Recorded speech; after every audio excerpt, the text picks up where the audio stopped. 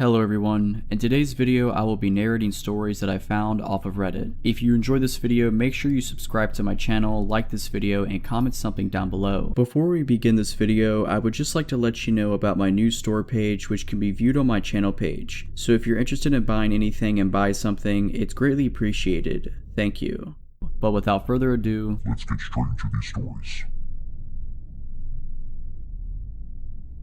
it was the middle of summer and my parents had left for the weekend to go to our house in the Cape Cod. It's about a 2-hour drive away, so it's no big deal for them to leave me alone for a few days. My mom had made some pulled pork and pasta for me to heat up to eat whenever, and I had some money if I wanted to order a pizza. Things were all good. The first night I was alone, I stayed up until 3 in the morning playing my console, so I woke up really late the next day. I checked my phone when I woke up and saw it was a little past 1. I had made plans to play some street hockey with my friends at 3, so I threw myself out of bed and stumbled into the shower. I take really long showers, so when my parents are gone I go mental. I was in there for about 45 minutes on my phone scrolling through social media when I heard my front door open. The bathroom is directly up the stairs from the back door, and the thing is pretty loud when it opens and closes. I immediately froze, since obviously I was supposed to be alone. I waited for about 2 minutes, ears trained and trying to hear anything else. Nothing. I figured it was just the wind or maybe my parents were home early, so I turned off the shower, wrapped my towel around myself, and slowly walked down the stairs to check it out. So the stairs to the kitchen are pretty tight and walled in. I can't see into the kitchen when I walk down. Even though my house is very old and each step on the stairs makes a super loud creak, I still took my time and tried to be as quiet as possible. I probably took 45 seconds walking down all 12 of the stairs. So when I get to the second to last stair, I take a little breath to compose myself. In my mind I knew I was being stupid. There obviously wasn't anything in the kitchen. There's no way I wouldn't have heard another noise, and there's no reason for them to still be in the kitchen even if there were burglars or something in the house. After sort of mentally chastising myself for being such a scared cat, I sort of chuckled to myself for being so stupid and just normally walked the last 2 stairs and turned the corner into the kitchen. Standing about 2 feet away from me in the middle of my kitchen is a man staring straight at me, perfectly still, with a massive smile across his face, just staring at me. The thing I remember most vividly wasn't his face or his smile but his arms. They weren't just at his side. He held them in the strangest, most abnormal position I've ever seen. I don't know why I remember this so much, but it's just the weirdest position someone could put their arms in I've ever seen. Honest to God, I think I almost had a heart attack right there. Looking back, I could realize how creepy this situation was, but in the moment I just took a step towards him and punched him as hard as I could in the jaw, sort of half slapping / pushing him towards the ground. The second I connected, I ran up the stairs, dropping my towel in the kitchen with my heart beating out of control. I sprinted into my room and locked the door behind me. I quickly put a chair up against the doorknob. Almost without thinking, I immediately called the cops and, nearly in tears, told the operator what happened. As I sat on the floor of my room, in practically the fetal position, staring at the door praying that a cop would be here soon, I noticed the light coming from the gap between my door had stopped. The guy was standing outside of my door. There's no words to describe the feeling I had. I was paralyzed with fear, watching the shadow across the bottom of the door shift in tiny ways. I stayed balled up, staring at the gap, praying the man would go away for what seemed like an hour. All the while, the operator on the phone was asking, "Hello, are you there? Hello." I didn't want to make a noise, and even if I wanted to move my arms to bring the phone to my mouth, I don't think I could have. Eventually the light returned to the gap and I heard the faintest of footsteps, slowly creaking the wooden floorboards as he walked down the hall. It was silent for minutes as I just sat there curled up, unable to even speak. I heard banging on the front door and the sound of 2 officers entering my house. I finally felt safe, and I opened the door to the 2 of them standing there. I almost cried. Nowadays my parents don't even leave me home alone anymore, thank God, and I check every lock on the house before going to bed. Even working with sketch artists and a few lineups, the police never found whoever was in my house. I have no idea what he wanted or who he was, but regardless, let's never meet again.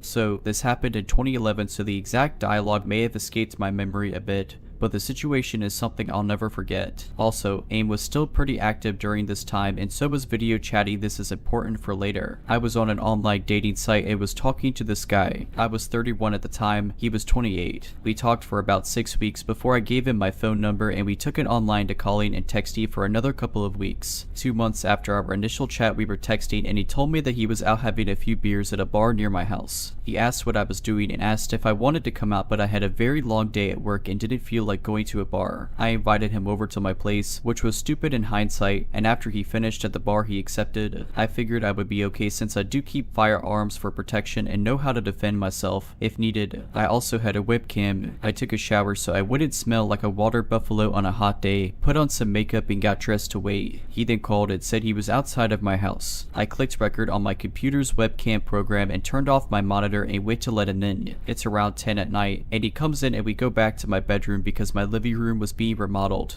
We're sitting on the bed chatting for about an hour, talking about everything under the sun. The conversation flowed. He was very handsome and so easy to be comfortable with. We got on the subject of firearms and I showed him mine. About 15 minutes later he asks for some water, so I go to the kitchen to get him a bottle. When I came back, he said he got a phone call and had to leave. After he left, I looked on my nightstand where I put the firearm down after showing him and noticed that it was gone. I looked everywhere for it, thinking I had put it down somewhere else. Nope, not there. I then played back the recording from my webcam program and sure enough, it shows him grabbing it and putting it in his hoodie. I was terrified at that point. He knew where I lived, he had my firearm, and he left his phone on my bed. Right then his phone rings and I answer it. Come to find out, he's married. His wife was calling him wondering where he was. I told her everything, including the fact that he stole my firearm and I had video evidence and was calling the police on him. Next thing I know, he's banging on my door, my firearm in his hand, asking me for his phone. The conversation went like this: him, I need my phone, give me my phone. Me, not opening the door but yelling through the window, take the magazine out of my gun, empty the chamber, throw the magazine into the bushes, the one in the chamber across the road, and put it on the ground. Him, no, give me my phone. Me, I'm on the phone with your wife at the moment and I have you on video stealing from me. I put his wife on speaker. Wife, a whole bunch of expletives. He gets shocked, runs and gets in his car, then comes back, telling me he threw my gun in the ditch. At this point, I make him empty his pockets, take his pants off, take his hoodie off, and show me that he doesn't have my gun on him. All the while, his wife is on the phone and I go outside and get in his car, in the driver's seat, and tell him to take me to where he threw my gun. He proceeds to tell me that I don't know how hard it is for him, being a felon, not being allowed to own a gun ever because of a mistake he made. The mistake, domestic violence, with a gun. We get up the road. He tells me my gun is there in the ditch. Then I realize the situation I'm in. I can get out of the car and go get it, leaving him to do whatever to me if he chose. He was about 6'4" and I am 5'3", or I could make him go get it and take a chance of him seriously hurting me. I took that chance since I was on his phone with his wife and my phone with the police. He retrieves my gun, brings it back to the car, and I drive back to my house and wait on the police. I get out of the car and he gets in the driver's seat. I'm still on the phone with the police. I walk around the back of his car to get his license plate number and he just puts his car in reverse, hits me, and takes off. They found him later that evening. He still had the magazine and one in the chamber in his pocket, so now he's enjoying time in prison. My mom's dog, Pucky, was a very sweet, loving dog. She was an emotional support animal dog, but trained to be a service dog for post-traumatic stress disorder before she lost her leg. I had never seen her get aggressive with anyone in the entire 12 years she lived. She never growled or nipped anyone, and she had no sense of smell, so she loved all animals and people, a real gentle giant among our little terriers at 60 pounds. What I'm getting at here was that her barking at something and being aggressive was so wildly uncharacteristic that I only saw it once. I, an 11-year-old girl, was at home with my siblings who are 2 and 6, and my then stepdad is at work, and my mom ran up to the gas station to grab a pack of cigarettes. For reference, we lived in a 2-bedroom trailer in the middle of the woods on a dead-end road at the time, and you had to really make an effort to get down our road, find our house, navigate down our narrow driveway, and find the door. I'm sitting at the computer having a grand time watching videos when all of a sudden all of our dogs, about 2 Boston Terriers and 1 Chihuahua, perk up, bark a few times, and start investigating down the hall. My siblings were napping in the bedroom at the end of the hall at the time, so I figured they just stirred and scared the dogs. But then Punky sits up suddenly, stands up on the couch, and puffs her chest out. Her ears are perked up, her fur standing on end, her tail straight up, and then she barks. Loudly, I mean, the bark booms through the living room and echoes around, and all of a sudden she lunges off of the couch and goes tearing down the hallway. I'm already on edge because I don't think I've heard her bark, ever. She's a Basenji mix, so her bark is more of a baying sound, but this was a big, loud, alert bark. I stand up and go to look down the hallway, ready to fight off what I'm assuming is a shadow monster in the hallway based on how the dogs are acting.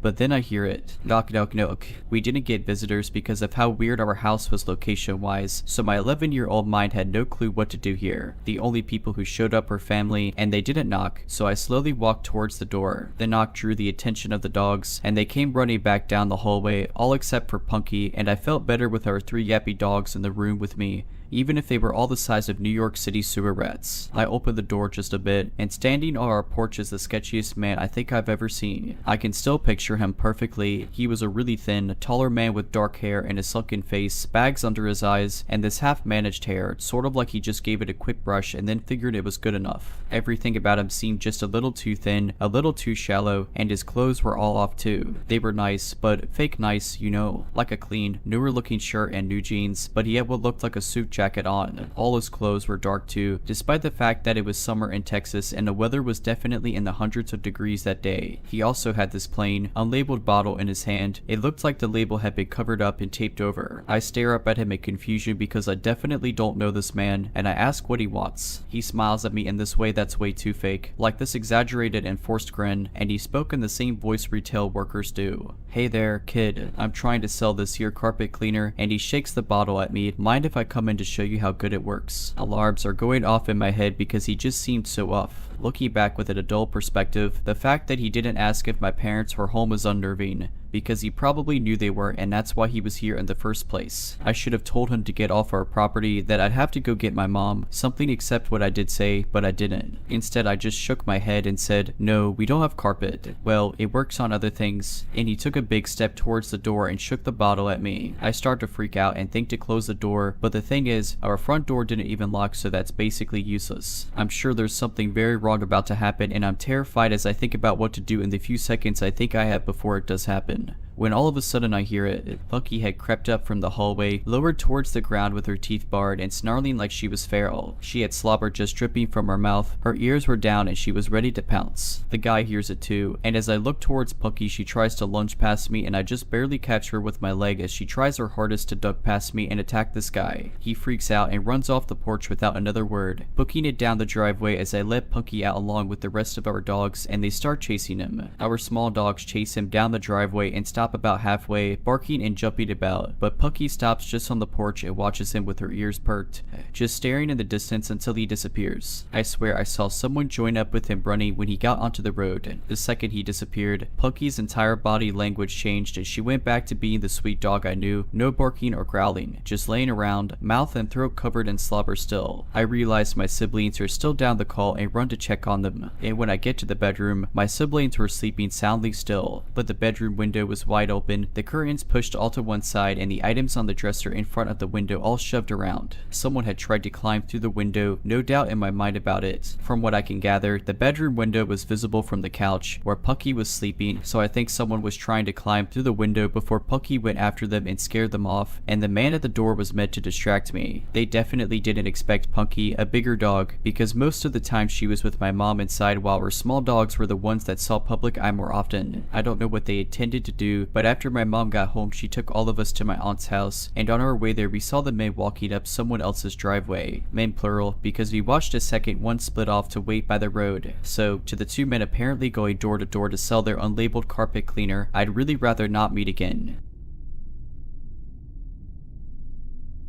At the time this happened, I was a 13-year-old girl, so this happened 2 years ago and I was fairly naive. I was a major introvert and only friends with a few people in my class. I wanted to be social, but I preferred to be alone and read or write, classic nerd things. In early November, I got a text on my phone that was from a few classmates whose phone numbers I had and around 1 or 2 I couldn't recognize. It was a group chat, asking if we wanted to hang out at night near a park at our school. My parents, being strict and paranoid, would never let me go. Luckily, or what I thought was luck, they were heading out for an overnight trip. They would be back around 4 in the morning, and everything fell into place. Once my parents left around at about 8, I ran out the door and made my way to the park. The one thing I made sure to do was lock the door. My parents were paranoid after all, and it was their biggest thing that they engraved into me. Once I arrived at the park, I noticed a creepy figure near the edge of the woods. No one else seemed to notice it. I didn't mention it though to anybody else there. The night drew on and on. I was having the time of my life, ignoring the gut feeling I had telling me to run. Every so often often I would look over my shoulder and the man would still be standing there. Around 9:45, 4 out of the 10 people there had to leave due to their curfew. It was getting cold and was nearly pitch black with a few street lights every so often. The rest of us decided to go as well since it felt more eerie and quiet. The place we were hanging out at was a field that was fenced in with a few exits and entrances. A large wide field with a small park in the back and our giant middle school behind us. The front of the field faced the empty road and the right and left sides were surrounded by forest. All of the people left were getting picked up by cars, meaning that they went the opposite way of the road since that's where the parking lot was. The man stood by the right forest/road exit that I needed to take to get home. I walked away from my group.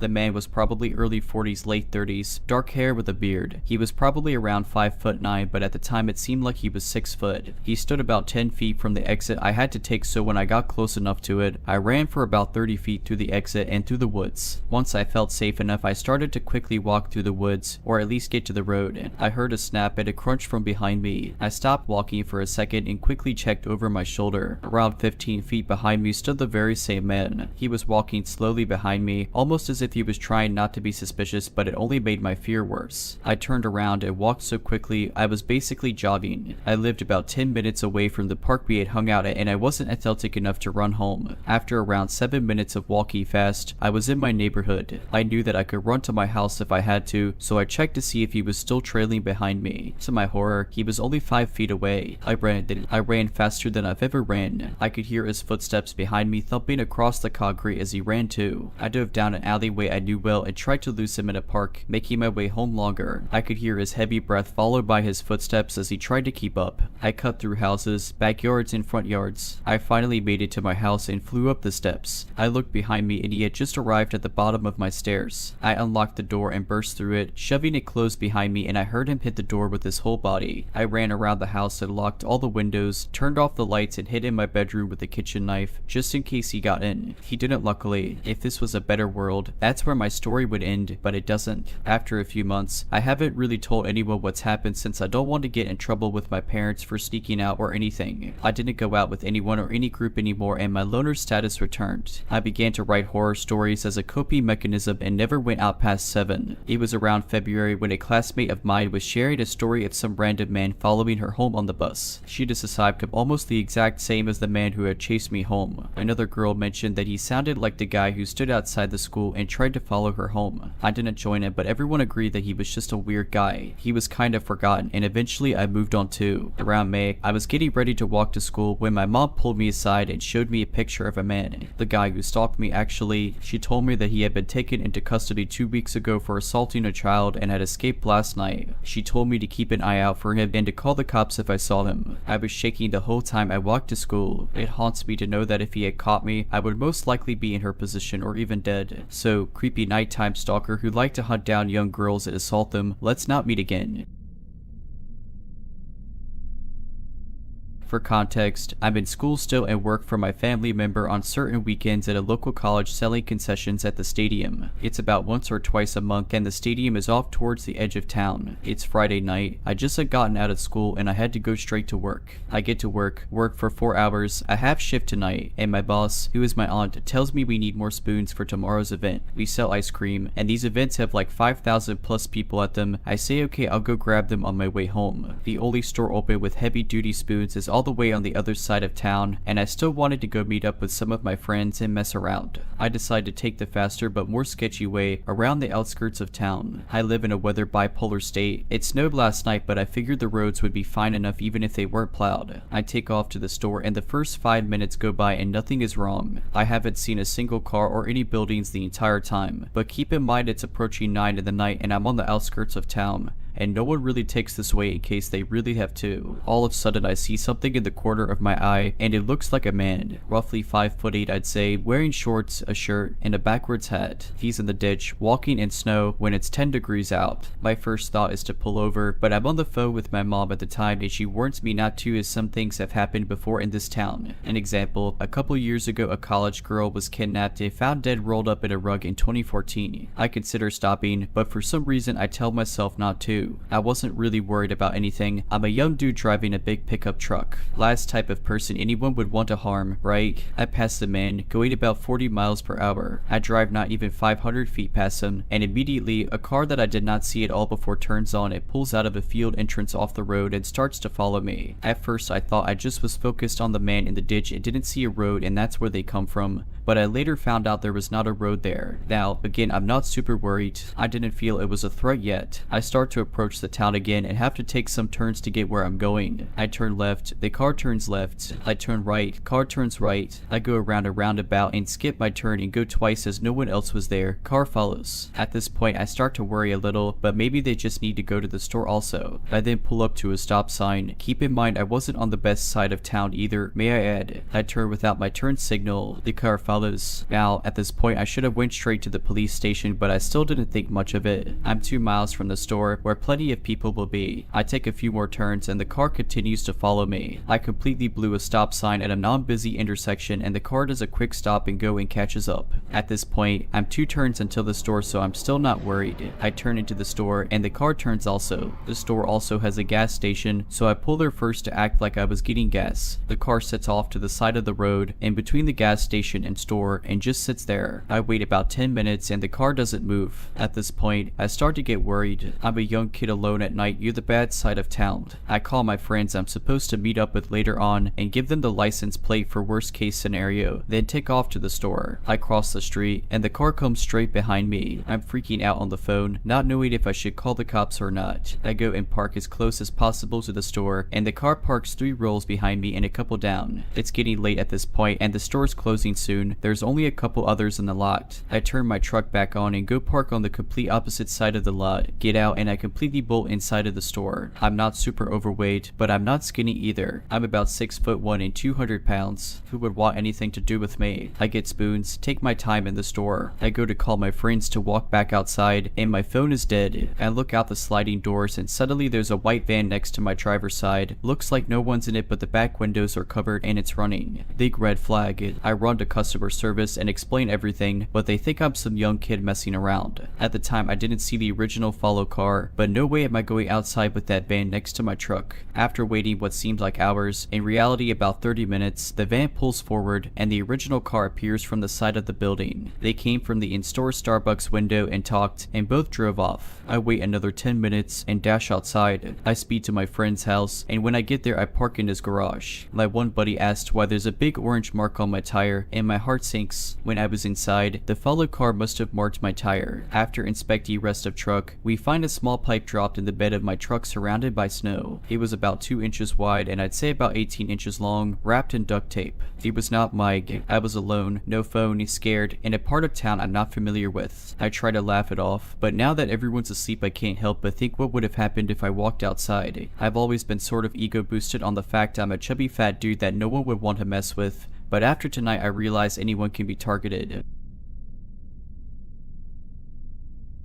This takes place around 10 years ago when I was like 8 or 9. I lived in a pretty bad neighborhood in what was at the time a really run-down city. It wasn't good, but it wasn't bad at the same time, just a few bad apples in the tree. Anyways, enough background on the neighborhood, now onto the main story. My friends and I loved to play outside. It was the only thing we could do. No one in the neighborhood could afford any sort of electronics or any sort of fun machine to play with. We loved to just run through people's yards, cutting through houses if they just so happened to leave their door open. Now looking back on it, it is probably the dumbest thing kids our age could have been doing in a neighborhood like that. This story has nothing to do with running at people's houses, just wanted to let you know how dumb of kids we were. Well, on one fateful day, we were playing hide and seek with 4 of us hiders and 1 of us a seeker. We thought it would have been a funny idea to go to the other side of the neighborhood so that the seeker could never find us and we'd win. We like to call that part of the neighborhood the ridge part because they had 2-story houses over there and a forest with a creek in it. We were just doing our usual thing, cutting through people's yards and jumping fences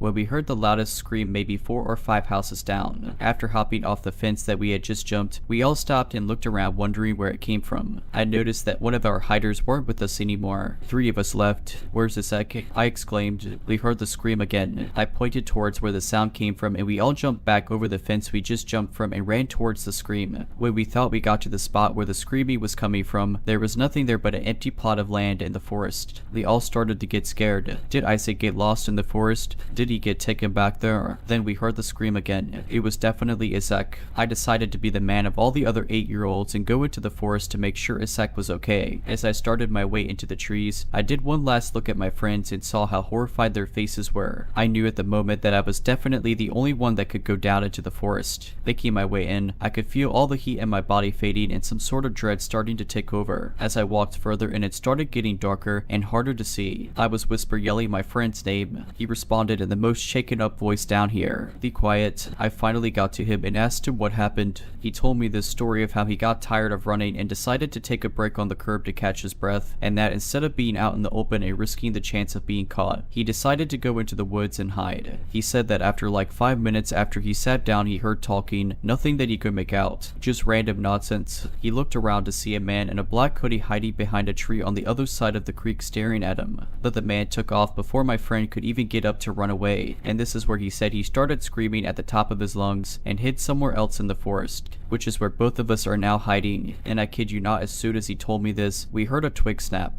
We both look up to see the man looking for us in some of the shrubbery on the forest floor. I couldn't make out any facial expressions or anything on his face. For a matter of fact, I could see he was holding some sort of blade. I couldn't tell if it was a stick or a machete. All I knew is that we needed to run, so when he turned his back, we got up and started running. We didn't care how loud we were, we just knew that we needed to run. We got out of the forest and told all of our friends to run as fast as they could down the street. We kept running until we got to the other side of the block, and we all turned around to see the street empty. No one, not a single car, and from a distance you could hear a roar, or like a very loud engine. Shortly after that initial roar, a silver Mustang with the darkest windows comes peeling around the corner faster than I've ever seen a car go, headed straight towards us. I've never had my body tighten up like it had at that very moment when I knew it was the same guy from the forest. I told all my friends to split up and run into people's yards to hide, so as we were all hiding and running through alleyways and jumping fences, you can still hear his engine. It was like he was targeting only me. I can't even tell you how far I ran. I got to the point where I didn't even think I was in my neighborhood, but still I hear his engine coming up on me, so I ran more. I was exhausted. The sun finally started to set and I could hear his engine fade, almost like he had forgotten about me or just had given up. I start making my way back home scared out of my mind, checking my back every so often to make sure I wasn't being followed. Once I made it home, I went right to bed to cry myself to sleep, and for months after that, that silver Mustang would follow us, stalking every corner that we played on. We'd see it at our school, at the grocery store. It could have been a coincidence that our little minds are now perceiving things around us, but either way I think he was stalking us. Nothing actually came of him following us. He never did what he did that first day, but it was still so scary seeing that car everywhere we went.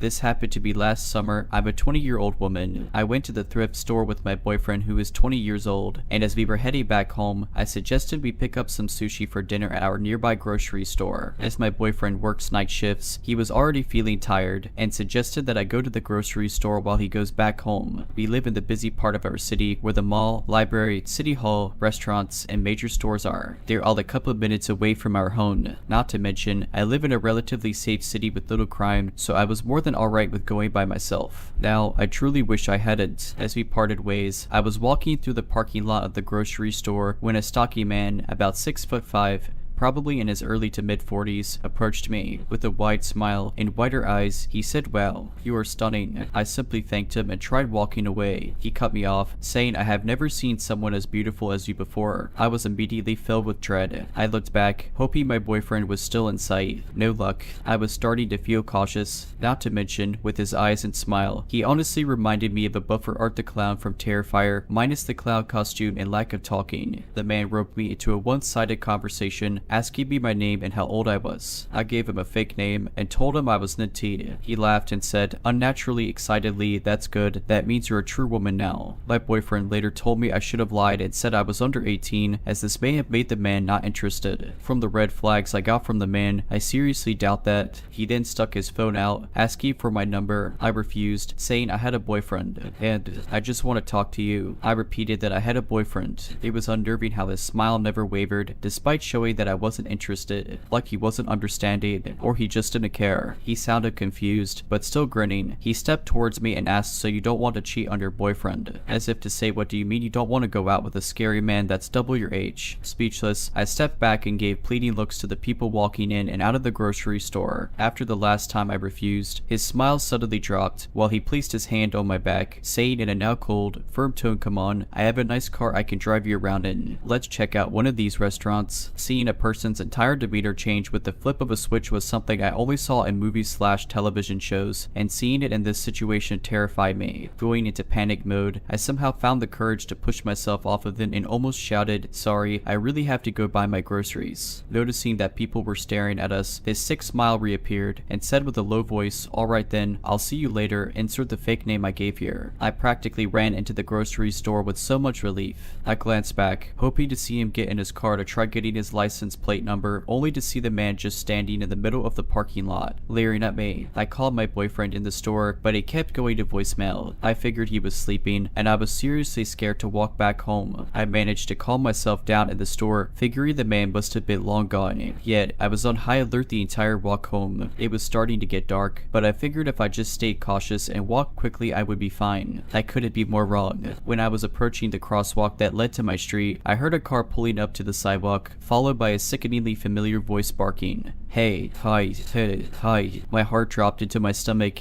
I glanced sideways at the car. With his unmistakable, now malicious looking grin plastered on his face, the man's upper body was leaning out of his car window as if he was trying to reach out to me. He tauntingly called out, "So where's your boyfriend?" While cackling, I figured it was best not to acknowledge the man. My mind racing while trying to appear composed, I knew I couldn't lead him to my house, and turning back to go to the mall or stores may have given away that I was terrified and trying to escape. Bless whoever designed my neighborhood, as the city center was conveniently right next to my complex. I ignored him and casually crossed the street, quickening my pace as I headed into the center. I tried not to look back, scared that I would see the man running up on me with his wide grin, but I made it to the center and finally looked behind me. I assumed the man would have followed me in or waited for me in his car. Instead, he sped away down a street opposite from my house. With so much relief, I called my boyfriend, who woke up to my call. I was on the verge of breaking down, but managed to fill him in on everything. He rushed to the center, and after he helped me calm down, we walked home. My boyfriend asked if I got the man's license plate number, to which I felt like an idiot. Not only was it too dark, but I was too consumed with fear for my own life that it didn't even cross my mind at the time. At the very least, I called the police, giving them a description of the man and the make and model of his car. They said they would do what they could, but I haven't heard back from them. I haven't seen that man since, not in person at least. At the same time, I feel so grateful that the man never found out where I live. But for all I know, he could be lurking around, trying to harm other women like he tried to that night he almost trailed me home. For mine, and the women in my city's sake, I hope I don't have to find out. If you're liking this video, all I ask is that you make sure to subscribe to my channel and like this video. Thank you.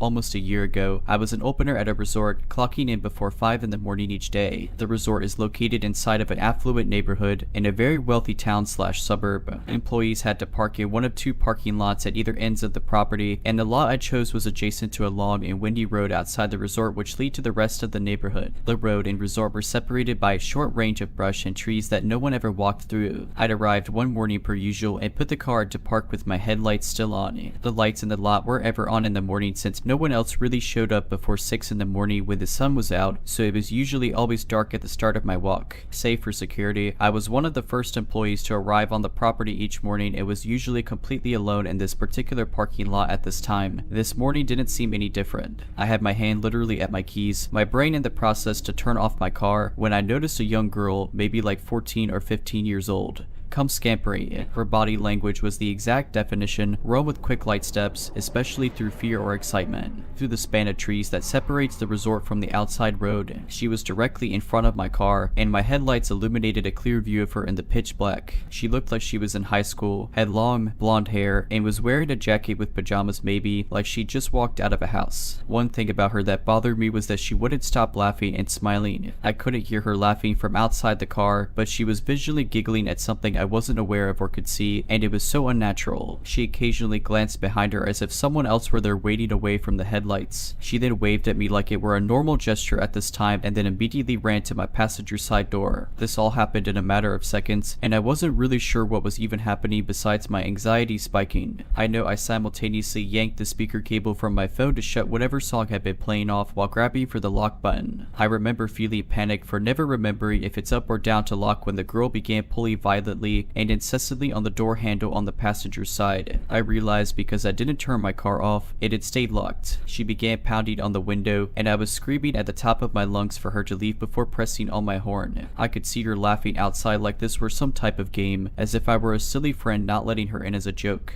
After a few seconds, she stopped the pounding and trying to open my car door. Her face fell flat like I disappointed her, and she started to walk away from my car back the way she came. She waved at me again before squeezing through the trees, out of the view of my headlights. This whole encounter confused me almost as much as it scared me. Most people I told the story to just chalked it up to her being on drugs, but that narrative hasn't felt right to me despite her behavior. Maybe she was just being an extremely out of touch teenager whose parents need a firmer grip on her. I didn't call the police, and I regret that. I'll never get out of my brain though how off the feeling was watching a stranger, seemingly alone, pop out from the trees in the darkness laughing, and then try to violently enter your car in an empty parking lot. I do think the possibility of someone else being present the whole time is a lot more scary, and I wonder who else was there and where exactly. My mother was stationed at Kadena Air Force Base around the late 2010s, and being a military child at the age of 12, my life had reset once again. I didn't have friends again, and I had to learn an entire new neighborhood. I didn't really have anything that made me ecstatic, that is, except the Pokemon League held on base. It was ran by a few people who earned their judge cards from Nintendo and held tournaments and just open game nights. It was really fun picking up the card game, playing in the video game. They even had a small gym and Elite Four system. I made a lot of friends, and one of them was one of the judges, who I am thankful still to this day, because if it wasn't for him, I may not be here right now. The judge in question, who we will call the professor for the sake of anonymity, was a nice dude. He was the youngest of the three and wore a white professor getup. He looked maybe on the edge of his teens, early 20s with dark hair and glasses and a skinny frame. He was extremely helpful to newcomers, sort of like the big brother we could all look up to and strive to be in our children's cars and video games, even if his game name of the professor was a bit nerdy even for me. He was always one of the last people to leave, helping to clean up, and he supposedly lived nearby. This last thing is important for what's about to happen. It was a bit of a colder night when the event ended. I was sitting outside in the parking lot, scrolling through memes my friends texted me as I waited for my parents to arrive to pick me up. I was just kinda zoning out as the time clicked by when I heard someone nearby. Hey girl, you play Pokemon? I would look up at some really big dude, kinda chubby looking. I saw him every now and then in the events, and he didn't really stand out too much. I give a small nod, said yeah I do, as he gives this wide smile, like creepy wide. He starts walking forward, and I am hit with this nasty stench, like bad body odor. I blink a bit as I see he's walking from a black sedan with its back door open. I got this cool card collection. Come here, let me show you. Now, my parents have always taught me stranger danger, but my kid brain thought, hey, he went to events and I saw him, so he should be fine, at least, so I thought, until he grabbed my wrist and started to drag me to the sedan. To say I immediately started screaming is an understatement. Stinky didn't care though. He was still dragging me, saying how I will have fun and throwing out things about trading cards, like someone listening would think that he was dealing with a whiny kid. I honestly thought that I was going to be taken and I would never see my mom and dad again, that I would be on the back of a milk carton and never seen again. Silly, I know, but I was rather sheltered about dying and death at that time. Thankfully, the professor had walked out at that very moment, presumably on his way to walk home. All I know is I hear the sound of fabric hitting this dude's face as the professor had swung his professor coat right into the dude's face. I feel his hand go to where the dude's grabbing my arm, and I see his hand grab Stinky's pinky finger and yank back. Hard, Stinky let go and yowled like an animal as Professor pushed me back behind him as he yanked his coat off of the dude. He then kicked at the back of the dude's knees as he caused him to buckle as Professor grabbed his wrists and pulled back on them. Stinky groaned in even more pain as Professor looked at him with just a cold look in his eyes. The big brother figure was gone and something else in its place, and I think I was a bit scared of it. Professor's tone of voice when he spoke didn't help either, Like icy daggers lingered with his words against Stinky. If I see you back here, or doing this stuff to my charges, this will pale in comparison to what Japanese prisons will do to you. Stinky would scramble away and get into his car and peel out of the parking lot, Professor glaring at him until he was out of sight. He would then guide me inside of the venue and buy me some fish and chips and sit down with me until my parents arrived. That cold persona he had when he kicked that dude was gone, back to being the big brother I knew. To be frank, that frightened me. I didn't quite understand why the teenager was so aggressive. I only later learned that the professor was a black belt who taught kids how to defend themselves with his mother at the local activity center. I suspect he had something of a protective persona or something in his own life led him to act in such a way. He explained the situation to my folks when they arrived. I wasn't allowed to go to the events and leak as much as I used to, but did from time to time. The professor was still his normal self at the events and helping people, but he would stop coming to the events a year afterwards, his license having expired and his father moving out of the country soon. Reaching about the same age as he was, and with a little sibling on my own, I sympathized with how, for a brief moment, he became something terrifying just to make sure I was safe. Oh, and as for Stinky, he never showed up to the events and he was either banned or just scared of the professor. I wish the professor a good life and I hope he is doing well. As for the Stinky guy, I wish that we never meet ever again. I was a 17-year-old girl at the time. My boyfriend, who was named Joe, is 19, his brother Joe is 16, and his friend Doug is 20. Lee and my boyfriend just did a major cleaning of my house. To celebrate, we wanted to go to the creek on our day off to relax and enjoy ourselves. The creek we went to was secluded, outside of the town and in what we call distracts. There's never very much traffic and not many houses in the surrounding area. This creek is amongst the more popular hangout spot when it gets warmer, but it's government property and open to public. It's really hard to get into in almost a mile walk to make it going through ruts and big pond like mud puddles, so you were forced to walk it if you didn't have a truck that was especially good at mudding and easy to maneuver. The last person we heard attempting to drive down the path flipped their truck and no one ever attempts to drive down it. It was later in the evening and getting dark, so we were going to try to build a fire to warm up after we swam. We were there maybe 30 minutes when we start hearing trucks and seeing lights in the woods like someone was driving down the path to the creek. When we arrived, no one was there and the last car was leaving. We soon see this lanky man stumble down the path with a bottle of whiskey. At first, we thought he might have been a teenager around our age just trying to find someone to hang out with and stumbled across our path. It was just a coincidence. We soon learned he was a 26-year-old guy and we told him our respected ages, which was the first flag because he offered us alcohol even though we're underage. Although proven not to be poison or anything, it was just strange. He was very persistent with helping us start our fire. He mentioned how he could go grab his machete out of his truck to chop the branches or to go to his camp where he had 5 gallons of hand sanitizer. But soon after he mentions going to get the hand sanitizer, he mentions that he hasn't been to the creek in a while lately, about a year. My question is though, who has hand sanitizer in large quantities stored at a camp that is not permanent or permitted since it's government property? As we continue to talk and kind of learn a little bit about each other, this man was meticulously not telling us who he was but with anything we said he would relate to, like living on the same road as my boyfriend when he lived with his dad, but my boyfriend didn't know who he was even though we live in a small town with a small population.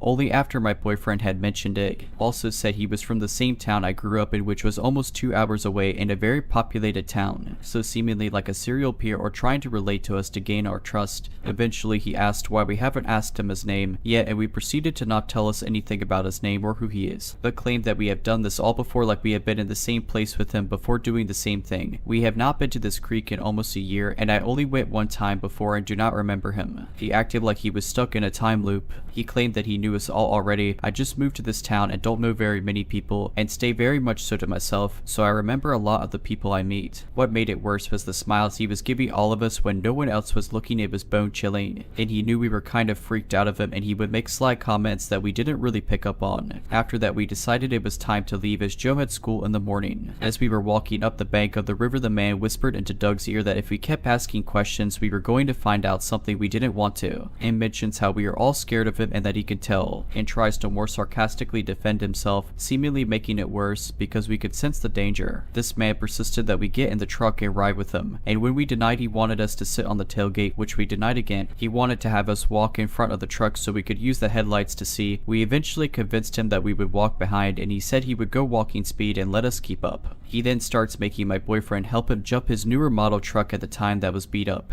We finally get the truck going and Joe at this point is shaky with me and starts getting noticeable noticeable uncomfortable when the man starts making persistent remarks about how he should get in the truck with him and ride so he didn't have to walk. We didn't allow him to get in the truck and the man stopped asking. After that we start walking at a slow lurch, not seeming to look away from him through his back glass. When a bigger mud puddle comes up he stopped and told us to back away from the truck and turn around, like he didn't want us to get covered in mud, but said it in a remarkably weird name that set off about 100 buzzers in my brain. I personally didn't look away from the truck, not even a second, and when the truck was far enough away where it was slinging mud we went back to following. At that point he is driving faster, so we are having to use flashlights to keep going to catch back up. He stopped and let us keep up and then sped off again to where he would wait until we were about vision distance away and skirted out to the road. We still had about a 5-minute walk, extremely anxious because we didn't know if there were people with him waiting for us to make it to the car. We made it to the car and not seeing a trace of the guy or his truck and quickly get into the car to leave. As we are pulling out to leave, we see the dude seemingly been parked at the bridge waiting for us to leave. He then followed us down the road and we eventually lost him and all made it home safely. We still don't know his intentions were for that night and nobody else knows who he is, and I can't seem to find him online. And the only other information I know of him is that he is known to creep around town and tries to hang out with other teenagers in town. Whether or not he was harmless but drunk and coming of wrong, or an escapee from a mental institution, I hope me or anyone else ever have to cross paths with him again. We will no longer be going to the creek after dark or back to that creek in general. If you're liking this video, all I ask is that you make sure to subscribe to my channel and like this video. Thank you. When this took place, I, a 20-year-old woman at the time, was finishing my degree in the city and working as a casual receptionist at a firm. One of the employees, Nick, told me one day that one of his clients, who he said was a stand-up guy, thought I was very cute and wanted to see if I would be okay to give him my number. We went to dinner and he was charming enough. He was in the medical field and was about 7 years older, but I didn't mind as my own parents had a similar age gap between them. We talked about my studies and he told me he thought my rather run-of-the-mill family life was amazing because his life was so different. He was adopted as a baby and his father was abusive. When he was 15, his mother left and he never saw her after that. He was kicked out at 18 and ended up in a terrible car accident in his early 20s. For a long time, he stayed at a relative's house and worked to support himself. Yeah, a heavy conversation on the first date, but all I felt was this overwhelming no-eye compassion for this poor human who had been through so much. He seemed nice, was smart, handsome, and though he was just a touch too serious, given his life I figured that was understandable. We ended up dating, but by about the third week, things started feeling a bit weird. He refused to introduce me to any of his friends because his last ex had left him for a friend. He also hated that I had male friends because of the same reason, and he would insist on reading any texts I sent or received from them. I made excuses in my head for him like, people need to heal, or sometimes they need a crutch before they learn to trust, or well, it's not like I have anything to hide. He started being critical of the way I spoke or acted and dressed. He was also super insistent we move in together, but I felt it was way too soon. In arguments, sometimes he would get a weird look in his eyes that made me feel unsettled, and I once tried to break the tension by half joking, "You look like you want to hit me," to which he responded, "I wouldn't bother if it came to that. I would just kill you." I was so shocked I didn't even react to that until days later. Recounting it, red flags everywhere, but though it might be hard to believe, I was actually convinced I was falling in love with him. Most of the time he was perfect, until he wasn't, but he would explain that was only because he had so many issues from his past, and I would believe him. Then one day, I told him what I thought was a funny story about a random guy in my class who asked for my number. This guy had asked under the guise of getting notes for classes he'd missed, but I only offered my college email address, explaining that I had a boyfriend. Hilariously, as soon as class ended, I saw this guy annoyedly throwing the paper I wrote my email on in the bin on his way out of the lecture hall. I expected my boyfriend to laugh, but he lost it. He accused me of leading the guy on, accused me of wanting to cheat. I was furious because I knew I had done nothing wrong. When he angrily threw a mug at the wall which shattered, the whole argument came to an abrupt halt. I was scared and angry, so I grabbed my bag and bolted out of his apartment. I thought he would stop me, but he didn't. I went home, cried about it to my cousin, who is 30 and who I was living with, and assumed it was over. Days passed and I hear nothing from him, and within those days I started questioning everything. Suddenly it was clear as day that this relationship was toxic and very unhealthy. Even if he did have a tough past, it wasn't my job to fix it, and it wasn't an excuse for the way he treated me. I was starting to accept that this was just a horrible near-miss promise and get over it when he texted me, groveling apologies and how much he missed me, and I made the mistake of responding. He called and I picked up, but it was because I wanted to tell him I still thought it wasn't going to work out. He cried, yelled at me, asked me how I could do this to him when I knew that everyone he loved in his life had abandoned him, and how could I do the same? He told me he would never be able to love again and that it was all my fault. I had broken him.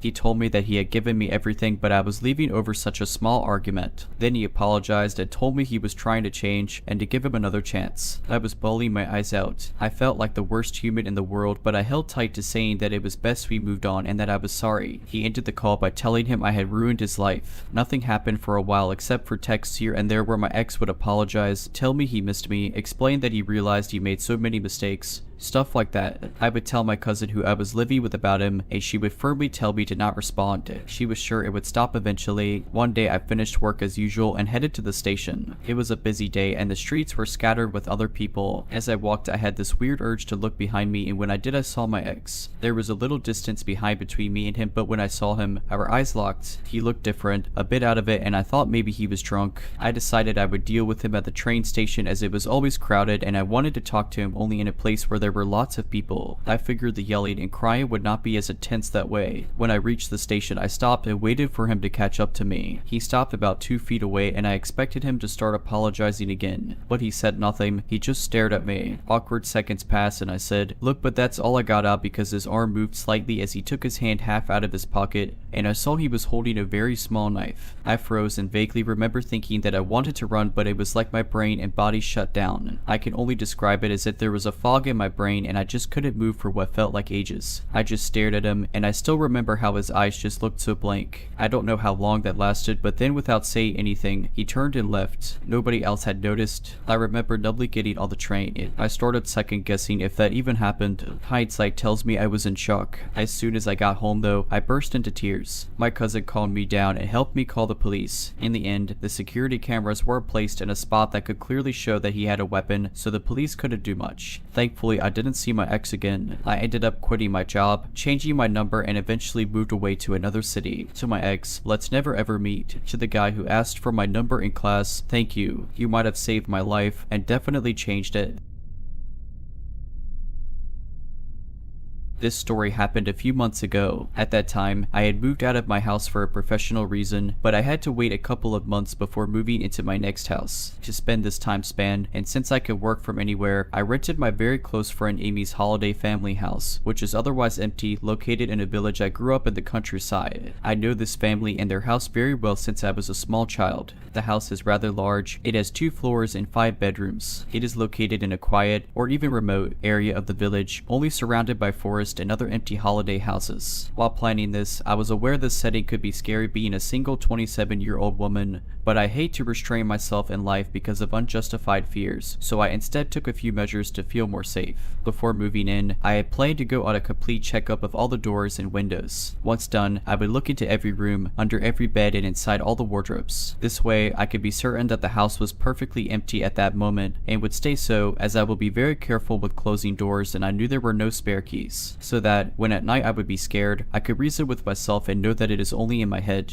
I was accompanied by my mother to proceed to the checkup, as she lives close by. We faced a problem rather quickly while verifying doors and windows. 2 glass doors from the patio were malfunctioning, and one could just slide them open. The layout of the 2 doors was the following. One was looking towards the garden, the second one was between the patio and the rest of the house. This meant someone could not only get inside the patio from outside, but also in the rest of the house. After this discovery, I called my friend Amy and we agreed I would find a locksmith. Amy's family's financial situation isn't at its peak, so depending on the price, either only the door leading to the garden, either both doors would get fixed. But the price was reasonable, thus the locksmith lady could change both locks. The patio was then perfectly sealed. However, according to her, the glass door leading to the garden was weak and one could easily open it if motivated. But since the glass door between the patio and the rest of the house was safe, I did not mind that remark. One could have as much fun as they pleased in that patio as long as I was safe in my house. After that, in a successful second checkup, I was happy to move in. The first days were a bit scary, but since I was careful with doors and the house's surroundings were so peaceful and lovely, it quickly became bliss to live there. I was heating myself with the fireplace, friends, eating good food, breathing fresh air. I felt very free and happy, only I had to notice a small odd detail in the very first days. A third glass door was not locking anymore. I got very surprised since I checked so carefully every single door during my checkup. This third door was right next to the one I got repaired, between the patio and the house. So this meant that the patio was not perfectly sealed anymore, but fine, I thought. All the doors leading to the outside were still locked, so no need to worry. I quickly moved on since I felt so happy there. I did not want any useless fear to bother me. I came to the conclusion I must have missed it, and I was a bit ashamed that I got Amy's family to spend money on 2 locks whereas it should have been 3, because of my carelessness. After 2 wonderful months living a dream, mostly on my own, since all my childhood friends moved out from the village, a friend came to visit me. We spent some time outside, and we had a drink at my place before I drove him back to his village, about an hour away. While we were leaving my house, he even emphasized how meticulous I was with closing all the shutters behind ourselves. I told him it was key for me to feel so good in there. I was back home at around 10 at night. I entered my perfectly sealed house and locked the door behind myself. While turning the key, out of the blue, sudden and intense goosebumps ran all over my scalp. I had never experienced such a feeling, and I was not even aware that the human body could get goosebumps onto the scalp. With that came a very instinctive feeling of danger and being on my guard. I felt all of this so intensely that I was not able to not ignore it, yet I knew that my house was kept perfectly closed. So I stayed cautious, but I walked through the entrance and came into the kitchen. Here, on the floor, was laying a rectangular plastic bag. It was small and blue on the orange floor. I was surprised. I recognized it being a plastic bag to be filled with water to make ice cubes. It had nothing to do here. I had already seen these bags earlier. Once I was looking for freezer bags to put my food, and I mistook them. I knew they were stored at a drawer at the very other side of the kitchen, and I knew we did not use them, nor anything from that drawer, with my friend earlier. This uncanny discovery confirmed my gut feeling, and I began to feel very uneasy. I sent a picture to my friend asking if he had touched or used these. He said no. I grabbed a knife and I started walking in the living room. Usually, whenever I would feel afraid in this house, I would go on a little checkup tour in every room to reassure myself. That is what I had in mind at that moment, but this gut feeling was literally forbidding my body to do so. Instead, it walked me out of the house. I drove to my mother's place and slept there. A few days after, during a sunny afternoon, my mother and I came back and did a checkup thoroughly. Nothing was missing, door broken, and no one was there. Everything stayed exactly as I had left it. With such evidence, I came to the conclusion it must have been my friend who, by accident, took those bags and forgot about it. Then they must have fallen on the floor while I opened the door or something like that. I came back in and kept living a dream in this beautiful place for another month after that. Then something else happened. For a few days, I had been hearing unusual noises which began to scare me, so I decided it was time for a checkup. It was around 9 at night. I began going in every room, looking under every bed. Downstairs, all clear. I walked upstairs, opened the first bedroom, and surprise, the light was on. This caused me a small flinch. I never go to these rooms upstairs and they remain closed all the time. Nevertheless, I walked towards the wardrobe, but before opening it, I get a second flinch as an unknown object is now laying on top of the furniture. I open it, nobody. I close it, and I look at the object. It is an elongated black fabric sheath, rather big, with a hook to carry it on a belt. A terrifying idea crosses my mind that it may be a knife sheath, but I brush it off, as I don't need my imagination to get crazy in such a situation. I finished my checkup, but despite nobody being found, I could not help but feeling weird about the sheath and the light. I went to sleep at my mother's place that night too. The day after, I checked with my friend Amy. No family member came into the house while I was away, nor did they recognize this object as belonging to any of them. I dropped it at the police station, and according to them, it is likely a hunting knife sheath indeed. Then, I started thinking again at the patio's third door. It had been coming in my mind for some weeks, but I had been dismissing the idea to avoid unnecessary fear. Reflecting back at my thorough entrance checkup, it is very unlikely that I would have missed a door. As well, the locksmith had changed the lock of the door right next to this one, and even stared at it to see how a well-functioning lock looked like. With Amy, we had first imagined that an old Airbnb tenant could have made a copy of the keys and the locks had to be changed. But more and more I was sure the person was coming in the house from the patio. Another locksmith came and looked at the third door's lock. She said, oh yes indeed. The lock part screwed on the door frame, where the lock embeds itself, had been screwed off. She also checked the door leading to the garden, and her colleague had pointed out as easy to open. She said that's obvious, meaning in her laconic way there was very little chance for all that to be a coincidence. I left the house for good after that. I believe a person had their little habits in this house, using the way I shut when I arrived, and they made sure to be able to reach inside the place despite my changes. Thinking that all this time I was living my life peacefully, reasoning with myself not to be scared, that the place was safe and locked, it actually was not. This story takes place in a very small town in the northeast region of the United States in the summer before I went off to college in 2015. After I graduated high school, my parents decided to move to a smaller, more affordable house about 40 minutes north into the mountains. We stayed in my childhood home because the public schools in my area were the best in the state, and my parents really valued my education. I ended up going off to an amazing university, and now I have an incredible career because of my excellent education. As most people in the United States know, amazing public education usually means higher property taxes. My parents got to the point where they could not afford the taxes on their 4,000 square foot home anymore and decided to sell it just after I graduated from high school. Their home is humble, and it sits on a beautiful piece of land on the side of a beautiful mountain. The trees are always so green, and there is a lot of wildlife around. They don't have many neighbors either, as their driveway is about 1.5 miles long, but this is what they chose to live in after I went off to college. In August of 2015, we moved into this new house. I wasn't planning on staying long as I was getting ready to head off to college as a freshman for the first time. We decided to have a little housewarming party with a bunch of family friends and my best friend at the time as well. My dad was manning the barbecue, my mom was making drinks, we were playing with our dogs. It was a grand time, and everyone had so much fun. My dad had built a brick fire pit in our backyard. Just to set the scene for you here, the fire pit was about 30 feet from our back patio door, and we had a picnic table and other seats all around. Behind the seating was the tree line. It was so dark sometimes at night, you needed a flashlight to see 10 feet in front of you. With the fire pit lit, you couldn't see someone unless they were either sitting next to you or across from you in front of the pit. My best friend decided to stay the night, and we asked my dad if we could make s'mores. As it was getting a little chilly as it does in the late summer in the northeast at night, my parents left us outside with my dog, Nino. Nino was a huge 100-pound black lab / pit bull mix. He was such a loyal and incredible dog that my dad trained as his right hand. He was our protector as he could run extremely fast, was very strong, and alerted us when something went bump in the night. Side note, he passed away a week before I got married in 2022. He was 17 years old and lived an adventurous life with my parents, hunting squirrels, laying out in the sun, and running amok. Nino laid in between us, facing the tree line, and my best friend was to my right. Our backs were to the dark, dense tree line. Our first mistake, we were laughing, joking, and eating s'mores together, planning for the future, and generally excited about going off to college together. She decided to play some music, and we just relaxed, feeling content and at ease. It was the perfect summer night until Nino started growling. I saw his ears perk up and his head jerk to the side. He then sat up and continued to growl. My best friend and I both looked at each other, thinking Nino just saw a stray animal or something non-threatening. This area was known for lots of deer and rarely a coyote or wolf. As he was trained to help my dad hunt deer, we assumed it was a buck or fawn in the distance behind us. We went back to singing along to the music playing and talking about our fall 2015 class schedule. Again, Nino started growling.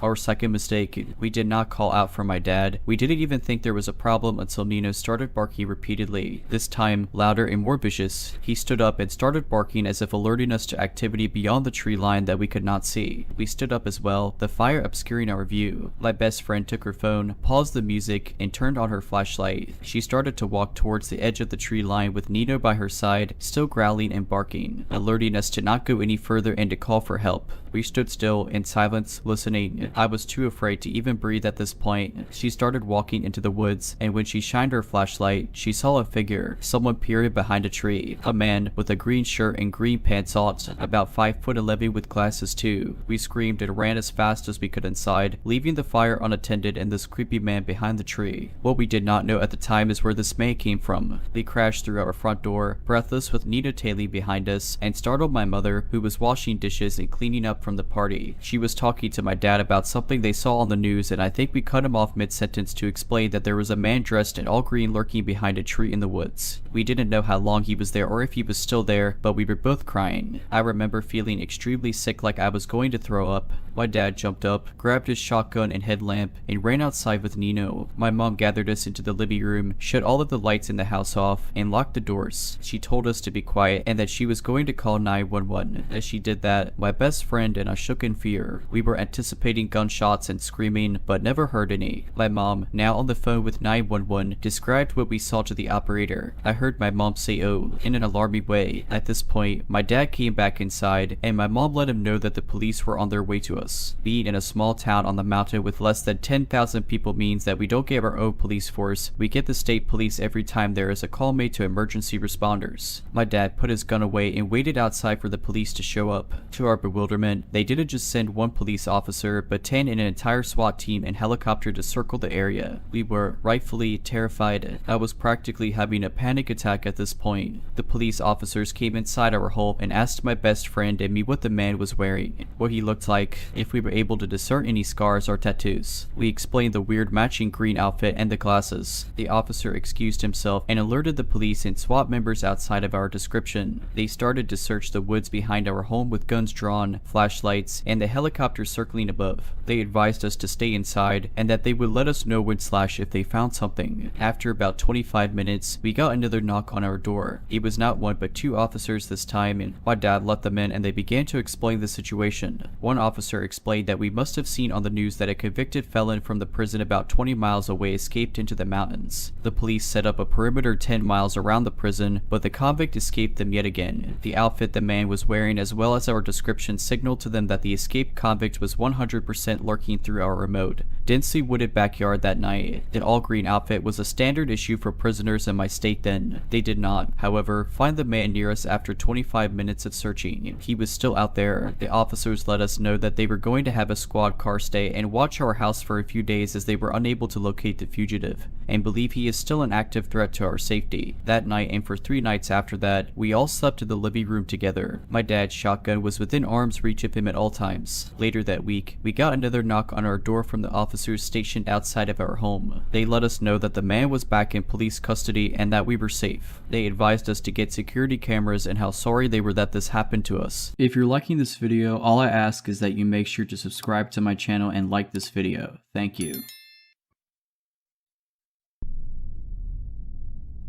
I've always been an adventurer at heart. The thrill of discovering new places, especially those untouched by the modern world, has always been irresistible to me. This passion led me to explore many off the beaten path locations, but none was as haunting as the old road in the outskirts of my hometown. It was a road that everyone seemed to have forgotten about. Overgrown with weeds and barely visible, it was said to lead to an abandoned village that had been deserted for reasons no one could remember. Local legends spoke of strange occurrences, of people who ventured there and were never the same again, but I dismissed these as mere tales to keep curious kids away. One summer evening, armed with a backpack, a flashlight, and my camera, I decided to explore this forgotten road. The sun was setting, casting long shadows that danced with the gentle breeze. The chirping of crickets and the distant hoot of an owl were the only sounds accompanying me. As I walked further, the surroundings became eerier. The trees seemed denser, and a thick fog began to roll in, reducing visibility. But I pressed on, driven by curiosity. After what felt like hours, I stumbled upon the remnants of the abandoned village. Dilapidated houses, overgrown with ivy, stood as silent witnesses to a time long gone. I began to explore the houses, each telling its own story. Old photographs, children's toys, and other personal belongings were scattered around, as if the inhabitants had left in a hurry. But as I delved deeper, an unsettling feeling grew within me. It felt as if I was being watched. Shaking off the feeling, I continued my exploration. But as I entered one particular house, the atmosphere changed drastically. It was colder, and a pungent smell filled the air. In the living room, I found a journal, its pages yellowed with age. The entries spoke of a happy family, of daily life in the village. But as I flipped through, the tone became darker. The writer spoke of strange figures seen at night, of whispers in the wind, and of villagers disappearing without a trace. Suddenly, a loud bang echoed through the house. I jumped, my heart racing. I strained my ears, trying to identify the source. It sounded like footsteps, but not of a human. They were uneven, heavy, and seemed to come from all directions. Panicking, I grabbed my belongings and rushed out of the house. The fog was now so thick that I could barely see a few feet ahead. The footsteps grew louder, closer. I ran, my breath ragged, my mind racing. Every shadow, every rustle of the leaves made me jump.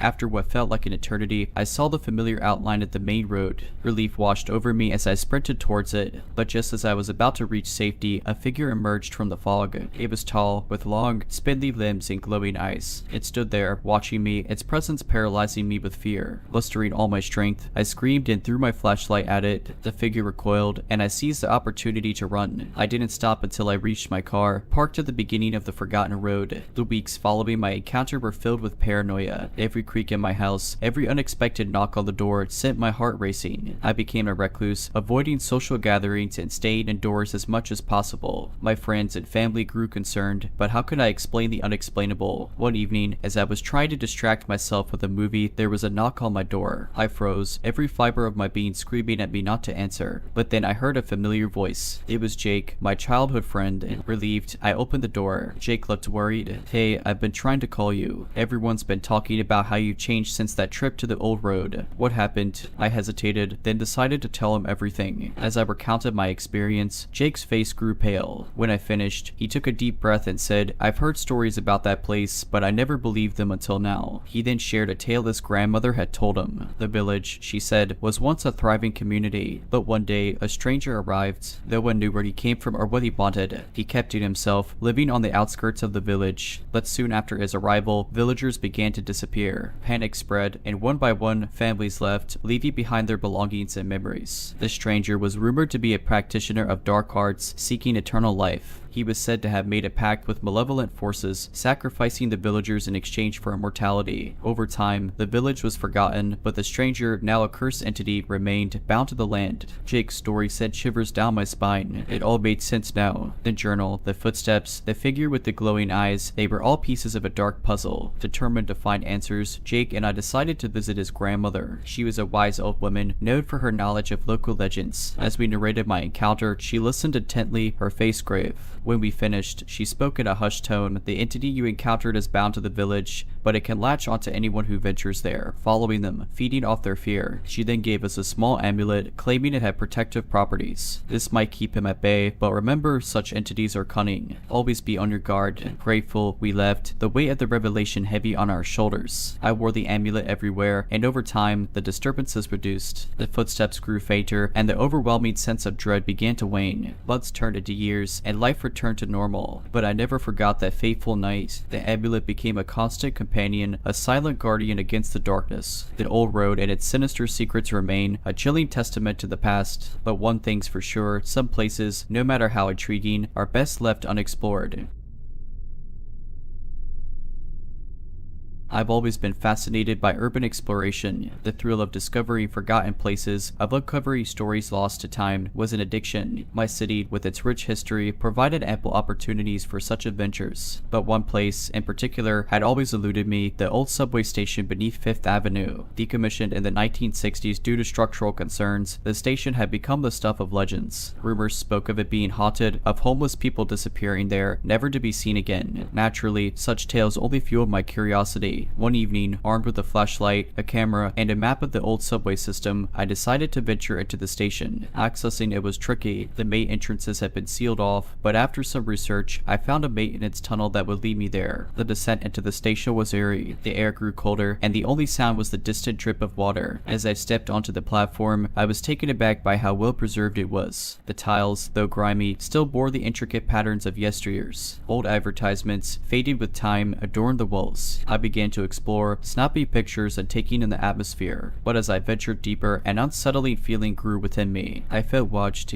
Every so often, I'd hear faint whispers or see shadows darting just out of my line of sight. Trying to shake off the unease, I continued my exploration. That's when I stumbled upon an old train car. It was in surprisingly good condition, given the years of neglect. Curiosity piqued. I decided to take a look inside. The interior was pristine, as if the train had been in use just yesterday. The seats were intact, and the overhead lights, though dim, still worked. But what caught my attention was a newspaper on one of the seats. The date was from over 50 years ago, and the headline spoke of a train that had mysteriously disappeared in this very station. As I read, the temperature in the car dropped drastically, the lights began to flicker, and the whispers grew louder, more insistent. Panic set in. I rushed out of the train. My flashlights beamed dancing wildly as I tried to find my way back to the platform. But the station had changed. The once pristine tiles were now cracked and broken. The advertisements were gone, replaced by graffiti that read, "Leave while you still can." I ran, my breath ragged, the whispers now deafening screams in my ears. Just as I thought I was lost, I saw the maintenance tunnel up ahead. I sprinted towards it, not daring to look back. Emerging into the night, the cold air never felt so good. I made my way back to the surface, the events of the night replaying in my mind. Had I imagined it all? Or had I truly stumbled upon the resting place of the lost train and its passengers? I decided to research the missing train further. The record spoke of a train that had vanished without a trace, trains, along with all its passengers. Despite extensive searches, no trace of it was ever found. The incident was one of the reasons the station was decommissioned. The days following my harrowing experience were filled with unease. Every creak in my apartment, every unexpected shadow made me jump. Sleep was elusive, with nightmares of the station and its ghostly inhabitants plaguing my nights. One evening, as I was trying to distract myself with some TV, there was a knock on my door. I approached cautiously, peering through the peephole. To my surprise, it was an elderly woman, her face lined with age but her eyes sharp and alert. I opened the door, and she introduced herself as Mrs. Alina Gray. She claimed to be a historian, specializing in the city's subway system. Word had gotten around about my exploration, and she wanted to hear my account firsthand. Reluctantly, I invited her in and recounted my experience. As I spoke, her face grew pale, and she seemed lost in thought. When I finished, she took a deep breath and said, "I believe you, because you see, my grandfather was on that train." She went on to explain that her grandfather had been a businessman returning home after a late meeting. He had boarded the train at the 5th Avenue station, and that was the last anyone ever saw of him. His disappearance had devastated the family, and the mystery had haunted them for generations. Alina had dedicated her life to uncovering the truth. She had heard the legends, of course, but had always dismissed them as mere urban myths. But my account had changed everything. Together, we decided to delve deeper into the mystery. Alina's research led us to old city records, which hinted at a cover-up. The station's closure, it seemed, was not just due to structural concerns. There were reports of other strange occurrences, of maintenance workers hearing voices and seeing apparitions. Our investigation caught the attention of local media, and soon, others came forward with their stories. It became clear that the station was a hotspot for paranormal activity. Determined to find answers, Alina and I, along with a team of paranormal investigators, decided to venture into the station once more. Armed with state-of-the-art equipment, we set out one fateful night. The station was just as I remembered, its eerie silence amplifying every sound. As we explored, our equipment picked up on various anomalies. Cold spots, electromagnetic fluctuations, and even faint EVPs that sounded like distant conversations. But the most chilling discovery was in the train car. Our thermal camera picked up on multiple figures, seated as if on a journey. Alina, tears in her eyes, whispered that one of the figures resembled old photographs of her grandfather. We left the station with more questions than answers, but our findings reignited interest in the old subway system, leading to calls for its preservation as a historical site. Alina and I remained close, bound by our shared experience. We often spoke of that night, of the souls trapped in an endless journey, and while we never found definitive answers, we took solace in the fact that we had shed light on a forgotten chapter of the city's history. The 5th Avenue station remained sealed, a silent testament to the mysteries of the past. Let those who know its story speak of it with reverence, a reminder that some things are beyond our understanding.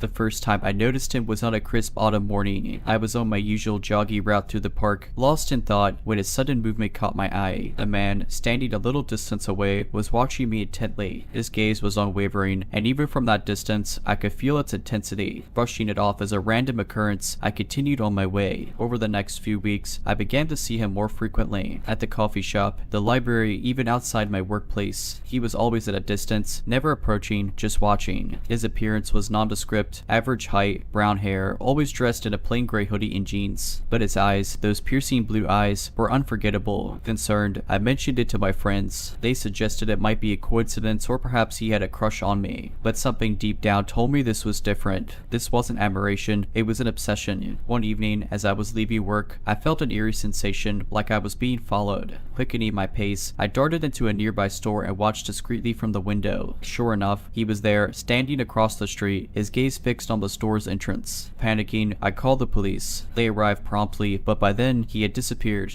They took my statement and assured me they'd keep an eye out, but without any overt threats or actions, there was little they could do. Determined to take matters into my own hands, I decided to confront him. The next time I spotted him, outside my gym, I walked straight up to him, my heart pounding. "Why are you following me?" I demanded. He looked taken aback, his cold demeanor faltering for a moment. I just wanted to be close to you," he stammered. His response sent chills down my spine. I warned him to stay away and informed the gym's security about him. They assured me they'd be on the lookout, but things escalated from there. I began receiving anonymous letters at my home, filled with ramblings about our connection and how we were meant to be together. Disturbingly, they contained details about my daily life, things only someone who had been watching closely would know. One evening, as I was getting ready for bed, I heard a noise coming from my living room. Cautiously, I peeked out and was horrified to see him standing there, going through my personal belongings. I locked myself myself in my bedroom and dialed 911. The police arrived within minutes, arresting him on the spot. It turned out he had been stalking me for months, documenting my every move. He had a history of similar behavior with multiple restraining orders against him. In the aftermath of the ordeal, my trust in people was deeply shaken. Every stranger became a potential threat, every unexpected glance a cause for alarm. My once vibrant social life dwindled as I withdrew from friends and activities, seeking solace in the safety of my new apartment. But as the weeks turned into months, a realization dawned on me: I couldn't let one person's twisted obsession dictate the course of my life. I began attending therapy, where I met others who had faced similar traumas. Their stories, while unique in detail, echoed the same themes of violation, fear, and resilience. One woman, Lisa, had been stalked by an ex-boyfriend for years. He had used technology to track her every move, even hacking into her personal accounts. Another, Raj, had been harassed by a former colleague who believed they were destined to be together. Their stories were harrowing, but they also spoke of hope, of reclaiming their lives from the shadows of their stalkers. Inspired by their strength, I decided to start a support group. We met weekly, sharing our experiences, coping strategies, and resources. The group became a lifeline for many, a safe space to heal and empower one another. Word spread, and soon we had members from all walks of life joining us. We organized workshops on personal safety, digital security, and legal rights. We collaborated with law enforcement, ensuring that stalking cases were taken seriously and that victims had the resources they needed. One day, during a group session, a young man named Alex shared his story. He had been stalked by a woman he had met online. She had become obsessed with him, sending him hundreds of messages daily and showing up at his workplace. This story highlighted the fact that anyone, regardless of gender, could be a victim of stalking. Together, we launched a public awareness campaign, debunking myths about stalking and highlighting the importance of early intervention. Our efforts were recognized by local media, and soon we were invited to schools, colleges, and community centers to share our stories and educate others. The support group evolved into a non-profit organization dedicated to helping victims of stalking and raising awareness about the issue. We advocated for stricter laws and worked with tech companies to develop tools to protect users' privacy. As for me, the trauma of being stalked will always be a part of my story, but it's no longer the defining chapter. Today, I stand as an advocate, a beacon of hope for others facing similar nightmares. I've learned that while we can't control the actions of others, we can choose how we respond, and in that choice lies our power.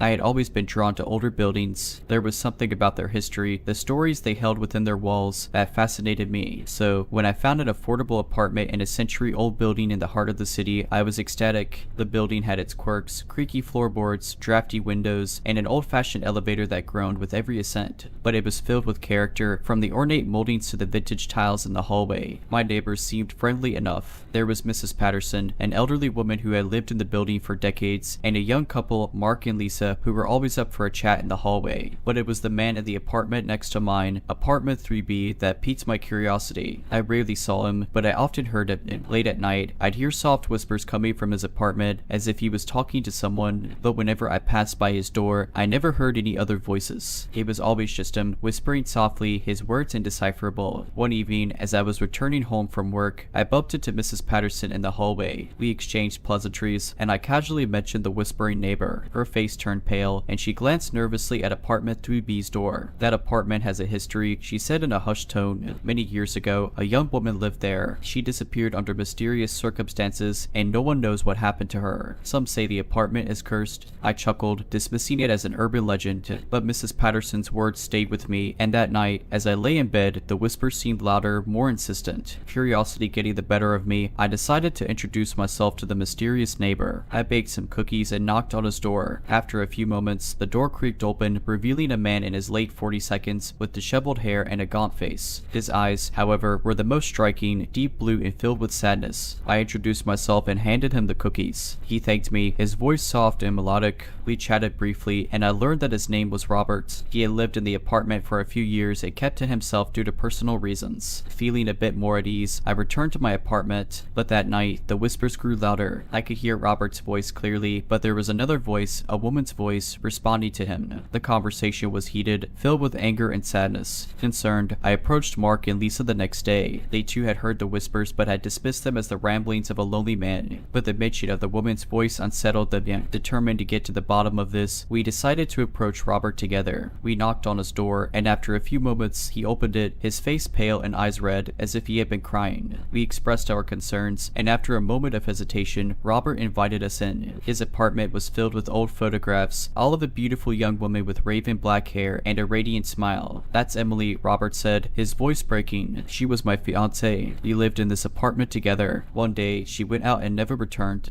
No one knows what happened to her." Tears streamed down his face as he recounted the days of searching, the sleepless nights, and the overwhelming grief. "I hear her voice," he whispered. "Every night, she speaks to me, telling me she is still here, waiting for me." We left Robert's apartment, our hearts heavy with sympathy. The whispers, it seemed, were a manifestation of his grief, a way for him to cope with the loss of his beloved Emily. But that night, as I lay in bed, I heard the whispers again. Only this time, they were coming from inside my apartment. I froze, my heart racing, as the soft voice of a woman whispered, "Help me." Terrified, I turned on the lights and searched my apartment, but there was no one there. The whispers, however, continued, growing louder and more desperate. The next morning, I approached Mrs. Patterson, seeking answers. She listened intently, her face grave. "The spirit of Emily is restless," she said. "She is trying to communicate, to tell her story." With her guidance, we held a seance in Robert's apartment. As we sat in a circle, candles flickering, the room grew cold. A soft voice, unmistakably Emily's, filled the room. "I never left," she whispered. "I'm still here, trapped, waiting to be set free." Tears streamed down Robert's face as he reached out, trying to touch the spirit of his lost love.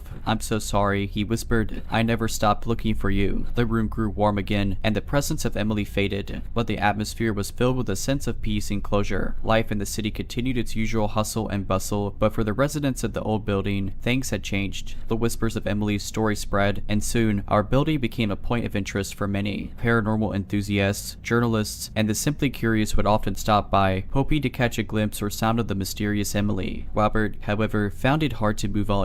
The seance had provided some closure, but the weight of his grief was still palpable. He would often be seen sitting by the window of his apartment, lost in thought, gazing at the old photographs of Emily. One day, as I was returning from work, I found a small crowd gathered outside the building. Whispered conversations and hushed tones filled the air. Pushing through, I discovered the reason for the commotion. Robert's apartment door was ajar, and inside, the room was filled with lit candles, casting flickering shadows on the walls. At the center, surrounded by old photographs of Emily, was Robert, lifeless. The shock and grief were overwhelming. The building, which had already seen its share of tragedies, was once again plunged into mourning. The police ruled it as a suicide, a final act of a man overwhelmed by his grief. In the days that followed, the residents came together, supporting each other in their shared grief. Mrs. Patterson, ever the pillar of strength, organized a memorial for Robert. People from all walks of life attended, sharing their memories and stories of the kind, gentle man who had loved so deeply. The building, with its rich history and tales of love and loss, became a symbol of the city's past. Efforts were made to preserve it, and soon it was declared a heritage site. Tours were organized, with the proceeds going to mental health charities, ensuring that Robert's story would serve as a reminder of the importance of mental well-being. As for me, the events of the past few months had taken their toll. I decided to move to a quieter town, seeking peace and a fresh start. But the memories of the old building, of Robert and Emily, and the lessons they taught me about love, loss, and resilience stayed with me. Years later, I returned to the city for a visit. The old building stood tall, a testament to the passage of time. As I walked its hallways, memories flooded back, but amidst the nostalgia, there was a sense of peace, a feeling that the souls who had once inhabited these walls had finally found their rest. And as I stood by the window of apartment 3B, I could almost hear the soft whispers of Emily, a gentle reminder of the love that once was in the legacy it left behind.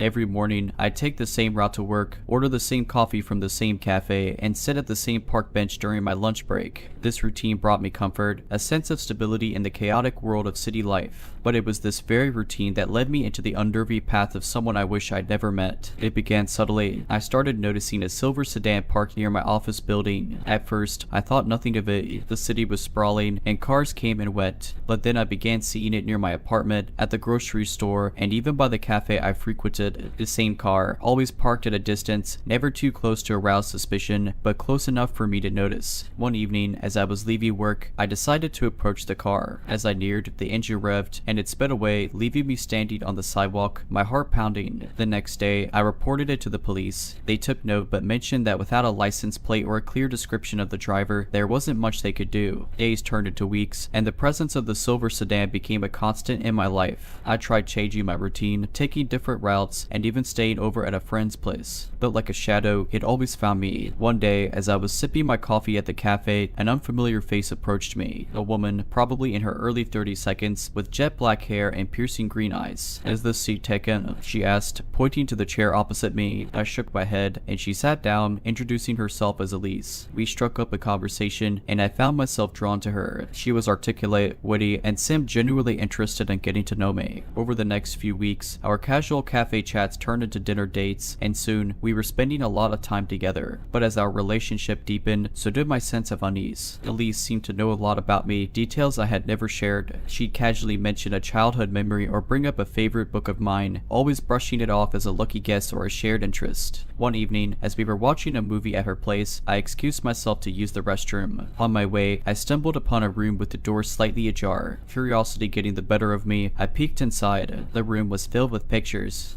of me, from my childhood, my college days, and even recent ones from our dates. There were notes detailing my daily routines, my likes and dislikes, and even transcripts of our conversations. But the most chilling discovery was a set of car keys on the table. Car keys to a silver sedan. I felt a cold hand on my shoulder and turned to find Elise, her green eyes no longer warm but cold and calculating. "I knew you'd find out eventually," she whispered. Panicking, I pushed past her and ran out of the apartment, not stopping until I reached the safety of my own home. I immediately called the police, who arrested Elise on charges of stalking and harassment. The subsequent investigation revealed a chilling backstory. Elise had been obsessed with me for years, ever since we had briefly met at a college seminar. She had followed me, documenting my life, and had even moved to the city to be closer to me. The silver sedan, it turned out, was just one of the many ways she kept tabs on me. The weeks following Elise's arrest were a blur of police interviews, court hearings, and sleepless nights. The media caught wind of the story, dubbing it the obsession of the silver sedan. My once private life was now a topic of public discussion, with reporters constantly trying to get an exclusive. My friends and family rallied around me, offering support and a listening ear, but the weight of the ordeal made it difficult to connect with them. I felt isolated, trapped in a bubble of paranoia and fear. One evening, as I was aimlessly channel surfing, I stumbled upon a support group for stalking victims. The group, Safe Haven, offered counseling, legal advice, and a platform for victims to share their stories. Desperate for a sense of understanding, I decided to attend their next meeting. Walking into the community center, I was greeted by a diverse group of individuals, each with their own harrowing tale of obsession and violation. As I listened to their stories, I realized I wasn't alone in my trauma. The group became a lifeline, a place where I could be vulnerable without judgment. Through Safe Haven, I met Maya, a vibrant woman in her late 20s. She had been stalked by an ex-boyfriend who couldn't accept their breakup. We bonded over our shared experiences and soon became close friends. Together, we navigated the complexities of healing, often leaning on each other during our lowest moments. As the months went by, Maya and I decided to turn our pain into purpose. We started a podcast, Whispers in the Dark, where we shared our stories and interviewed other victims, experts, and law enforcement officials. The podcast quickly gained traction, shedding light on the often overlooked issue of stalking and providing resources for those in need. Our efforts caught the attention of local authorities, who collaborated with us to organize workshops on personal safety and the importance of recognizing the signs of stalking. Schools, colleges, and workplaces began implementing our guidelines, ensuring that individuals had the tools to protect themselves. Elise's trial was a grueling process. The defense tried to paint her as a misunderstood lover, but the evidence was overwhelming. She was sentenced to several years in prison and mandated to undergo psychiatric evaluation and treatment.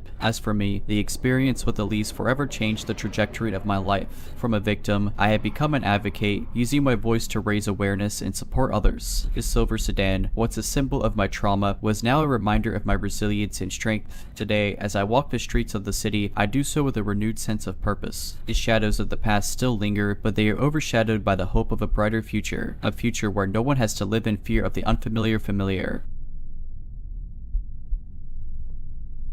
I had just moved to a small town in Oregon for a fresh start. The town, nestled between dense forests and rolling hills, was picturesque, with a tight-knit community that welcomed newcomers with open arms. I rented a quaint little house on the outskirts, surrounded by towering pine trees and the soothing sounds of nature. The first few weeks were uneventful. I settled into my new job at the local library, made a few friends, and enjoyed the peace and tranquility the town offered. But things took a strange turn one chilly autumn night. I was jolted awake by the shrill ring of my landline. Groggily, I glanced at the clock. It was exactly midnight. Confused and slightly irritated, I picked up the receiver. Hello, I mumbled, silence. Then a soft, raspy voice whispered, "You shouldn't have come here." Before I could respond, the line went dead. I sat there, the weight of the call sinking in. It was probably a prank, I reasoned, trying to shake off the unease. But the next night, at precisely midnight, the phone rang again. The same voice, the same chilly message. This became a nightly ritual. Every night, at the stroke of midnight, the mysterious caller would deliver the same warning. I unplugged the phone, but the calls continued, now coming through my cell. I changed my number, but it made no difference. Desperate for answers, I approached the local police. They were sympathetic but mentioned that without more concrete evidence, there wasn't much they could do. They suggested I keep a log of the calls and try to trace the number. One evening, after another unsettling call, I decided to take matters into my own hands. I drove to the town's only phone booth, located near the old gas station. To my horror, I found it off the hook, the receiver swinging gently in the breeze. I approached the town's historian, Mr. Jenkins, hoping he might shed some light on the situation. Over a cup of tea, he recounted a tragic tale. Many years ago, a young woman had moved to the town, much like myself. She lived in the same house I had rented and worked at the library. But one fateful night, she disappeared, never to be seen again. The only clue was a series of mysterious phone calls she had received, always at midnight. The story sent chills down my spine. The parallels were uncanny. I decided to delve deeper, visiting the town's archives and speaking to its oldest residents. The pieces of the puzzle began to fall into place. The young woman, Clara, had been in a relationship with a local man, Tom, but when she tried to end it, he became obsessed, stalking her every move. The midnight calls were his way of tormenting her, a game of cat and mouse. One night, in a fit of rage, he confronted her at her home, and she was never seen again. Tom was the prime suspect, but with no evidence and no body, he was never charged. Armed with this knowledge, I approached Tom, now an old man living on the fringes of the town. Our confrontation was intense. He initially denied everything, but as I pressed on, he broke down, confessing to the crime. Clara's body, he revealed, was buried in the woods behind my house. The police were notified, and Tom was arrested. Clara's remains were found, finally bringing closure to a mystery that had haunted the town for decades. The aftermath of Tom's confession sent ripples throughout the town. The community, which had for so long prided itself on its close-knit bonds and safety, was forced to confront the dark secret it had unknowingly harbored for decades. Many older residents remembered Clara, and the revelation brought a mix of relief and profound sadness. The local newspaper ran a series of articles on Clara, piecing together her life and the events leading up to her tragic end. I was approached for interviews multiple times, but I declined, wanting to maintain my privacy and process everything in my own time. However, the events had ignited a spark within me. The experience, as harrowing as it was, made me realize the importance of giving a voice to the voiceless. I decided to start a community group dedicated to revisiting cold cases and unresolved mysteries in the region. With the help of some friends and local enthusiasts, Echoes of the Past was born. Our group met weekly, poring over old newspaper clippings, police reports, and conducting interviews. They collaborated with law enforcement, providing fresh perspectives and resources to help solve long-forgotten cases. One case, in particular, stood out. A young boy, Jamie, had gone missing in the late 70s after a day out fishing. His disappearance had always been attributed to a tragic accident. Perhaps he had fallen into the river and been swept away. But as we dug deeper, inconsistencies began to emerge. Witnesses recalled seeing a strange car in the area that day, and there were reports of a man acting suspiciously near the riverbank. With renewed interest in the case, the police reopened their investigation. Using modern technology, they were able to identify and locate the car, leading them to a man now in his 60s. Under questioning, he confessed to abducting Jamie all those years ago, a crime of opportunity that had haunted him ever since. The town hailed our group as heroes, but for us, it was never about the accolades. It was about justice, about ensuring that stories like Clara's and Jamie's were never forgotten. Years passed, and Echoes of the Past grew in size and scope. We collaborated with similar groups across the country, sharing resources and information. Our efforts led to the resolution of several cold cases, bringing closure to families who had waited decades for answers. As for me, the town of Oregon became my permanent home. The memories of the midnight caller and the discovery of Clara's fate would always be a part of me, but they no longer define me. Instead, they served as a reminder of the resilience of the human spirit spirit and the power of community. Today, as I sit on the porch of my new home, overlooking the serene landscape, I'm filled with a sense of gratitude. Gratitude for the second chance at life, for the friendships forged in adversity, and for the opportunity to make a difference in the lives of others.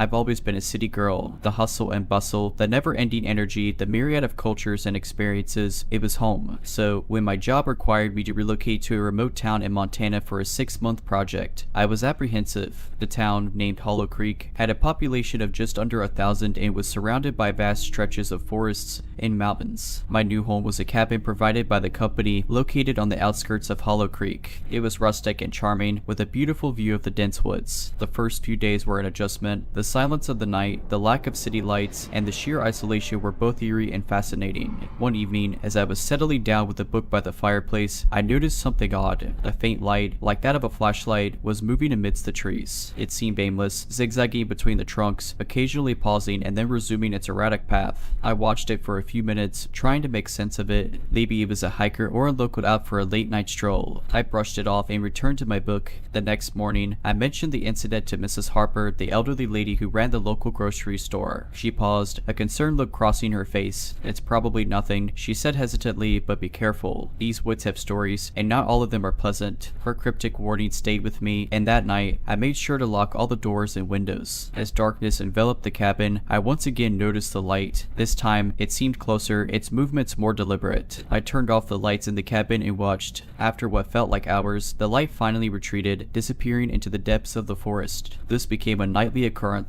The light would appear, sometimes close, sometimes far, but always there, always watching. I tried to dismiss it as a trick of the mind, a result of the isolation and the countless horror stories I consumed over the years. But deep down, I knew something wasn't right. One evening, as I was returning from the town, I found a bouquet of wildflowers on my doorstep. There was no note, no indication of who had left them. The flowers, though beautiful, sent a chill down my spine. I felt watched, observed from the shadows. Determined to get to the bottom of this, I set up a camera facing the woods. If someone was out there, I would catch them. The next morning, I eagerly reviewed the footage. The night was quiet until around 3 a.m. when the familiar light appeared. But this time, there was something more. A silhouette of a man, standing at the edge of the woods, just watching the cabin. He stood there for hours, unmoving, until the first light of dawn, when he retreated into the forest. The footage was undeniable proof that I wasn't alone. I handed it over to the local sheriff, a burly man named Officer Daniels. He promised to look into it and advised me to stay vigilant. That night, as I lay in bed, every sound was amplified, the rustling of the leaves, the creaking of the cabin, the distant hoot of an owl. And then another sound, footsteps. Slow, deliberate footsteps on the wooden porch. I held my breath, paralyzed by fear. The doorknob rattled, followed by a soft, persistent scratching, like someone dragging their nails on the door. The ordeal felt endless, but eventually the sound ceased. Morning came, and with it, the discovery of a note pinned to my door. "I just want to be close to you," it read in a scrawled, uneven handwriting. Officer Daniels increased patrols around my cabin and advised me to consider relocating, at least until they could identify the mysterious observer. But I was determined not to be driven out of my home by fear. A few nights later, the inevitable confrontation happened. I was awakened by the sound of shattered glass. Grabbing a baseball bat, I cautiously made my way to the living room. The sight that greeted me was the stuff of nightmares. A man, tall and gaunt, with wild eyes and a disheveled appearance, stood amidst the broken shards of the window. Our eyes met, and for a moment, time stood still. "You're even more beautiful up close," he whispered. Adrenaline kicked in, and I swung the bat, connecting with his arm. He howled in pain and lunged at me, but I managed to dodge and make a run for the door. The cold night air hit me as I sprinted towards the town, the man's enraged shouts echoing behind me. By the time I reached the sheriff's office, I was a mess of tears and exhaustion. The man, it turned out, was a drifter with a history of stalking and obsession. He had fixated on me from the moment I'd moved to Hollow Creek. The return to city life was both a relief and a challenge. The towering skyscrapers, the cacophony of traffic, and the sea of familiar faces provided a comforting cloak of anonymity. Yet, every shadow, every unexpected sound, and every glance from a stranger brought back memories of that fateful night in Hollow Creek. My friends and family were supportive, but they couldn't truly understand the depth of my trauma. Nightmares plagued my sleep, and I often found myself double-checking locks and peering out of windows, always on edge. One evening, as I was attending a support group for trauma survivors, I met Alex. He had been through a harrowing experience of his own, having been held hostage during a bank robbery. We connected instantly, finding solace in our shared experiences and the understanding that only someone who's been through a similar ordeal can offer. Together, we embarked on a journey of healing. We attended therapy, took self-defense classes, and even traveled, pushing ourselves out of our comfort zones. With each challenge we overcame, the shadows of our past began to recede, replaced by newfound strength and resilience. Alex introduced me to the world of blogging. He had started a blog to document his recovery and found it therapeutic to share his story. Encouraged by him, I started my own blog, Whispers from the Woods, where I detailed my experiences in Hollow Creek and the path to recovery. The blog resonated with many, and I began receiving messages from people all over the world, sharing their own stories of survival and seeking advice. What started as a personal outlet grew into a platform for change. Alex and I collaborated, hosting workshops, webinars, and even a podcast focusing on personal safety, mental health, and empowerment. Our efforts caught the attention of various organizations, and we were invited to speak at schools, colleges, and corporate events. We emphasized the importance of being aware of one's surroundings, trusting one's instincts, and seeking help when needed. As the years went by, Hollow Creek became a distant memory, a chapter in my life that had shaped but no longer defined me. Alex and I, bound by our shared experiences, decided to take our relationship to the next level. We got married in a beautiful ceremony surrounded by loved ones, a testament to the fact that love and support can heal even the deepest wounds. Today, as I reflect on my journey, I'm filled with gratitude. Gratitude for the second chance at life, for the love and support of those around me, and for the opportunity to make a difference. The silent observer from the woods, though a dark chapter, led me to discover my true calling and purpose. Life is unpredictable, filled with challenges and unexpected twists, but it's also filled with moments of joy, love, and resilience. And as I've learned, even in the darkest moments, there's always a glimmer of hope, a chance for a new beginning.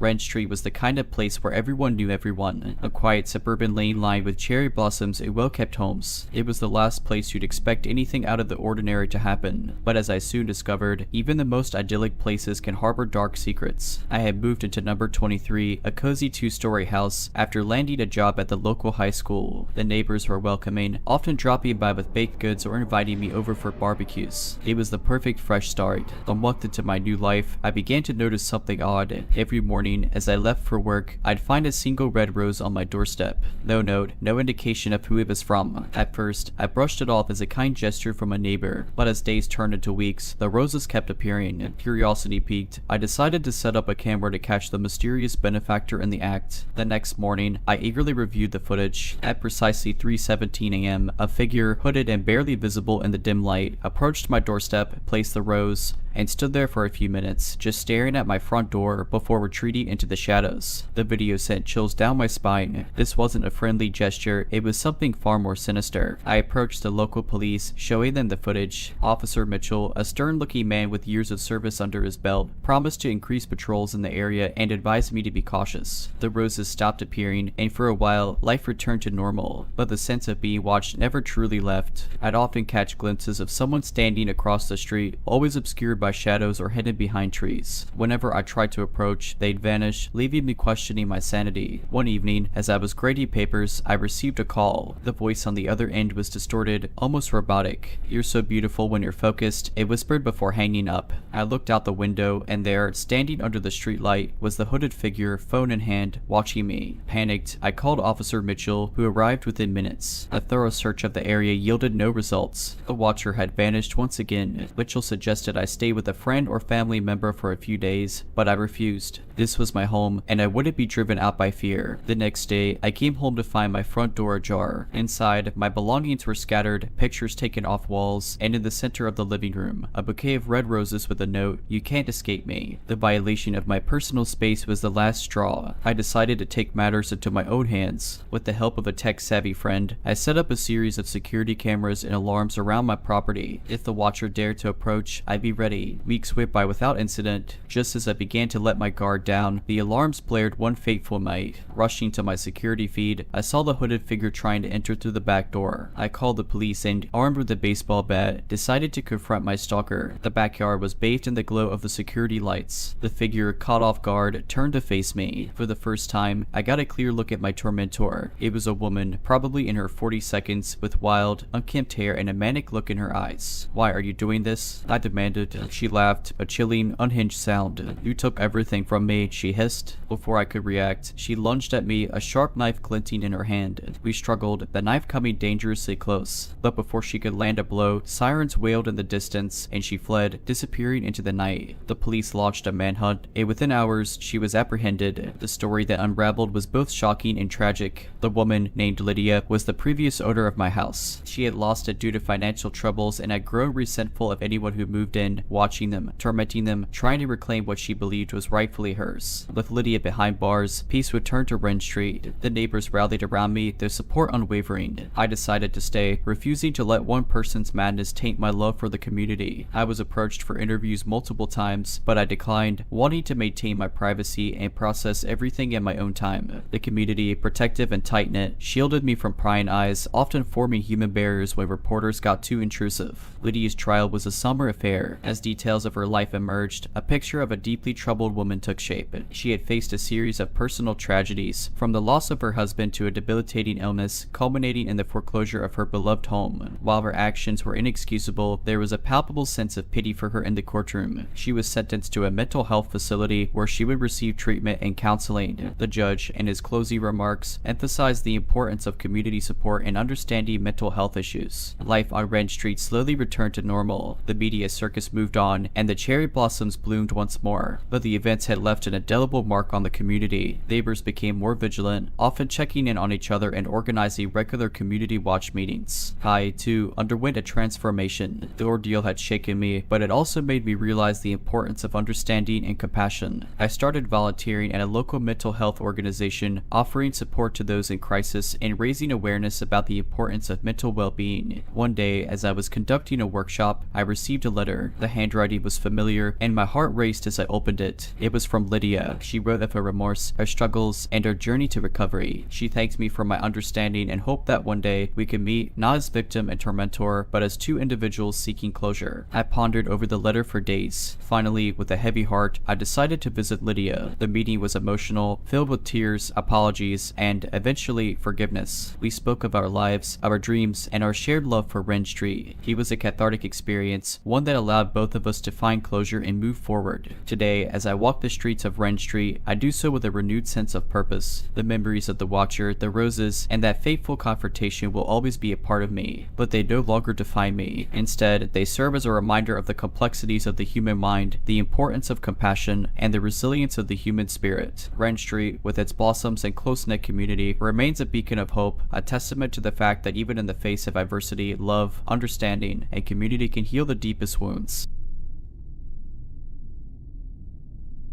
My daily routine was predictable, from the morning jog around the park to the evening tea at my favorite cafe. It was during one of these routines that I first noticed him. He was tall, with salt and pepper hair, always dressed in a crisp suit. At first, our encounters were fleeting. I'd spot him across the street while waiting for the bus or in the reflection of a shop window as I passed by. But as days turned into weeks, his presence became more pronounced. He'd be seated a few tables away at the cafe, pretending to read a newspaper but stealing glances in my direction. Or he'd be at the park, always on the same bench, watching me as I jogged by. Concerned, I confided in my friend, Jenna, who worked as a detective for the city police. She advised me to document these encounters, suggesting it might be a case of stalking. The next day, armed with my phone, I discreetly began taking photos of the man whenever I spotted him. The evidence was undeniable. He was everywhere I went, always maintaining a distance but always watching. One evening, as I was leaving work, I felt an overwhelming sense of being followed. Quickening my pace, I darted into a nearby alley, hoping to lose him. But but he was relentless. I could hear his footsteps echoing behind me, getting closer. In a moment of desperation, I hid behind a dumpster, dialing Jenna's number. She answered on the second ring, her voice calm and reassuring. "Stay where you are," she instructed. I bumped my way. Minutes felt like hours as I crouched in the shadows, the man's footsteps growing louder. Just as he was about to discover my hiding spot, a car's headlights illuminated the alley and Jenna's voice rang out. "Police, stay where you are." The man froze, his face a mask of surprise. Jenna, along with 2 other officers, apprehended him, reading him his rights. At the precinct, the truth unraveled. The man, identified as Robert Langley, was a private investigator hired by my estranged father. My father, diagnosed with a terminal illness, had wanted to reconnect but was unsure how to approach me. Instead of reaching out directly, he had hired Robert to gather information, hoping to find the right moment to reconcile. While Robert's intentions were not malicious, his methods were undoubtedly invasive and unsettling. He was charged with stalking and given a restraining order. My father and I eventually reconnected, working through years of misunderstandings and hurt. While the circumstances were far from ideal, they served as a catalyst for healing and rebuilding our relationship. The aftermath of the incident was a whirlwind of emotions. My colleagues at work, having caught wind of the story, were a mix of concerned and intrigued. They dropped by my desk, offering words of comfort or asking for details. The local news even reached out for an interview, but I declined, wanting to keep the matter private. Jenna and I grew closer after the ordeal. Our weekly coffee catch-ups turned into daily phone calls and frequent dinners. She became my pillar of strength, guiding me through the legal processes and ensuring Robert adhered to the restraining order. One evening, as we were having dinner at a local bistro, she handed me a letter. "This came in for you at the precinct," she said, her expression unreadable. The envelope was plain, with my name neatly written on the front. Inside was a letter from Robert. He wrote of his regret and how he had let his professional judgment be clouded by the emotional weight of the task. He had seen the pain in my father's eyes and I wanted to help, even if it meant overstepping boundaries. He apologized for the fear and distress he had caused and hoped that one day I could find it in my heart to forgive him. The letter was a mix of emotions. While I appreciated his sincerity, the trauma of being followed and watched was still fresh. I decided to put it behind me, focusing on mending my relationship with my father and moving forward. Months turned into years, and life settled into a new normal. My father and I took a trip together, exploring the countryside and rediscovering our bond. The time away was therapeutic, allowing us to address past grievances and build new memories. Jenna, ever the protective friend, occasionally checked up on Robert, ensuring he kept his distance. She informed me that he had left the private investigation business and was now working as a counselor, helping others navigate the complexities of relationships and personal boundaries. As for me, the experience taught me the importance of trust and the value of second chances. I began volunteering at a local community center, offering support to those who had been through similar experiences. Sharing my story and hearing others helped in the healing process. Today, as I walk the streets of the city, I do so with a renewed sense of purpose. The memories of the silent observer, the fear, and the reconciliation serve as reminders of the unpredictable nature of life, but they also highlight the resilience of the human spirit, the ability to overcome challenges, and the importance of understanding and forgiveness. In the end, it's not the events that define us, but how we choose to respond to them. And as I've learned, even in the darkest moments, there's always a glimmer of hope, a chance for a new beginning.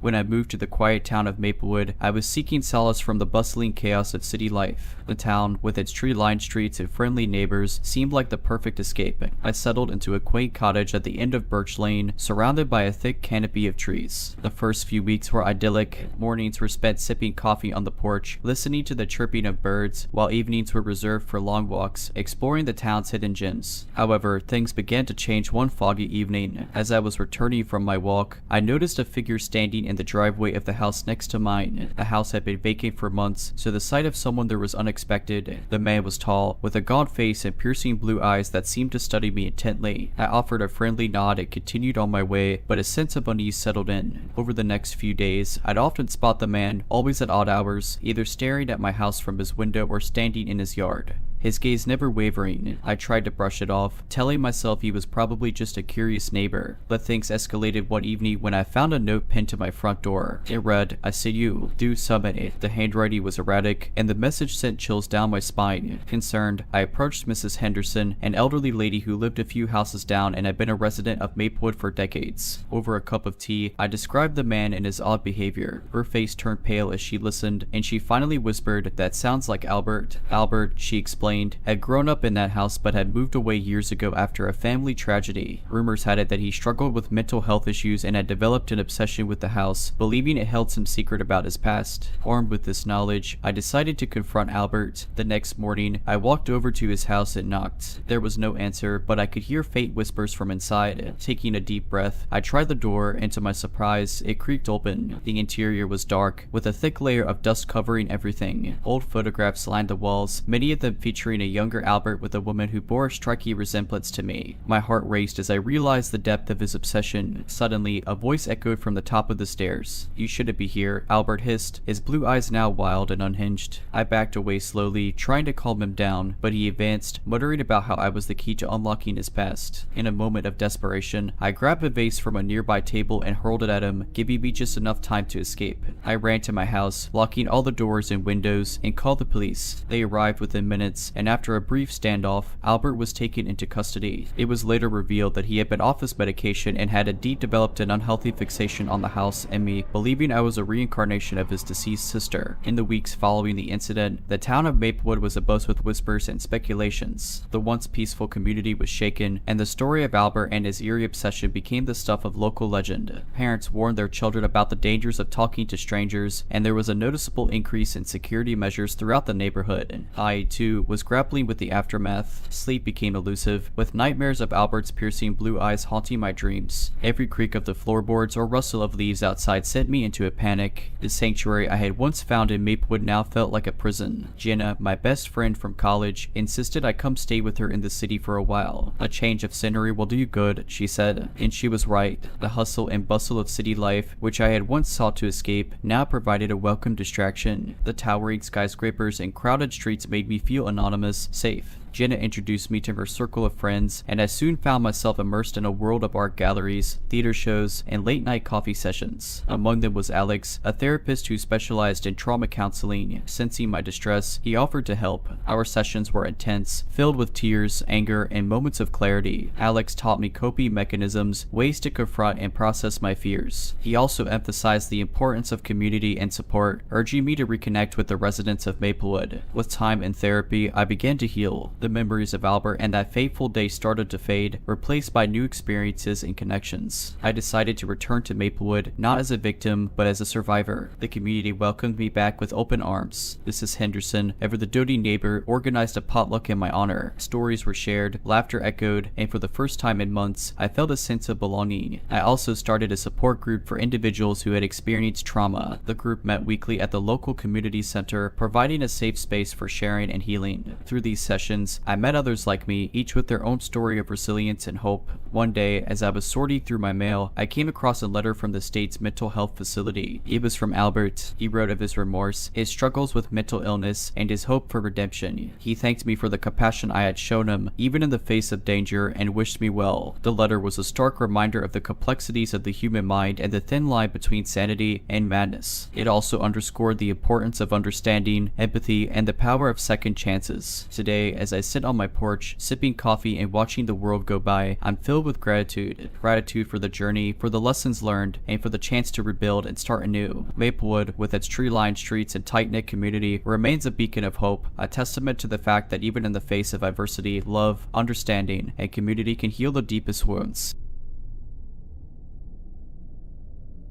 The highway stretched out before me, a seemingly endless ribbon of asphalt cutting through the vast expanse of the desert. It was late, and the only illumination came from the dim glow of my car's headlights and the occasional passing vehicle. The radio played softly in the background, a late-night talk show discussing the mysteries of the universe. I had been driving for hours, making my way back home after a business trip. The monotony of the journey had lulled me into a trance-like state, my thoughts drifting to the upcoming weekend and plans with friends. That's when I noticed it, a pair of headlights in my rearview mirror, drawing closer. At first, I thought nothing of it, assuming it was just another traveler making their way through the night. But as the minutes ticked by, I realized the car was tailing me, maintaining a consistent distance regardless of my speed. A sense of unease settled in. I tried to shake off the feeling, telling myself I was just being paranoid. But the car continued to follow, its presence becoming more ominous with each passing mile. Deciding to test my theory, I took a sudden exit, leading to a smaller, less traveled road. To my dismay, the car followed, its headlights now glaringly bright bright in the darkness. Panic surged through me. Who were they? What did they want? I reached for my phone, intending to call the police, but to my horror, I realized I had no signal. The isolation of the desert, which had once seemed so serene, now felt suffocating. Desperate to lose my pursuer, I floored the gas pedal, my car roaring to life as I sped down the windy road. The mysterious car kept pace, never faltering, its headlights casting eerie shadows on the barren landscape. Up ahead, I spotted a gas station, its neon sign flickering in the distance. Relief washed over me. I could seek help, find shelter, but as I drew closer, I realized the station was abandoned, its windows boarded up, and the pumps long since dry. With a sinking feeling, I knew I had to keep moving. The road ahead split into two, and on a whim, I took the left fork, leading deeper into the desert. The terrain became rougher, with large rocks and dunes making navigation challenging. But still, the car followed, its persistence unwavering. Hours seemed to pass, the chase becoming a nightmarish game of cat and mouse. My fuel gauge was nearing empty, and I knew I couldn't keep this up much longer. In a last-ditch effort, I veered off the road, driving into the vast desert. The car's tires struggled to gain traction on the sandy terrain, but I pushed on, hoping to find some semblance of cover. Finally, I spotted a cluster of large boulders and quickly maneuvered my car behind them, killing the engine and lights. I crouched low, trying to control my breathing, praying the car would pass by. Minutes felt like hours as I waited in the darkness, straining to hear any sign of movement. Just when I thought I was in the clear, the sound of an engine roared to life, followed by blinding headlights. The car had found me. I braced myself for the worst, but to my surprise, the car sped past, its occupant seemingly unaware of my hiding spot. I waited for what felt like an eternity before cautiously emerging, my heart still racing. With my fuel nearly depleted, I made my way back to the main road, the first light of dawn breaking on the horizon. The mysterious car was nowhere in sight, its presence now just a haunting memory. I finally reached a populated area, pulling into a diner to gather my thoughts and refuel. The waitress, seeing my disheveled state, offered a sympathetic smile and a hot cup of coffee. As I recounted my harrowing ordeal to her, she listened intently, her expression growing more serious. "You're lucky," she said. "There have been stories of people going missing on that stretch of road. Some say it's a gang looking for easy targets, while others believe it's something more sinister." That night had a profound impact on my daily life. I found myself constantly looking over my shoulder, jumping at the slightest of sounds. Night drives, which I once enjoyed, became a source of anxiety. Every pair of headlights in my rearview mirror sent my heart racing, memories of that relentless pursuit flooding back. Ashley, my roommate, noticed the change in my demeanor. "You've been distant lately," she remarked one evening as we sat in our living room. I hesitated, then decided to confide in her about the harrowing chase in the desert. She listened intently, her face a mix of concern and disbelief. "That's terrifying," she whispered when I finished. "But you know, there might be a way to find out who was behind it." Ashley worked as a tech analyst and had a knack for digging up information online. With my permission, she began her investigation, starting with local news articles and police reports related to incidents on that stretch of highway. Days turned into weeks, and Ashley's search yielded some disturbing findings. There had been multiple reports of similar chases over the past year, all involving a mysterious car tailing lone drivers in the dead of night. Some had managed to escape, like I had, while others weren't so lucky. Their cars were found abandoned, the drivers never to be seen again. The pattern was clear, and the implications chilling. We were dealing with a serial predator, one who had evaded capture for far too long. Ashley's next step was to track down survivors, hoping their testimonies would provide clues. Through online forums and support groups, she managed to connect with 3 individuals, each with their own harrowing tale. We organized a meeting, choosing a public place for safety. As we sat around a table, sharing our experiences, a pattern began to emerge. The car, the pursuit, the tactics, all bore striking similarities. But the most chilling revelation came when we compared the dates of our encounters. They were all spaced exactly 2 months apart, suggesting a calculated modus operandi. Armed with this information, we approached the local police. While initially skeptical, the weight of our collective testimonies and Ashley's findings was hard to ignore. A task force was set up with the goal of apprehending the perpetrator. The next scheduled date was approaching, and a plan was hatched. Using a decoy, the police hoped to lure the predator into a trap. I volunteered, feeling a sense of responsibility and a burning desire for closure. The night of the operation was tense. I drove down the familiar stretch of highway, the police hidden from view but close by. Hours passed, and just when we were about to call it off, a pair of headlights appeared in my rearview mirror. The chase was on. With the police in pursuit, the mysterious car was finally cornered and forced to a stop.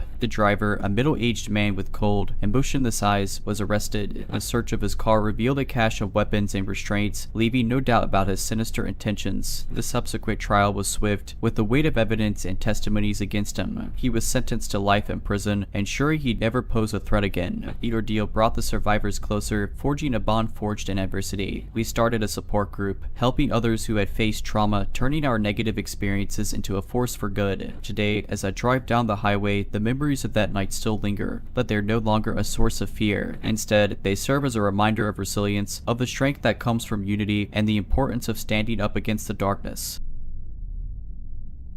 Backstory: I started using drugs in 2015 and figured out that if I sold my body I could make easy money. I know not ideal, but I was deep in addiction, and at that point I didn't care about anything. But in January 2017 I met Tyler, who also smoked with me but worked every day, so I no longer had to do that. I was going on like 8 months free from selling my body and soul. When I met Tyler, he had a place in this big city and he did a lot of work for people in this city. I was left on the street by the man I thought I had loved at the time. I must have said something wrong because he flipped out and left with everything I owned in his truck. We just spent days getting high and I was sure he was just throwing a fit, so I went over to my friend's. Let's call him Edward. He was my home away from home and I felt safe there. Edward was an older, maybe 60-year-old man who liked to get high, and over time he became one of my best friends. I was able to take a shower and put on clean clothes. When I was all done, I remember sitting on the couch with disbelief that Tyler would leave me like that. I started crying and wishing things had been different while Edward held me and comforted me. I knew deep down that I needed a fresh start, to depend on myself and live a happy life. Across the street from Edward's house was a hometown bar where rappers and musicians would perform, and on that particular night the bar had been filled with people from the bigger city about a half an hour away. Let me explain. Where I come from, there isn't really a place for addicts to go and get clean. They do have a women's shelter, which I had been to before. About 30 minutes away is a bigger city where they have all the help you can ask for if you are willing to do the work. At this point I was ready to get away from everyone and everything. I had no hope of cleaning up my life if I stayed anywhere close to where I was using. Remember, you have to remove old playmates, playthings, and playgrounds, so that's what I needed to do. I went right over to that bar and found a semi-good looking guy heading back to the city I needed to go. I told him I had planned to go to the shelter in the morning, and he told me I could just go with him and he will take me in the morning. On the ride I remember feeling like a whole 100 bricks was lifted off of my shoulders. I had nothing but the clothes on my back and a phone with no minutes. I asked the guy I was with that what he was driving had pretty sweet ride. I said, "You don't screw with this, right?" And I pulled out my crack pipe.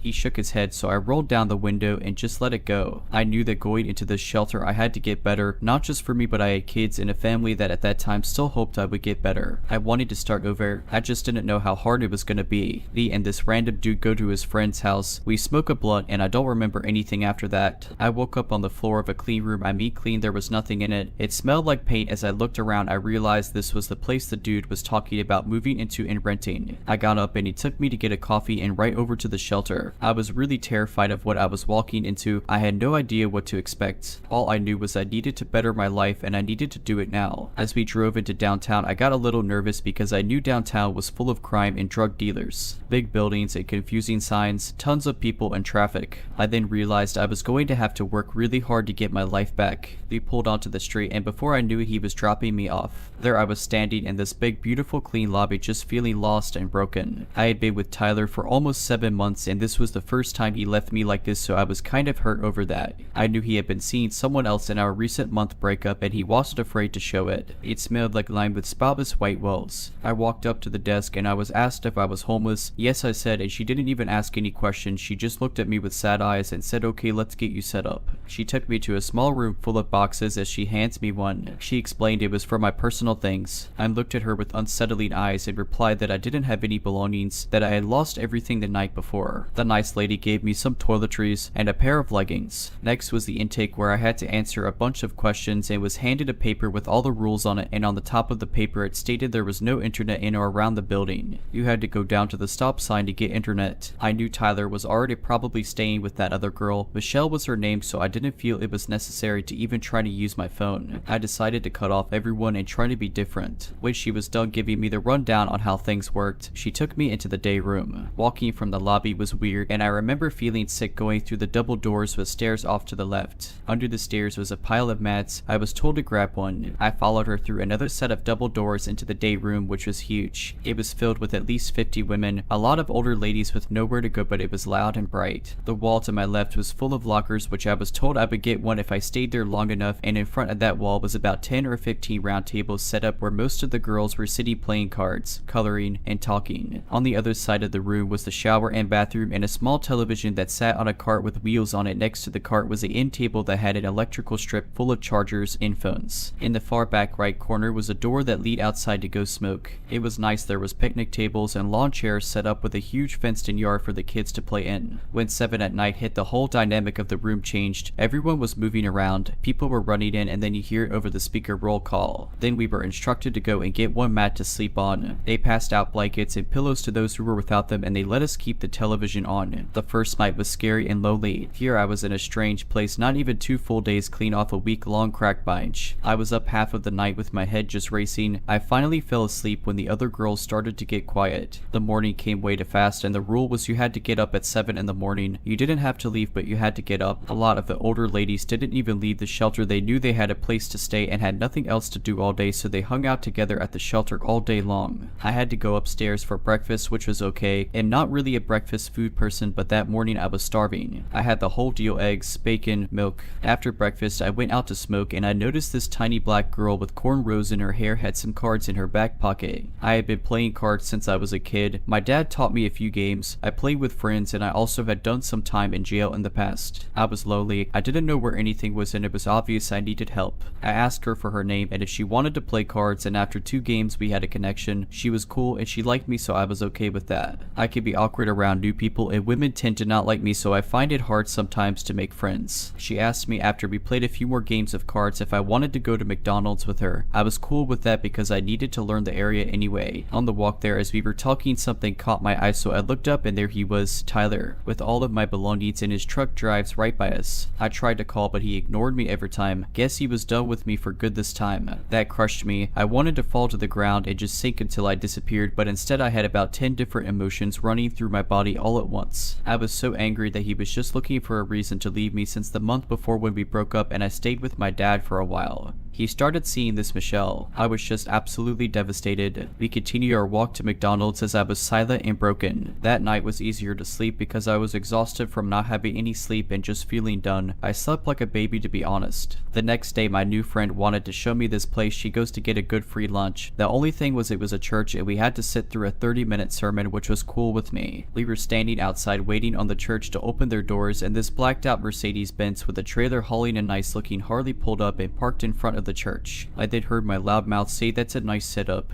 I looked at my friend and then looked back at the Harley. That's when I saw him. I specifically remember everyone knowing who he was. William is what they called him. I remember getting excited to meet new people and be a part of a new community. Everyone was really nice going into the church. A guy at the door walking and gave us a pamphlet of meal times and services offered. I followed my friend to one of the back pews and slid in behind her. The church was pretty, different colors everywhere, and there was a choir singing in a low and almost quiet tone as people around us taking their seats. I kind of froze when that guy I saw come in. William sat next to me. I looked at my friend and then I quickly noticed his gold watch. It could have been fake, but it almost looked like a Rolex. He was an older black gentleman, talked real smooth when he introduced himself with his hand out. I was shocked that he wanted to shake my hand. No one in my life does that, so I shook his hand. He was nice dressed and had this hat on like a fedora. It even had a feather in it. His collar was strong but smelled good, like a man. He was handsome and smooth. He was also very confident. Sitting through this sermon, I found it hard to pay attention to the preacher. I remember looking at his clean, shiny black leather shoes, and the socks were black and thick. When the service was finally over, people started heading into the dining area. I just followed my friend through and we got our food. She picked an empty space to eat on one of the ends of the long tables full of chairs. Not even 5 minutes, not paying attention to our surroundings, just eating. William came over and sat 3 seats away from me. He looked at my friend and said, "Do you mind?" I don't know why I didn't see the red flags. Of course I see them now, but looking back I was so clueless. He hardly said a word the whole time we were eating, and when he was done he got up, threw his stuff away, and I assumed he left. My friend and I decided to go home and play some cards and go to a closed bank she knew about. We were walking home and talking when William pulled up next to us. He rolled down his window and he asked if we needed a ride home, but he was looking at me with a deep stare. I looked back at my friend and she refused. Smart girl, and I went with him. Dumb girl. I think I was more curious than anything. I had to know how he made that kind of money, and I remember wanting that. We drove around until my curfew and just talked. I don't know what it was. I think we had a lot in common and we related a lot. He asked me how I ended up at this shelter and just asked questions, so I told him I don't know what it was. I am not sure if I trusted him, but I told him about my past anyway, how I sold my body for drugs and how horrible it was, and I even said I was glad I didn't do it anymore. He didn't say much about it, and we agreed that we would continue our talk the next day and he would help me put in a couple applications errands, and he had some errands too. I woke up in the morning to a text from William that said, what if you made that kind of money but spent it on yourself, not drugs? Everything you make will go to you building your life. Just think about it. I thought about it, and not gonna say why I agreed and went with the idea that this would work and I could actually get my life together and get my kids back. $200 every half hour. I could be free. I chose to go with him. At that time, I think he thought I wanted to be with him, but really I just wanted a way out of the situation I was in. I hated that stinky, loud shelter. I wanted out. He got a rook at a motel and we dropped off my stuff, and he told me that I needed some new clothes. He did tell me that he was just fired from a trucking company. He was a truck driver. He was currently trying to find another job as far as I knew. He took me shopping and got me a few new outfits, more or less outfits to take pictures and to bring the money. I knew what I was getting into and I was preparing my mind to handle everything that was about to happen. William did tell me that if I went with him I had to stay clean and have a clear mind to make money and be smart. Looking back at how manipulative he was, it made me believe that I would do this to make my life better. We get back to the hotel and I do my thing, take my pictures and post them. It didn't take long before I started to get calls. I did make some money and I kept every penny, and William took me shopping. I remember the shoes I bought. They were black and gold. I love those shoes. I got like 6 or 7 cute outfits, some makeup and hair dye. Remember, I came to the shelter with nothing, so being able to get all this stuff made me feel so good. I was confident in myself and hopeful that I could get a place and start a new life within a few weeks if days like that repeated itself. Remembering how things went, I am starting to think that was a part of his game, making girls think they can do it and keep all the money and then just trap them and make them need you. It's like, he tricked me. He made me think I could finally live a clean life. Yeah, I was escorting, but I treated it like a job. I bought another phone, so I had a new number and used the other phone for work and turned it off at like 5 in the evening. I thought rogue. I later that day went back over to the shelter and grabbed the one shirt I had and some personal things, and I left with William. That night was cool. He was super chill. We talked in separate beds. We got a 2-bed and he didn't act like he had interest in me like that, which I was happy about because I didn't want to be with anyone. I needed a break from emotional attachment. After Tyler left me, I felt like I wouldn't trust anyone like that in a long time, so I was happy that I was comfortable in a bed, watching television, freshly showered, with money in my pocket. I had the best night's sleep and woke up to breakfast and time to get up and get myself together. He got up early, went and got us breakfast and coffee. He ate with me and then left. He said he will be back in a couple hours, take my time and do what I gotta do. So I did just that. While he was gone, I dyed my hair, did makeup, and the works. Not long after I was done and waited for him, the door opens and a woman walks in. She's pale and has a beautiful face, long pretty blonde hair that ran down her shoulders. She was carrying a black trash bag that contained all her possessions. William walked in behind her and introduced her as Anna, and she needs some help too. He instructed me to get her together, get her pretty and take some pictures and post them. He then told her to go on and take a shower and then asked to talk to me outside. We went outside the door, and as I was shutting it, his voice got real stern and said, I see you have not made any money yet, and why is that? I tried to explain that some days were the slowest days and I would be lucky to make any money today. Before I could finish, she cut me off and said, I don't care, you need to make some money. What do you think, this hotel pays for itself? I will pay for it tonight, but for now only pay half and half of all expenses. Now go make some money. I couldn't even believe he was talking like this. I had never seen him so mad and his voice scared me. I looked at him when he cut me off and I could see him get angry. His eyes got wide and the white just disappeared and they became all black. I was scared, but I did what he said. He then left me alone with her while he went out and got food and whatever he did. When Anna got out of the shower and her skin was more exposed as she walked out of the bathroom in a small towel, I knew she was addicted to syringe use. I assumed heroin. She confirmed it after I asked her if it was going to be a problem to not do drugs because that was his rule for me. Why wouldn't it be a rule for the other girls? After my kid's father passed away from an overdose, I didn't like to surround myself with girls I knew I could get close to, try to help, and something happened, so I cut all that out. And when she told me, I was like, okay, no girl, I'm sorry, you're gonna have to make some calls because you can't stay here. At that point, I didn't even care what William has to say. I don't want her here, period. As soon as he came through the door, I stopped him and took him outside. I just told him I didn't think I could work with her. I didn't want to be around a heroin addict, or any kind of addict at that matter. He did make her pack her bathroom and close up and took her home. I think he was trying to please me for some reason. Looking back, William and I then took a ride to Main Street, where all the girls walk and work. It was so weird. I remember how I said he knew everyone at the church. He knew all those girls, business owners, police officers, and other men who drove drug dealer cars. I don't know why I didn't just run then. I'll never know. About an hour or two of driving around talking to a bunch of different girls, this random girl jumps in the car. It was crazy. They had known each other for years, I guess, and she had been looking for him and wanted to make some money. She was quite a bit older than me, but still really pretty, like beautiful. She had long, thick, curly, jet black hair. I didn't really get a look at her until we got back to the hotel. William told me he wanted to to get a few girls together and make some big money. I was always going to be number one and I will never post with another girl because I am the number one. He told me I was important and we were building our own family. Amy was tall and thick, but she was gorgeous. Big blue eyes and pretty skin. It wasn't long before I couldn't help but watch her. She was popular, and then at night she would be falling out and nodding off. It drove me crazy. I think I even started a fight with William about it once. I didn't think it was fair, honestly. Look, she can get high, but I can't. What William would do was during the day he would leave me at the hotel to make money, and he took Amy to the street and worked her. Well, it wasn't 2 days before they came home with another girl. Young one,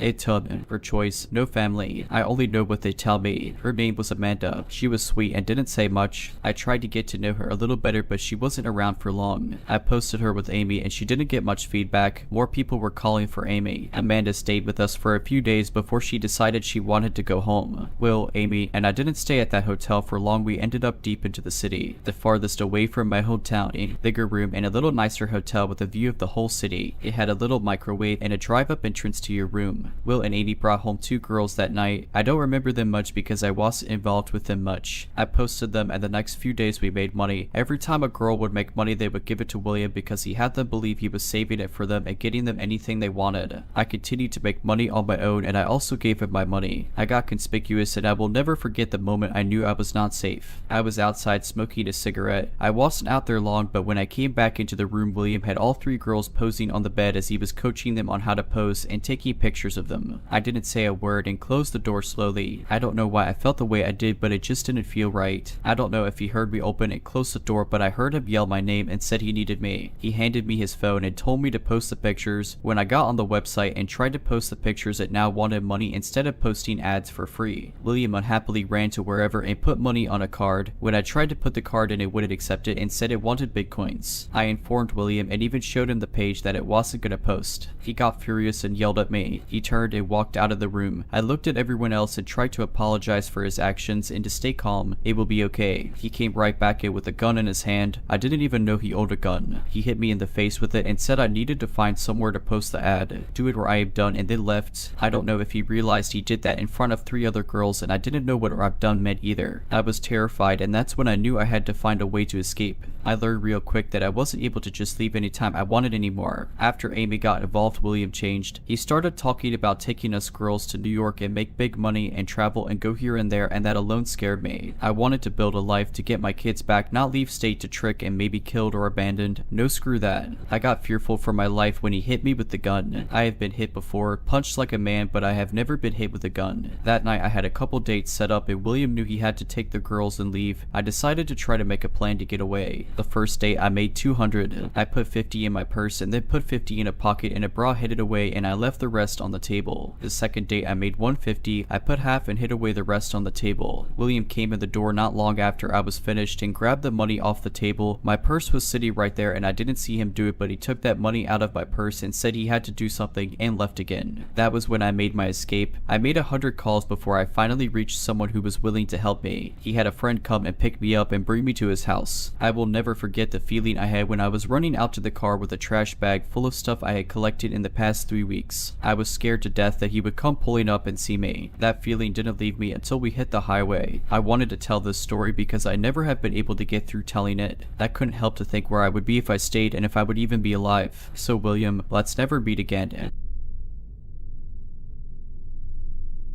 If you're liking this video, all I ask is that you make sure to subscribe to my channel and like this video. Thank you.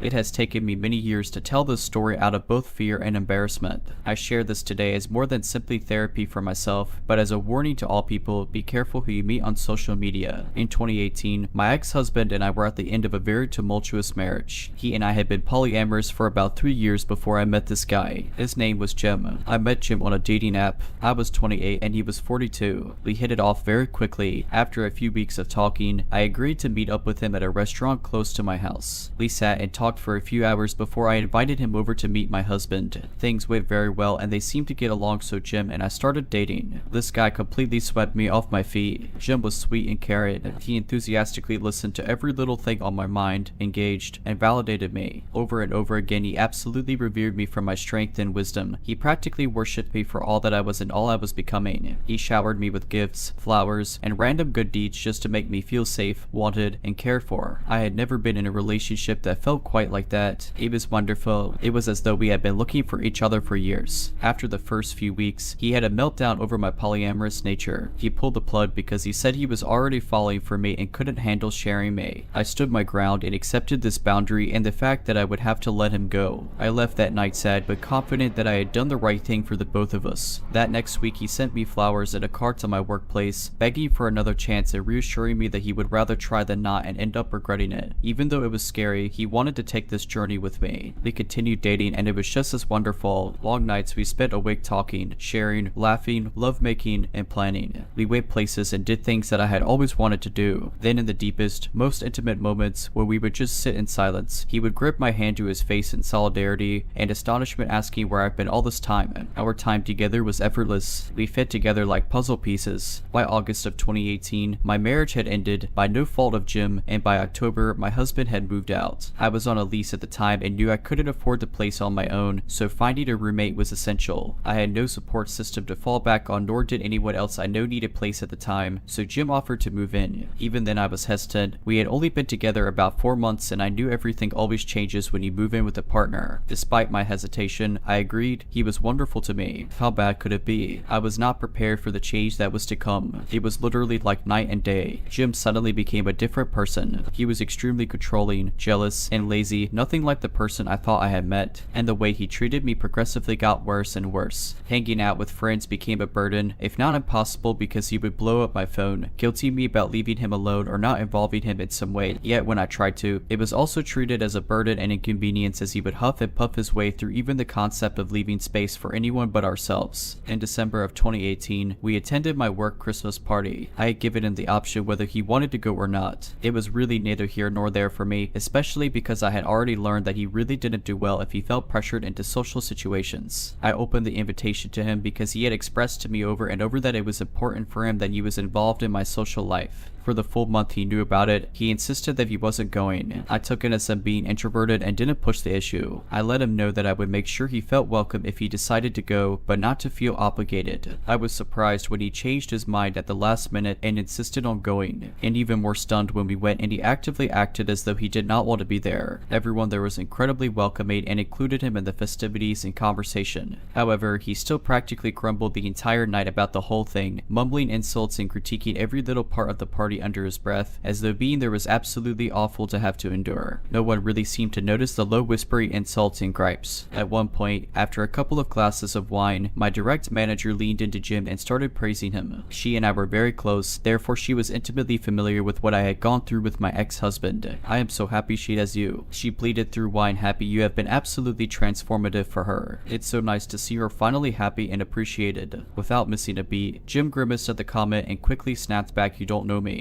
I honestly didn't believe my ears. It was one of those moments where time stops and you just know you couldn't have heard that correctly. I sat brewing on it for a minute before another light-hearted interaction with Jim prompted him to suddenly snap at me through grit teeth. "Stop it." This triggered me and I lost it. I pulled him outside and asked him what his problem was. I called out his behavior and told him if he was going to act that way then he could just leave. That if he didn't want to be there, he should have stayed home. He ended up giving a sort of half-effort apology and we went back inside and finished the party. I remember the drive home that night, staring out the dark window at nothing in particular in worried silence. I might have messed up, was my only thought through the entire drive. This all started out slow, of course, like waving me away or invalidating my experiences and ideas due to my age, that I was just dramatizing my experiences because I was young. The man who, not 6 months prior, had validated me, my trauma, and experiences to the ends of the earth. Now every time I started a story or tried to share anything, even trying to plan out meals for the week, He would openly show annoyance as though I was violating his time and attention. Before I knew it, he was snapping at me over every little thing. If I asked how his day was or talked about my day, I would aggressively shut it down. Why do you always ask me that? I don't want to talk shop at home. I really don't care about your work. It's work. Before I knew it, I couldn't even bring him a plate of breakfast without being snapped at. It was as though he was testing me. When Jim and I first started dating, he flat out refused to talk about most all of his exes. He refused to name them or discuss any of their issues or lessons learned. They didn't matter, he would claim. They weren't in his life for a reason. It was the same reasoning he also used in reference to my more recent exes. Talking about them, including my now ex-husband, may as well have become off limits. Anytime I brought up either of our exes, he would become incredibly agitated, belittling, and just overall very aggressive. I took this as both an age gap issue, as I have a tendency to dwell, as well as insecurity and a threat to the life he was trying to build. However, after he moved in and this hot button topic had been established several times, he would bring up his exes and how they looked, telling me on more than one occasion he would have never dated me back in the day, and that I was lucky he lowered his standards. I didn't even really know what to say to this. I would laugh it off and shove it in my back pocket. Noted. He then started bringing up my looks and accusing me of catfishing him. I had stopped taking care of myself due to the isolation and had also put on some weight, so most of my clothes that I had once felt great in no longer fit. And since Jim had also been dishonest with me about his financial position, he was always needing extra money here and there, leaving me broke almost all of the time. A horrible tragedy happened that following summer while Jim and I were together. I received notice that a good friend I went to art school with shot himself in the head while tripping on drugs. Our whole class was devastated. He was, without contest, the best photographer of our class and one of the most kind-hearted individuals I have ever had the pleasure of knowing. Also, as someone who is very familiar with drugs, I was rocked. Jim, however, was far from supportive. He pretty much immediately shrugged it off. That's life. I guess that's what he gets for screwing around with drugs. I was baffled at such an unsympathetic response, and even more later when Jim started to interrogate me about my relationship with this guy, asking when the last time it was that I had even talked to this friend. You don't even know this guy anymore. Who cares? I broke up with him the first time after he called me at work raging. I was busy, so I wasn't able to answer right away, but once I was finally able to answer, I was met with intense anger. It was storming and one of my dogs was having an anxiety attack due to storm and separation anxiety. This wasn't the first time, and he was well aware of what she needed in those moments. Why aren't you answering my calls? You answer when I call you. I don't care where you are. He went on for a few minutes, calling me a bad girlfriend and laying it to me over my sudden distance and lack of communication while I was at work. At this point, I was done and I lost it. I tore into him over everything, especially causing problems for me at work. That being in my life is a privilege, and if he's going to wake up every day acting like he hates me, then I don't know what on earth he's even doing with me. I told him that I expected him to get his things and leave. I didn't want him there when I got home and we could coordinate times for him to come and get the rest. He flat refused, suddenly victimizing himself, claiming he had nowhere to go. How dare you make me fall in love with you? How dare you take me to meet your father and then dump me? My manager and her husband ended up following me home that evening because she was concerned for my safety and had offered to let me stay with her for a few days. I will never forget the scene I walked into. My boss stood next to me, watching as this 42-year-old man crawled on his knees before me, begging for mercy and communication. At one point, wrapping his arms around my legs, crying into them, "I can't believe this is happening. She's the love of my life. You know that," he cried to my boss. I couldn't believe what I was witnessing. This was the antithesis of the heartless person I had been spending my days with. I shook him off and went to the back of the house, gathering enough of my things to get me through the next few days, as well as any and all valuables I could think of. It took a few days, but after about a week, Jim started blowing up my phone, apology after apology. Suddenly, he was the man I met again, full of humility and self-awareness. He acknowledged the awful way he had treated me and sent me walls and walls of well-thought-out messages, psychoanalyzing his own behavior, where it comes from, and the ways he knows it needs to change. I took him back. Like a dumb, desperate girl, I took him back. It wasn't long into the second round that he started to guilt me over the breakup. My panic had damaged his relationship with the people in my life, and he made sure that I knew it was my responsibility to fix it. It wasn't long after this that my car ended up breaking down at a gas station close to home. There was a very nice couple in the vehicle next to me that came to my rescue and checked things out under my hood. The gentleman turned out to be a mechanic for a living, so he had a pretty good theory about what could potentially be going on. By this time, I had already attempted to contact Jim to let him know what was going on and where I was. It wasn't long until he got off work, so he told me to sit tight and he would be there shortly. Meanwhile, this sweet couple stayed put and kept me company while I waited. Jim barreled in about 15 minutes later, completely ignoring the couple that had helped me. Touching base, the gentleman handed me a slip of paper with a name and phone number on it. reviewing what he thought was going on with my car. Before Jim butted in, cutting him off, I said she's fine. He snapped. I could see the woman out of the corner of my eye slink away at this comment and get into the passenger seat of their car. I could feel the sudden tension, like maybe she's been here before. The gentleman didn't move and shifted his attention to me as Jim walked into the store. I could see he was clearly concerned. "Are you okay?" he asked in a low, almost whisper. "You don't have to answer that, but if you need anything." He looked down at the number in my hand and nodded to it seriously. With that, he got into the driver's seat of his car and drove away. I've thought about that couple countless times since that night. Everything went right back to the way it was before, as though the initial breakup never even happened. The same eggshells, the same belittling. If anything, it was worse, because I had permanently damaged our relationship. If I had just not been so dramatic, if I didn't run away from everything, then maybe he wouldn't have to work so hard for respect in my life. One night we got into an argument. I don't even remember what it was about, but I had to be up early for work the next morning, so I paused the argument in order to get some sleep.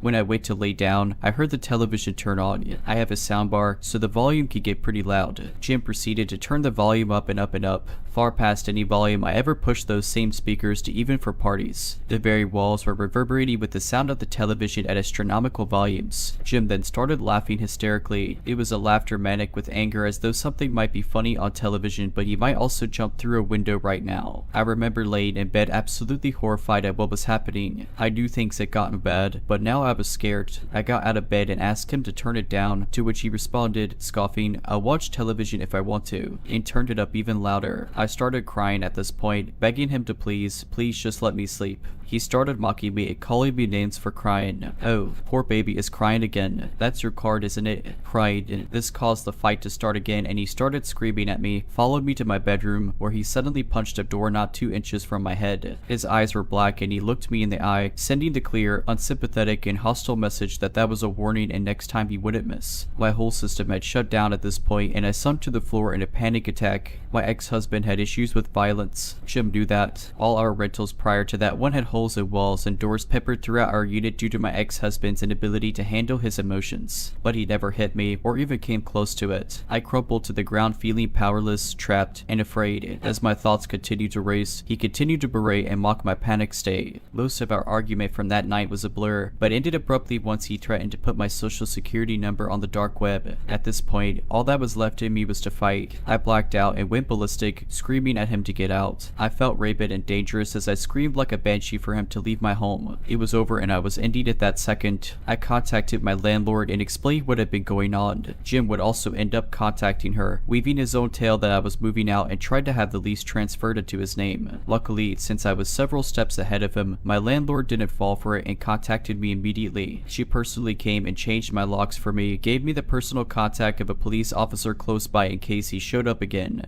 and took half off my rent for the next month. I am forever grateful to her for these simple acts of kindness that were above and beyond anything I would ever expect from a landlord. It took weeks for him to stop messaging me. The only reason I didn't block him was out of fear that he would show up at my house. Though I had contacts for protection, I knew I would rather get a daily apology video than have to deal with him on my doorstep. So they persisted. For well, the same act from before, the love bombing, the promises, grasping at straws trying to find the weak spot where I would let him back in. But I ignored it. It continued for weeks before he finally gave up. He bowed out gracefully, stating boldly that he will always love me. I left him on read. The illusion was destroyed. In one of our last discussions, I asked him desperately what happened to the guy I fell in love with. Jim looked me dead in the eye, smirked, and said that guy doesn't exist. I told you what I had to tell you in order to get you away from that bad husband of yours. You're just stupid and fell for it. Jim, let's not meet ever again. If you're liking this video, all I ask is that you make sure to subscribe to my channel and like this video. Thank you.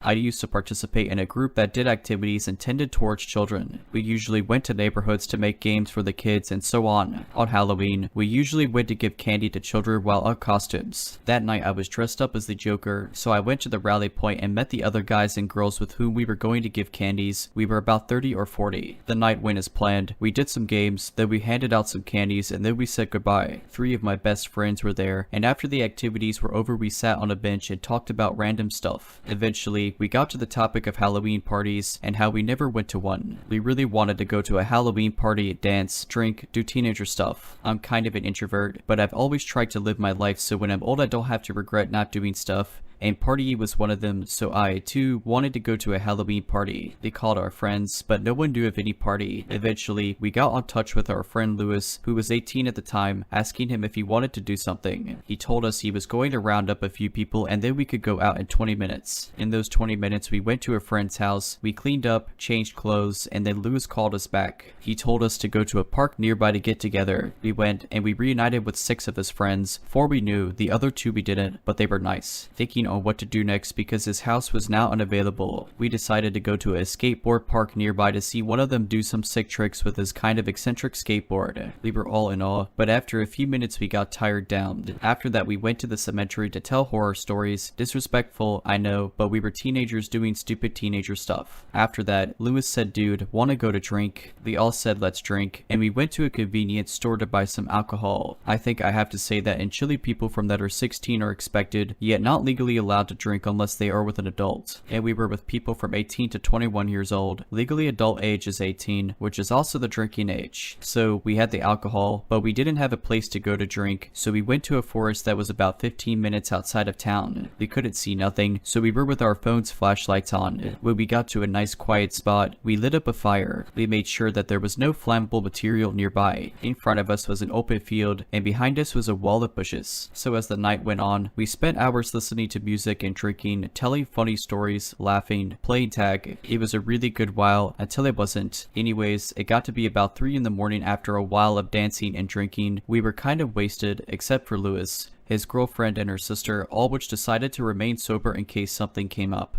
We played hide and seek and tag. It was really funny and a very good time. Then, while we were dancing, we heard something in the bushes. We thought it was an animal, like a rat or a bird, so we didn't think none of it. Then, we continued dancing around. I remember seeing clear as day a stone going a few centimeters away from my leg. I thought Lewis kicked it, and I told him, "Dude, stop kicking rocks this way." He laughed it off and thought I was drunk and joking. While I was kind of wasted, I was still in my senses. Then I saw another rock going in front of my eyes. It was like in slow motion. I looked up and I saw on Louis' face a sheer expression of horror. I got scared as well. The only thing he said to me was run. I was like, what? And he screamed at me, "Run, dude. Someone is throwing rocks." I ran back to the town, to the houses and the lights. Behind me people were screaming, "Run," and "Hurry." I ran as fast as I could. I was kind of drunk and the terrain was really muddy. It was really dark and I couldn't see where I was going. All I knew was that I was running towards the lights. I ran until I reached the same spot where we came from, already in town, then waited. I was alone and no one came. I didn't know where my friends were. After a while, a friend of mine showed up.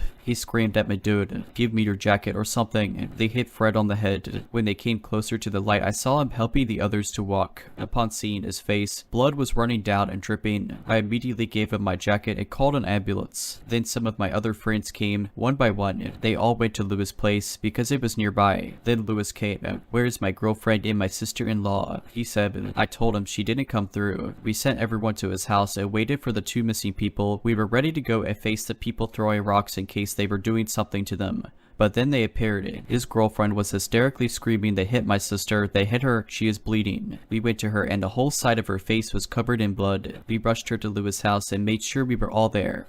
So we calmed down, and when the ambulance came, the 2 who got hit went there. We then called the cops. I remember some of us being in shock, others were angry, and others were kind of in the middle ground. Louis was raging. "These kids," he kept saying. We didn't know who threw the rocks. I thought we got in the terrain to someone without knowing, and the owner tried to scare us away. But my friends told me they saw a group of people hiding in the bushes. We left everything at the bonfire, the skateboard, the speaker, some wallets. For me, I had everything safe. Louis then told me and my friends, "Dude, let's find these guys. Let me call some guys and let's go after them." I was mad, but wanted to retrieve some of the stuff, so I told him that we would go, but if there were too many of them, then we would turn back. He called 2 of his friends and in 5 minutes they were with us. I knew them because of some school stuff, but they were very loyal and they both went to the gym. They were some big guys, so I felt safe when they came. Eventually, we went out to look for the people who threw rocks. When we were about a block away from the forest, we saw them walking with our speaker, the skateboard, and other stuff we left there. We were a block away from them and we just stared at each other. There was like 15 of them and only 6 of us, so we didn't do anything and just turned back. As we got a good look at them, they were clearly gang members, so they probably had guns and knives. When we came back home, we ran into the police car. There were 2 of them. One got out of the car. We told them we called and explained the situation very fast because because we didn't want the guys to run away. However, the officer told us you were telling me you were drinking, being minors, and then got attacked. We told him yes, and then he responded with the most upsetting stuff ever. So you minors were drinking, doing a bonfire at the forest in the middle of the night, and are now asking me to give you justice. Don't you kids realize how hypocritical you are? I responded with we were in supervision of 3 adults, and not because we were drinking we deserve rocks being thrown at our heads, dude. He looked at me with an expression of pure hatred. I was really scared but angry as well. He then repeated himself. We told him the guys were running away as we spoke, but he kept saying it was our fault we were in that situation. After a few minutes, the one inside the car told the other, hey, let's find the other people and then we could question these kids, and the other got inside. We waited at the house, but they never came back. Eventually, we all went to our respective homes. Lewis told us the next day that the policemen never returned. Before I had even graduated from high school, I knew I wanted to live in apartments. I was a bit naive at the time, drawn in by the many amenities I would never use, but I primarily wanted to live there because the complex was pet friendly and within my small budget. When the time eventually came for me to get my own place, I sublet the only apartment that was available and moved in. Unfortunately, I came to realize the apartment wasn't as nice as I'd originally thought. The building was old but remodeled, so it had all the typical plumbing issues and thin walls. I also learned it was not the safest part of town. I was primarily an online student, but I had one class that met in person twice a week around 8 in the morning. I'm a bit of a homebody, so I rarely left during the day except for that class, the occasional shopping excursion, or to spend time with my boyfriend in the evening after he got off work. My apartment was a bit of a Bermuda Triangle, even though it was only 600 square feet, and I lived alone. Things had a way of growing legs and walking away. I had 2 kittens at the time and blamed them regularly for things disappearing. Something odd that kept reoccurring, however, was that I'd find my underwear box out and sitting in the center of my bedroom floor on days when I had class. I didn't have a proper dresser, instead using a shelf with some boxes for designated clothes, socks, underwear, pants, pajamas. I always could have sworn I put the underwear box away after getting ready for class, but I chalked it up to me forgetting as a result of having to get up early and being focused on getting to class on time. Arguably paranoid, I started to think that some of my laundry was disappearing as well, as favorite articles of clothing would go into the laundry hamper and seemingly never come back with the clean clothes. Towards the end of that semester, I was working one evening on a homework assignment when my boyfriend called to let me know his roommate had accidentally locked him out of their apartment. I had a key to their place, so he asked if I could run over real quick to let him in. Before I left, I made a mental note that I had left literally every light in my apartment on. Because I was living on a pretty tight budget, I normally made a point of turning off all the lights when I left, but my boyfriend only lived about 5 minutes away, so I knew I'd be there and back very quickly. Sure enough, I got back less than 15 minutes later. I immediately sensed something was off, as I could see the lights were off through the blinds. I called my boyfriend and he drove over to meet me. We unlocked the door and went in. All the lights were off in my apartment. Thinking maybe I'd had a power outage, I flipped on the main light and it came on. My boyfriend checked the entire apartment. No one was inside, but someone had gone through and systematically turned off every light at their switch, including my lizard's basking light, the only light I always left on, because it was on a timer, and my laptop, which I left open on my assignment, but now the computer had been powered down and closed. We called the emergency maintenance number and I explained that someone had been inside my apartment and that they had to have used a key because there was no sign of forced entry. The manager called me back and told me I had to be imagining things. Maybe I had forgotten that I had turned off the lights before I left. I assured him that I wouldn't have turned off the computer or the lizard light. Someone had been in my apartment. I told him I was extremely worried because obviously this person had a key to get in. Either they worked for the complex or maybe it was a previous tenant/guest. I asked if they had changed the locks after the previous tenant moved out, and they assured me they changed the locks after every move out. The manager suggested maybe it was a friend pranking me, someone else I had given a key. The only other people I had given keys were my boyfriend. His key to my apartment had been locked inside his apartment on the same keyring as his own apartment key. And my mom, she lived 3 hours away. In any case, neither of them would have pranked me in this way. The manager finally agreed to send someone out immediately to change the lock for my peace of mind. I brought up my concern that it was someone on the staff since they would be the only other people with keys. The manager claimed the keys were locked in a special safe that required a personalized code to track who took what keys and when in an office with a security camera. They changed my locks, but I had my doubts that it would do much good. As far as I was aware, there were only 2 maintenance men that worked at the complex, one nice, older man that didn't seem all that skilled, and a younger guy with a scruffy beard that gave me a bad feeling. I suspected he had to be the one that had come in. When I had first moved in, the manager had told me I would be getting a new kitchen kitchen counter within the first 3 days. I waited to move in my kitchen stuff, but after a week they had it come, and then after a few months I had completely forgotten about it. One day I was sitting in my living room and this scruffy maintenance guy walked in without knocking or announcing himself, and I hadn't received a notice to expect him. He said he was there to replace my countertop. It took him 2 days to install one small piece of counter. A few weeks later, I was getting out of the shower and heard a single knock at the door. I called out, "Just 1 minute," and hurried to get some clothes. Not 2 seconds later, the door started to open and I had to slam it shut, still wrapped in a towel, to stop him from coming in. He claimed he hadn't heard me call out, but I had my doubts. I don't remember what made up excuse he had for coming in. Another time I found a note from him that he had come in. Again, he didn't give it a reason as to why, but that he'd made sure not to let my cats out. He also made a note about my third cat being cute, except I didn't have a third cat. I did, however, have a picture of my childhood cat in my bedroom on the shelf where I kept my clothes. At that point, I went to the office to ask them to make a note in my file that I wanted at least 24 hours notice before entry going forward,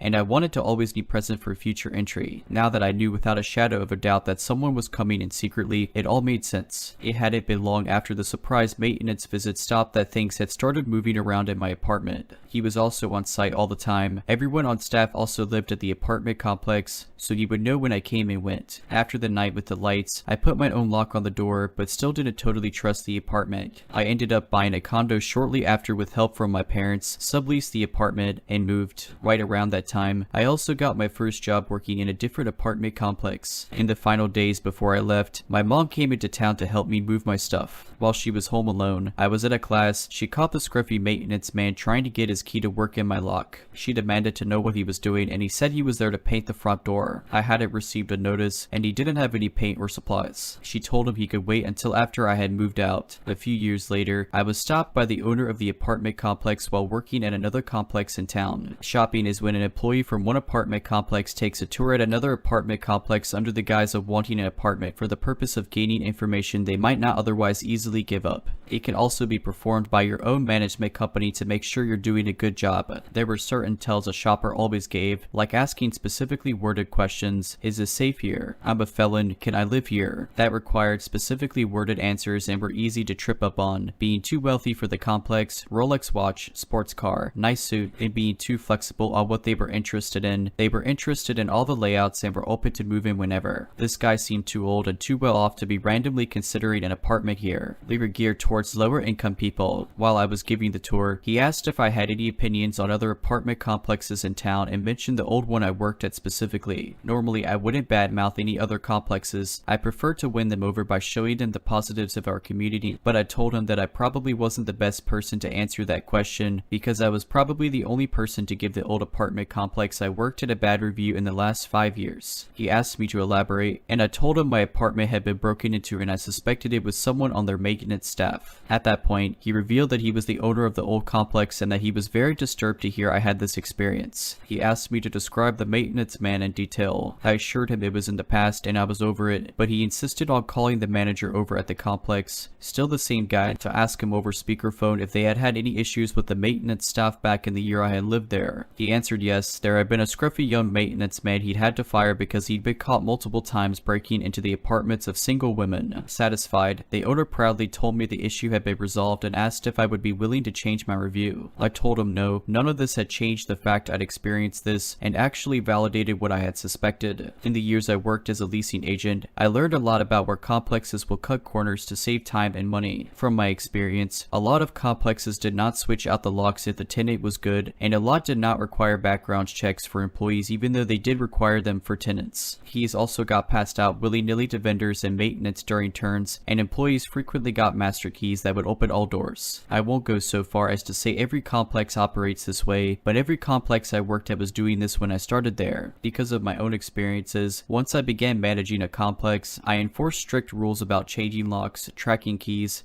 posting proper notices, and requiring background checks for all employees and tenants. If you're renting an apartment, stay diligent. If you have reason to believe someone is coming into your home, document it and let the staff/police/family/friends know. You never know who might have a key to your apartment.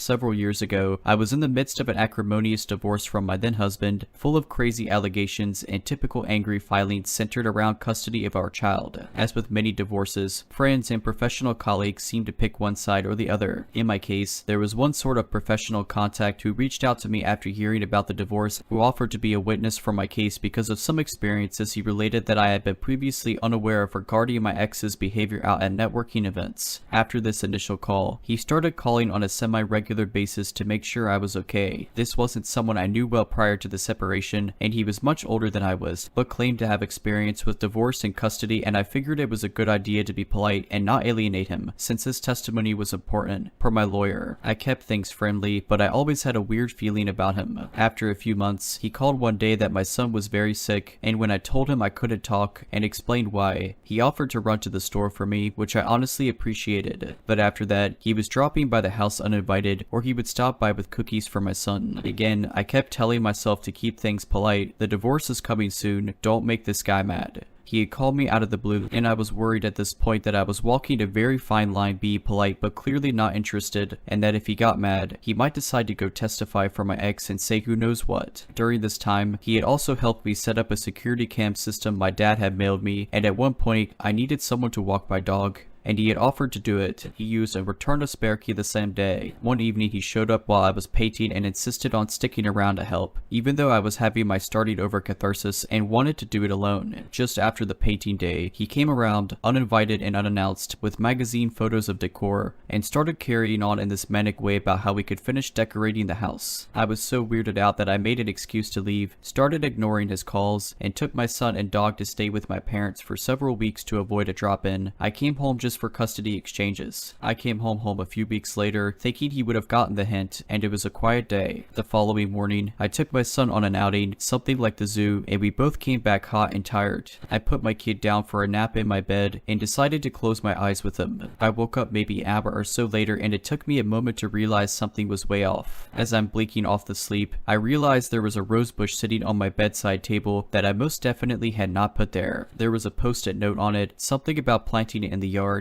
I started shaking immediately because I recognized the handwriting, and stood up to go splash some water in my face and decide whether to call my parents or the police. I didn't want any trouble because of the divorce. As I stepped into my bathroom, I realized that the mirror was covered in post-it notes, all with super creepy messages that were intended as like love notes or with affection, but which all scared me. I was still waking up and trying to figure out how these notes could possibly have gotten into my house. My front door was definitely locked, but as I went from room to room, there were notes everywhere. I mean hundreds of post-it notes covering the walls and my cabinets. There was even one inside my coffee maker. I started grabbing all of them and putting them into a pile when I got to one in the kitchen that made my blood run cold. It said, "You're cute when you think no one is watching you." And I realized that there was a security camera pointed right where that note was left, the one he had helped me set up months earlier when I didn't think he was a psychopath. I called my parents in hysterics, sent them a bunch of photos, and my dad insisted I should not call police, remember custody battle, but that he would drive over and change the locks and put a chain on the door. We also immediately changed the passwords on the security cameras, which had been installed to document if my ex tried to break into the house. So there was one on the front porch, but 3 inside the house, including one in my bedroom. This man could apparently see and hear everything going on inside my house for months. The security cameras, I realized he had just paid attention to my passwords when I was setting up the system.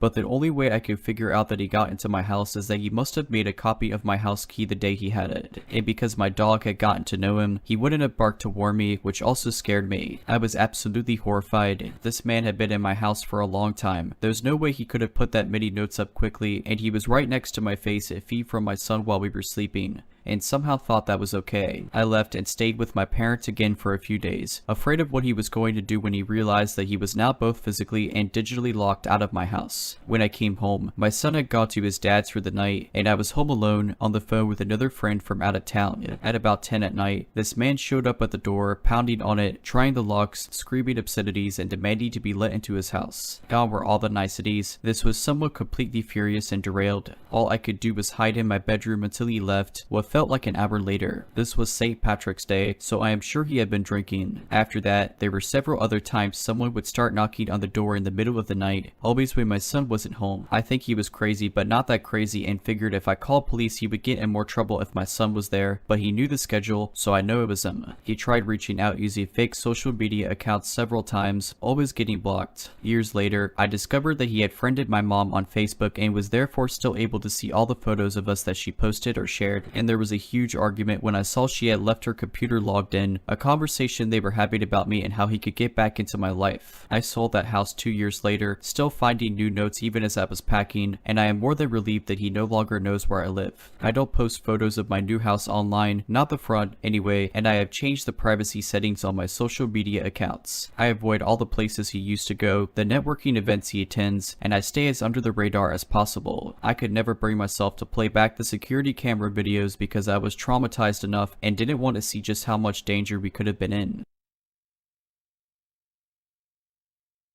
This roller coaster of a story is still ongoing 2 years later with no end in sight. It all started when I wanted to further my education and get a bachelor's in information systems. To give a little about myself to help paint the picture, I'm a 26, 4'8" woman. I get called jailbait often because I look way younger. During the beginning of my studies, my current boyfriend and I had broken up, so I told myself it would be best to stay single until I finished school. I took to the internet after my breakup, as most do, just looking for company. I had found this one group on Facebook where I felt like I belonged. I got along well with everyone, and I loved to flirt in this group. That's where I met him. Let's call him Kemper. Like many others before him, I had latched my claws into him and began flirting. I even had a little crush on him. Things began innocently. I flirted, and he flirted back in the group. He seemed very mysterious though. I guess that's what drew me to him. He didn't have a profile picture, not of him at least. He never told me his age or what he looked like. After a few weeks of flirting, a woman in the group we were both in had mentioned that it was his birthday. I knew I wanted to do something for him, but I was pretty limited on what I could do. Now, before I get flagged for this, just know I have never sent an unsolicited topless picture to another man, not until that day at least. On the picture, I wrote happy birthday, insert his name here, and pressed the send button on Messenger. Just that split-second decision had changed my life the past 2 years. It's so easy looking back and thinking what you could have done differently, but there is no going back now. Within a week of talking non-stop to Kemper, he was already telling me he loved me. He was working as a truck driver, but at the time he had broken his knee at work, so he was out of commission for a few months, which allowed him to talk to me as much as possible. During this time, I was working as a delivery driver with DoorDash. It was easier for me to make my own schedule since I wasn't done with school just yet. The first few months were great. We would talk constantly over the phone and through Messenger. Also, let me point out quickly that this was a long-distance relationship between Kemper and myself, so I remember the first fight we ever had. Heck, even before then I could see the red flags slapping me in the face at every turn. However, our first fight was because I was texting him while driving. He flipped his lid and totally went crazy on me. It was very unexpected, and it made me cry. I can't tell you how many times I tried to apologize and tell him it wouldn't happen again. After the incident, I was blown away how easily something so little, or at least I thought it was little, would make him do a complete 180. Months go by and the fights continue more frequently. One point, he had mentioned how cool it would be to have an app where we could see each other's location. In my naive and in love state, I did some quick search and found an app called Life 360. We both downloaded the app and now he could see everywhere I go. At first, it was a neat idea to say the least, to follow him around everywhere he went to feel closer and more connected to him. That's what I used it for. He, however, wanted to use it for different reasons. I learned over time how controlling, manipulative, and how psychotic he was. We would argue about things, and even when I get mad, he would somehow turn things around on me and make me feel like I'm the bad guy. The first time we broke up, it was a bad show. He had broken up with me on the group we were both in just because I had flirted with another guy and he didn't like it. He was telling the other guys in the group how much of a bad person I was and how they could have me. He even threatened to give out my address to the guys in the group so they can come to my house and, well, I'm sure you get the idea. My friend, let's call him Adam for the sake of the story, he was a member of the group and he could tell how upset I was in the group comments,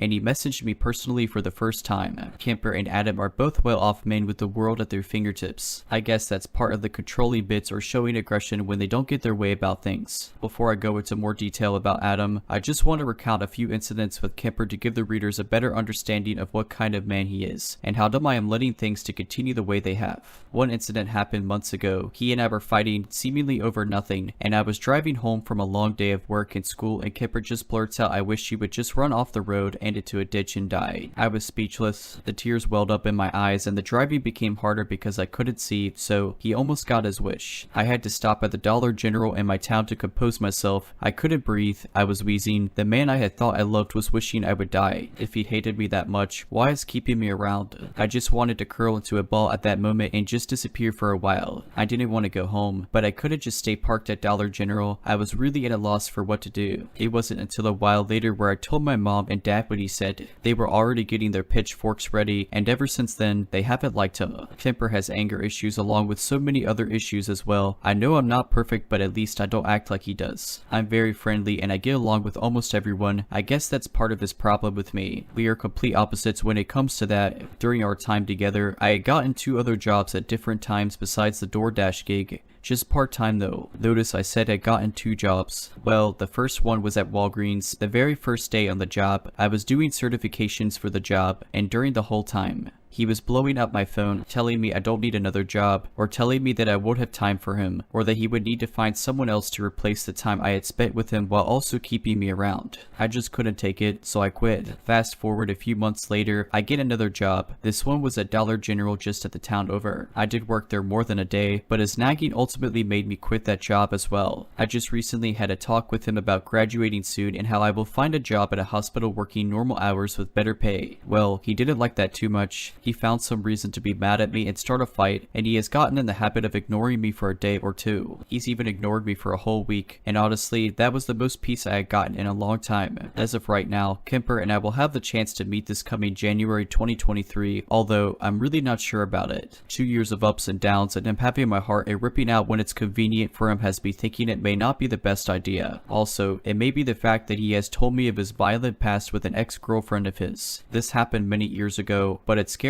me knowing he could be this violent. What had happened was, his girlfriend at the time was putting on makeup. He hates makeup, and they got into an altercation with him blacking out, and him pinning her down to the bed and choking her. He didn't even realize what he was doing until he came to his senses. He's told me lately that if he ever caught me in his bed with another man, he would punch me in the face, not the guy simply because the man didn't know better, and I did. I've spent a lot of time and effort into this relationship and wanting it to work out in the end, but honestly, not sure if meeting would be the best thing to do, now or ever. So let's talk about Adam. He's a tad bit older than me. He's 49 years old while Kemper is 48 years old. You would think they would be mature for their age. Well, Adam is very mature, Kemper not so much. Adam and I began talking the first time Kemper and I had broken up. He was being a concerned friend and messaged me asking me what was going on. I spilled everything to him. He was like a best friend I didn't know I had. He was so easy to talk to, and he even began opening up to me about his troubled upbringing. We would talk about everything, and the topics would become more intimate. After a month or so of talking, he too would begin to tell me he loved me, but only as a friend. I knew better than that, and it made me uncomfortable knowing that someone I've only had a handful of conversations with would tell me he loved me. Over time, I felt bad for talking to this man, but he was a comfort when Kemper and I had broken up.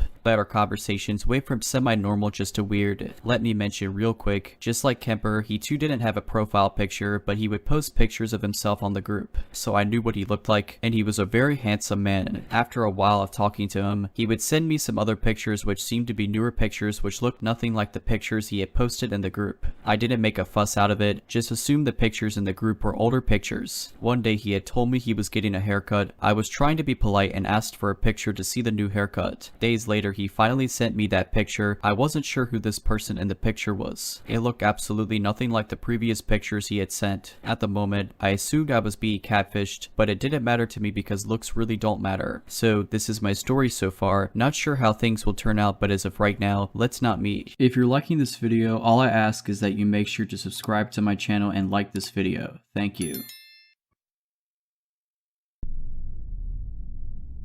Living in a big city has its ups and downs, and as someone who grew up in a small town, adjusting to the chaotic pace was challenging. My name's Jane, and a few years ago, I started working in the city, making the hour-long subway commute a daily ritual. The office crowd in the mornings was a bustling hive of activity, but returning home was a different story. My shifts often had me leaving work past midnight, boarding the last subway, which was usually vacant except for a handful of passengers. One Thursday night, as I nestled into my regular corner seat, pulling out a book to read, I noticed a man a few compartments away. He was tall, with long unkempt hair, and wore a tattered coat that had seen better days. His face was hidden in the shadows, but I could feel his eyes on me. I tried to shake off the uneasy feeling, telling myself I was just being paranoid. However, as the stations went by and passengers dwindled, my discomfort grew. He began to shift seats, always moving closer to me but never overtly so. It was subtle. An aisle crossed, a seat moved forward, always maintaining the indirect line of sight. By the time we reached the second last stop, it was just the two of us in the carriage. The fluorescent lights flickered intermittently, casting the car in alternating moments of illumination and darkness. My stop was next, and my heart raced as the train slowed. As soon as the doors opened, I bolted out, not even looking back. The station was deserted, echoing with the soft hum of vending machines and distant city noises. I made my way to the stairs, trying to shake off my paranoia. Just as I began to ascend, a chilly voice echoed from behind, "Where are you rushing off to?" It was him. Panic flooded me. Instead of going up to the main exit, I turned and ran towards the other end of the platform, leading to a lesser used exit. My heels clicked loudly on the tile floor, each echo magnifying my fear. As I risked a glance back, I saw his silhouette approaching, his pace unnaturally calm. Reaching the exit, I pushed through the turnstile, only to find the exit door locked. Despair washed over me, but then, in the dim light, I spotted a maintenance door ajar. Without a second thought, I slipped through. The room was dark and filled with the rhythmic hum of machinery. I could hear the distant sound of his footsteps echoing in the corridor outside. I found a corner behind some equipment and crouched down, trying to quiet my breathing. Minutes felt like hours as I strained my ears for any sign of him. Suddenly, the door creaked open, and the faint light from the corridor spilled into the room. I could hear him, softly humming a tune as he searched. Tears welled up in my eyes as I thought of all the worst-case scenarios. But then, a distant sound broke through my despair, the familiar chug of an approaching subway train. Seizing the distraction, I made a break for the door. As I ran back onto the platform, a subway train was pulling in, not the last one as I thought. Without looking at its destination, I jumped aboard just as the doors were closing. As the train pulled away, I finally looked back. He stood there, on the platform, staring at the departing train, his face finally illuminated. There was no anger or frustration, just a cold, unnerving smile. Once I was sure I was safe, I reported the incident to the authorities. They examined the CCTV footage and found him lurking in the subway station's shadows for hours, seemingly waiting for someone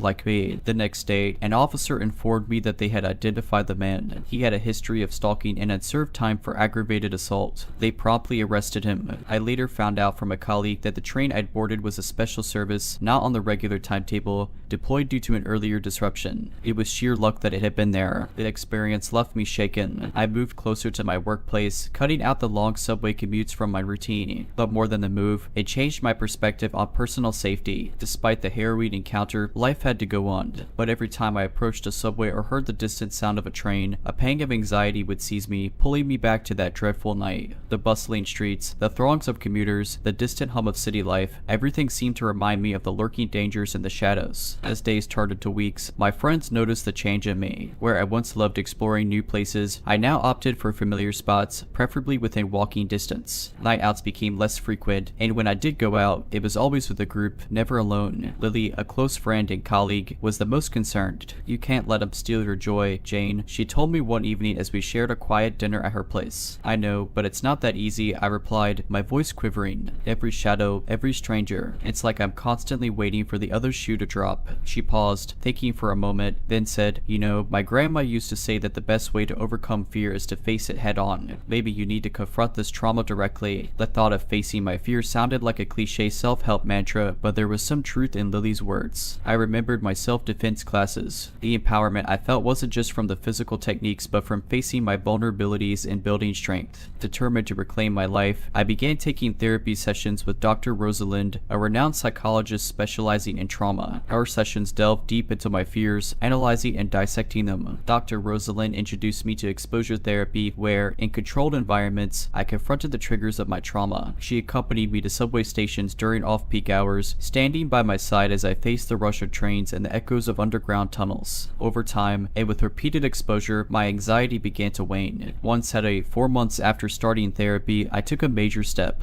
I boarded the subway alone and traveled the same route I took that fateful night. I could feel my heart racing as the stops went by, but when I finally reached that dreaded platform, a newfound sense of peace washed over me. The haunting memories were still there, but they no longer held power over me. News of my assailant's capture and subsequent trial filled the local papers. The evidence against him was overwhelming. The testimonies of his past victims, coupled coupled with the security footage from that night, ensured a long prison sentence. As the trial came to an end, I felt a chapter of my life closing. The city, once a menacing maze of threats, transformed back into a vibrant hub of opportunities. One evening, as I was returning from work, a young woman approached me near the subway station. "Excuse me," she said, "I've seen you before in my self-defense class. I wanted to thank you. Your story inspired me to join, and it's made a world of difference." Touched, I realized that my ordeal, while deeply personal, resonated with many. My journey of recovery had inadvertently become a beacon of hope for others facing their own demons. With renewed purpose, I collaborated with my self-defense instructor to start a support group for survivors of stalking and assault. The group provided a safe space for sharing stories, coping techniques, and resources for healing. As the months rolled on, our group grew, and our stories of resilience began to weave a tapestry of empowerment. We organized workshops, partnered with local law enforcement, and raised awareness on personal safety. Life has a way of coming full circle. While I would never wish my experience on anyone, it shaped me in profound ways. From the depths of vulnerability, I found strength. From the shadows of fear, I discovered a voice. And in the echoey chambers of a subway station, I found a purpose that resonated far beyond its walls.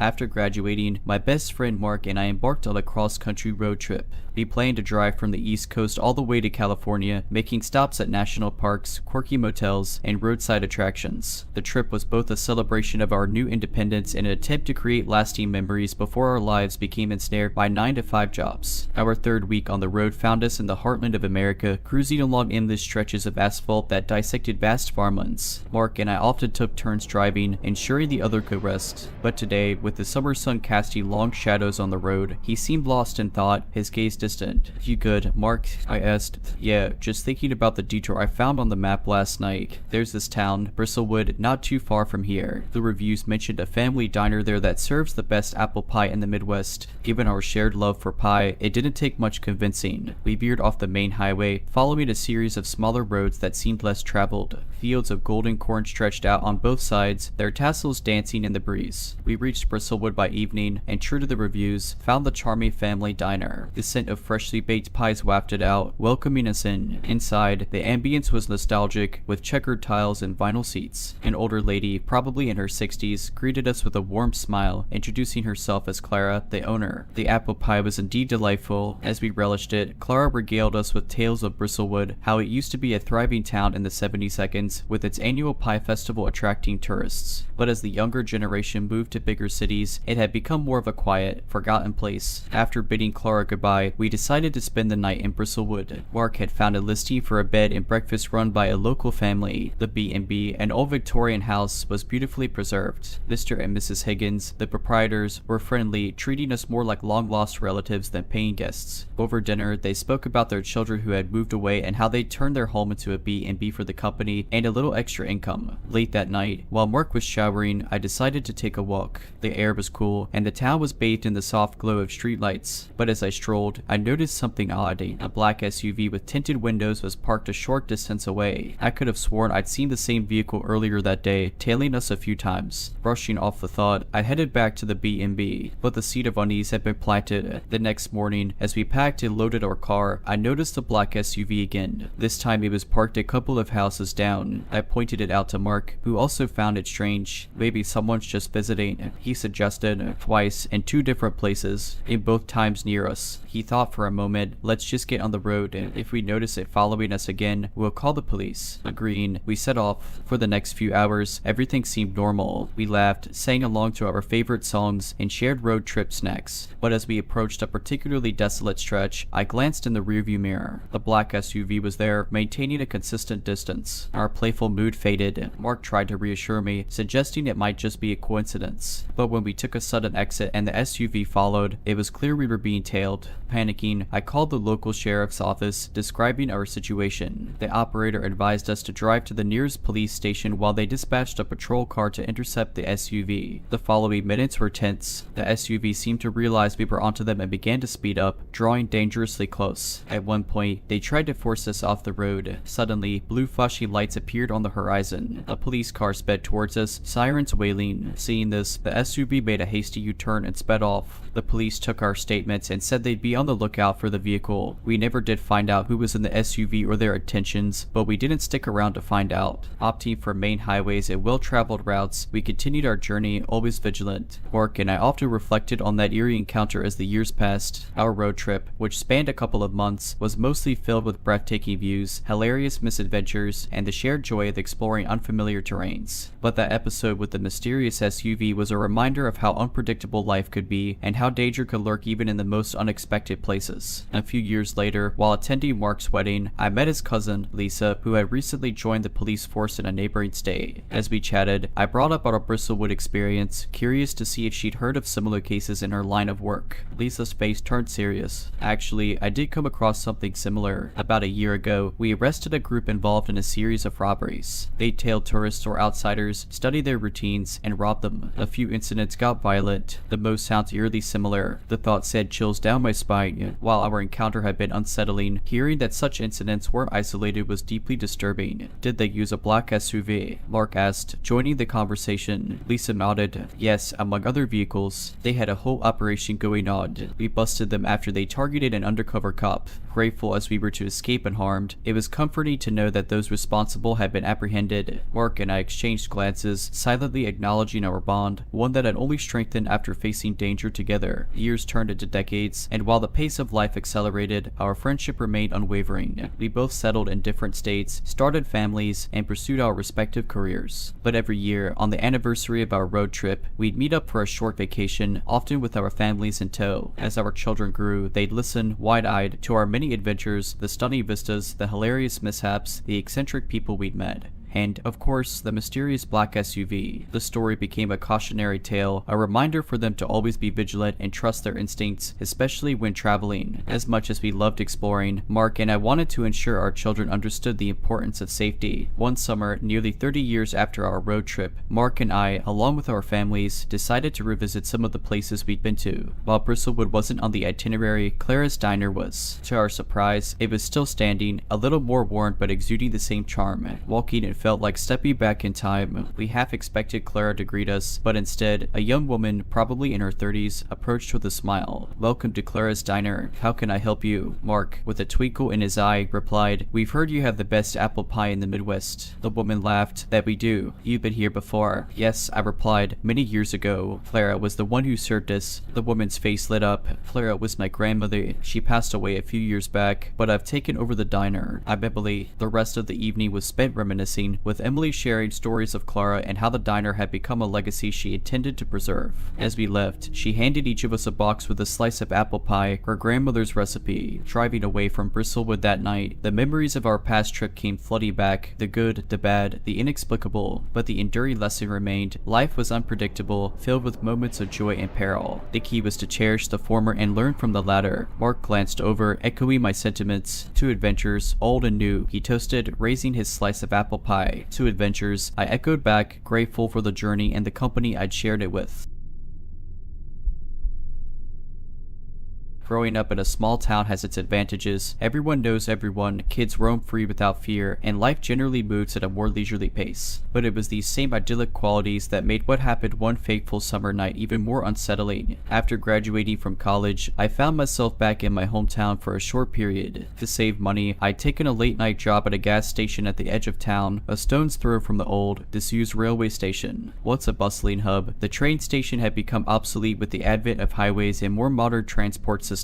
While some locals still remembered catching trains there, to my generation, it was just a relic, an abandoned structure fading into obscurity. On this particular night, it was exceptionally quiet. The gas station's fluorescent lights were the only source of illumination for miles, creating a small island of light in the enveloping darkness. The occasional vehicle would pull in, breaking the monotony, but hours often passed with no sign of human activity. Around 2 a.m., as I was contemplating closing early, I heard the faint but distinct sound of a train whistle. This took me by surprise, eyes. The rails hadn't seen a train in years, and they were covered with rust and overgrowth. I stepped outside, curious, and looked in the direction of the old station. Through the darkness, I saw the silhouette of a train pulling into the station. Its lights were dim, and there was an eerie stillness around it, as if time itself had paused. I rubbed my eyes, thinking I was imagining things, but the scene remained unchanged. Then, I noticed something even more unsettling: figures disembarking from the train. They looked like people, but there was a certain opacity to them, making them appear like faded photographs. They moved with a slow, deliberate pace towards the town. I felt a knot of dread tighten in my stomach. These apparitions didn't seem hostile, but the sheer unnaturalness of the scene froze me in place. As the last figure moved away, the train let out another long, mournful whistle before it too seemed to dissolve into the night. Unsure of what to do, I locked the gas station and decided to follow them from a distance. My heart raced as I trailed these spectral beings. They moved in a single file, not interacting with each other, seemingly drawn by an unknown force. They wound their way through the town, passing familiar landmarks: the town library, the old bakery, the church. It was bizarre to see these places, which were such a normal part of my everyday life, juxtaposed against this otherworldly procession. Finally, the group stopped at the entrance to the town cemetery. One by one, they drifted towards the older gravestones, stopping in front of specific ones. I watched, headed behind a large oak tree, as the figures seemed to merge or sink into the gravestones, disappearing from view. Once the last figure had vanished, an overwhelming silence engulfed the cemetery. The only sound was the beating of my own heart, which seemed deafeningly loud in the stillness. I mustered the courage to inspect the gravestones the figures had approached.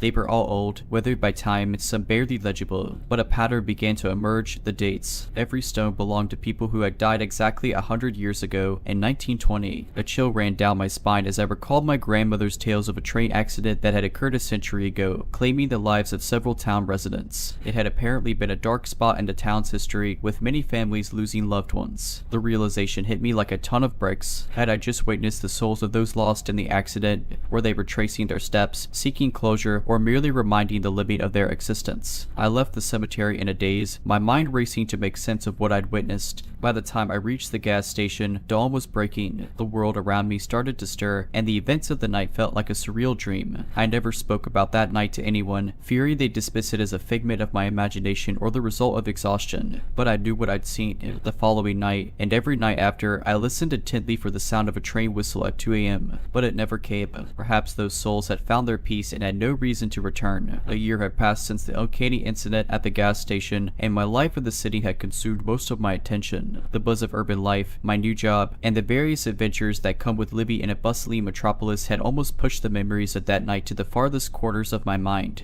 Almost. I was attending a work party when I met Eliza, a colleague's girlfriend. After the usual exchange of pleasantries, our conversation naturally steered towards our origins. To my surprise, Eliza hailed from a town neighboring my own. As we chatted about our shared love for the quiet countryside, the events of that fateful night resurfaced in my mind. Although I had been hesitant to share the story with anyone, something compelled me to confide in Eliza. As I recounted the story, her playful demeanor changed to one of deep thought. I could see a mixture of recognition and disbelief in her eyes. "You might think I'm crazy, Eliza, but I swear every word is true," I concluded. She paused for a moment before responding, "I don't think you're crazy. My grandmother once told me a similar tale, but in her version, it was my great-great-grandfather who was on that train." The chill went down my spine. Suddenly, my experience felt even more personal. She continued, "He was traveling for work and was aboard that ill-fated train. She said he never came back home, but every year, on the anniversary of the accident, strange things would happen in their house. Doors would close by themselves, and sometimes, late at night, she'd hear the distant sound of a train whistle, even though no trains passed through our town anymore." The similarities in our stories were uncanny. Here was a connection to one of the very souls I might have seen that night. The thought was both comforting and eerie. "I always thought she told me those stories to scare me or to make me sleep early," Eliza mused, "but now, hearing your experience, I'm not so sure." The two of us sat in reflective silence for a while. That night, we forged a bond over shared histories and the mysteries that eluded our understanding. It felt comforting to have someone validate my experience, to know that I wasn't alone. Years passed, and Eliza became a close family friend. Our initial conversation about the spectral train led to many more discussions about our hometowns, family histories, and the unexplained mysteries that life often presents. Then, during one summer, Eliza invited me to visit her hometown.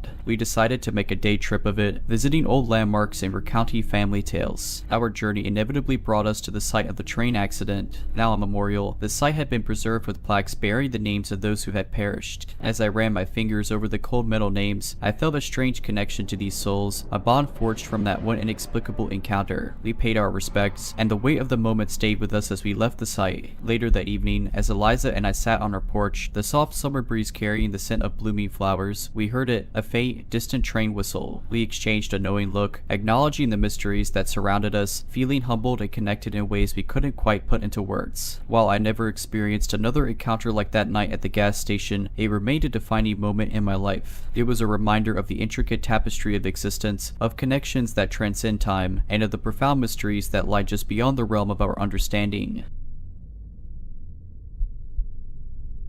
For the sake of this story, you can call me Sarah. I'm a 28-year-old woman, and at the time of this incident, I was working as a late-night radio jockey in a city about an hour away from my home. As part of my job, I'd play requests, have friendly banter with night owls, or sometimes just load truckers trying to stay awake on their long hauls. The night this happened was like any other. I finished my show around 3 a.m., locked up the station, and headed to my car, parked in a small lot beside the building. My usual ritual was to play some soft tunes, get a coffee from the 24-hour joint down the road, and then start my drive home. About 20 minutes into my drive, I realized I'd forgotten my coffee. Great, I muttered to myself. I was on a highway with the next possible stop nearly half an hour away, but then my headlights caught a sign, Daisy's Diner, open 24/7. It was an exit I wasn't familiar with, but the promise of a warm coffee was too tempting. I took the exit. The diner was a quaint little place with a retro 60 seconds look, neon lights included. Parking my car, I quickly headed inside. There were a couple of truckers and a young couple at one of the booths. The waitress, a middle-aged woman with a friendly face, poured me a coffee. I decided to have it there rather than take it on the road. As I was sipping my drink, I noticed a man sitting at the counter. He was tall, wearing a rugged leather jacket and had a day's stubble. He kept glancing my way. Initially, I brushed it off. Maybe he recognized my voice. Some listeners occasionally did. However, as I got up to leave, he did too. Alarm bells began to ring faintly in the back of my mind, but I pushed them away, telling myself I was being paranoid. Getting into my car, I pulled out onto the highway and almost immediately noticed a pair of headlights behind me. They seemed to be tailing me a bit too closely for comfort. Every turn I took, the car followed. That faint alarm in my head turned into a blaring siren.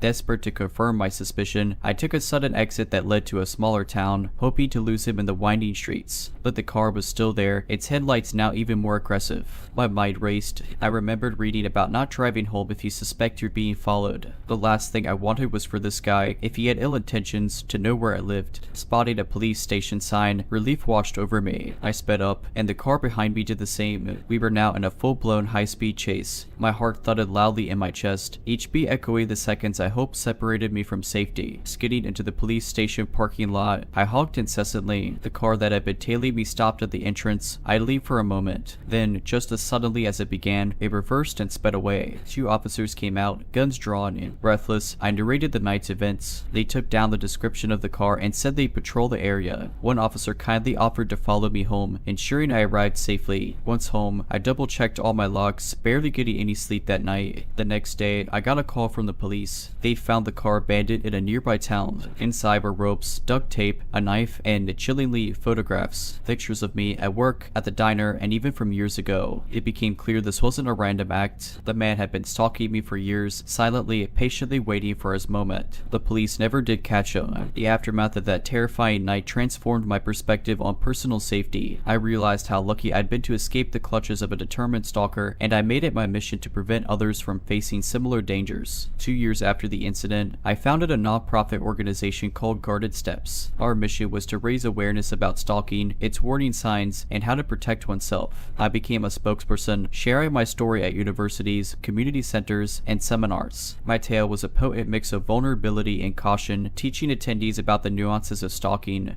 both digital and physical. The support was overwhelming. Numerous individuals approached me, recounting their chilling encounters. I was horrified at the prevalence of stalking, but as the stories poured in, they also brought to light the strength and resilience of survivors. Elaine, a university student, spoke of how an ex-boyfriend turned into a vengeful stalker after she broke up with him. He'd send her threatening messages, follow her around campus, and even spread malicious rumors about her. With the help of Guarded Steps, she gathered evidence evidence, got a restraining order, and he was eventually expelled from the university. There was also David, a middle-aged man who explained how an obsessed coworker planted tracking devices on his car. He was always paranoid, thinking someone was watching him. The discovery of the devices was accidental, but it provided the evidence needed to take legal action. He now advocates alongside me, reminding audiences that men could be victims too. The countless stories were a testament to the sinister side of human nature, but for every dark tale, there was a ray of hope. Through Guarded Steps, we established a helpline, support groups, and collaborated with law enforcement agencies to conduct safety workshops. One autumn evening, as I was wrapping up a workshop at a college campus, a woman approached me. Her face was vaguely familiar, but I couldn't quite place her. She introduced herself as Lucy, the waitress from Basie's Diner. She told me how that night had deeply disturbed her, and when she'd heard about my organization, she felt compelled to help. She was now one of our most active volunteers, channeling her distress into something positive. However, my past wasn't entirely behind me. Every so often, there'd be subtle reminders of that terrifying chase, a shadow lurking a second too long, a random car parked near my home, or an unfamiliar number calling at odd hours. I'd report these occurrences, but they were sporadic and never led to any significant leads. My paranoia often made me wonder if he was still out there, watching, waiting, maybe plotting another sinister move. But I refused to let fear dictate my life. 5 years into running Guarded Steps, on the anniversary of that fateful night, a package arrived at my office. It was a small box wrapped crudely in brown paper, no return address. Opening it cautiously, I found a single, faded photograph. It was a picture of me, taken during my radio jockey days, with the words never forgotten scribbled on the back. A chill returned, stronger than ever. I informed the police, and security measures around me were intensified. Yet, the sender remained a phantom. Despite these unsettling events, I drew strength from the community we'd built. They were my pillars, reminding me every day that while evil lurked in some corners, goodness and resilience thrived in many more. Life is a blend of light and shadow, and while my stalker might never be apprehended, I found solace in the knowledge that my experience had ignited a beacon for countless others, guiding them away from potential threats and towards a haven of support. To this day, as I gaze into my rearview mirror, I see not just the road behind, but also the faces of those we've helped, the lives we've touched, and the journey that lies ahead. Into that shadow from my past, while we may never meet again, know that your actions, intended to instill fear, gave birth to a force of hope and empowerment.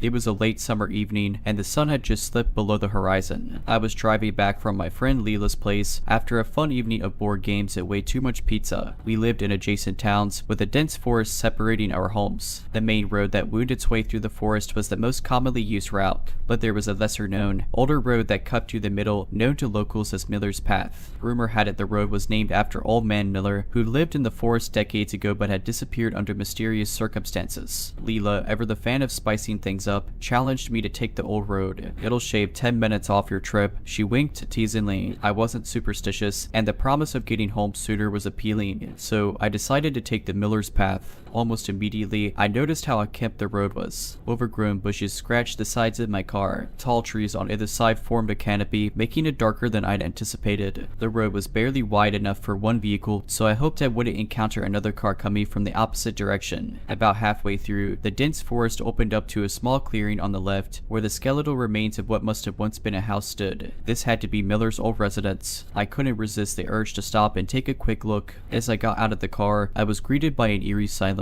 No birds, no wind, just an oppressive stillness. I approached the dilapidated house with caution. It was mostly wooden, with parts of it charred, suggesting there had been a fire long ago. I could make out remnants of furniture inside. Curiosity piqued. I ventured further in, my phone flashlight leading the way. As I inspected the ruins, a chill ran down my spine. Among the charred remains, I found a scorched photo frame. Wiping away the soot, I saw a black and white picture of a man, presumably Miller, with piercing eyes that seemed to stare right through me. Suddenly, the stillness was broken by a soft, barely audible whisper, "Leave." I jolted, my heart racing. I flashed my light around, but there was no one. The rational part of my brain reasoned it must be the wind playing tricks, but deep down, I felt an unsettling feeling. I hurried back to my car, eager to get back on the road. As I started the engine and pulled away, my headlights illuminated a figure standing by the ruins. A tall man, reminiscent of the figure in the photo, with those same piercing eyes. He was there for just a split second, and then the darkness swallowed him. Shaken, I pressed the accelerator harder. I wanted to be out of the forest and on familiar roads. But fate had other plans. The car's radio suddenly came to life, blaring static. The signal in the forest was always spotty, but this was different. Amidst the static, I heard a voice, the same whisper from earlier, "Why did you come here?" Panicking, I tried changing stations, turning off the radio, but it wouldn't budge. It was stuck on the eerie static and now repeating voice. That's when things went from bad to worse. My car's headlights started flickering, and within moments, I was engulfed in absolute darkness, save for the pale moonlight filtering through the trees. I slammed on the brakes, my breath ragged. I reached for my phone, intending to call for help, but it was dead. No,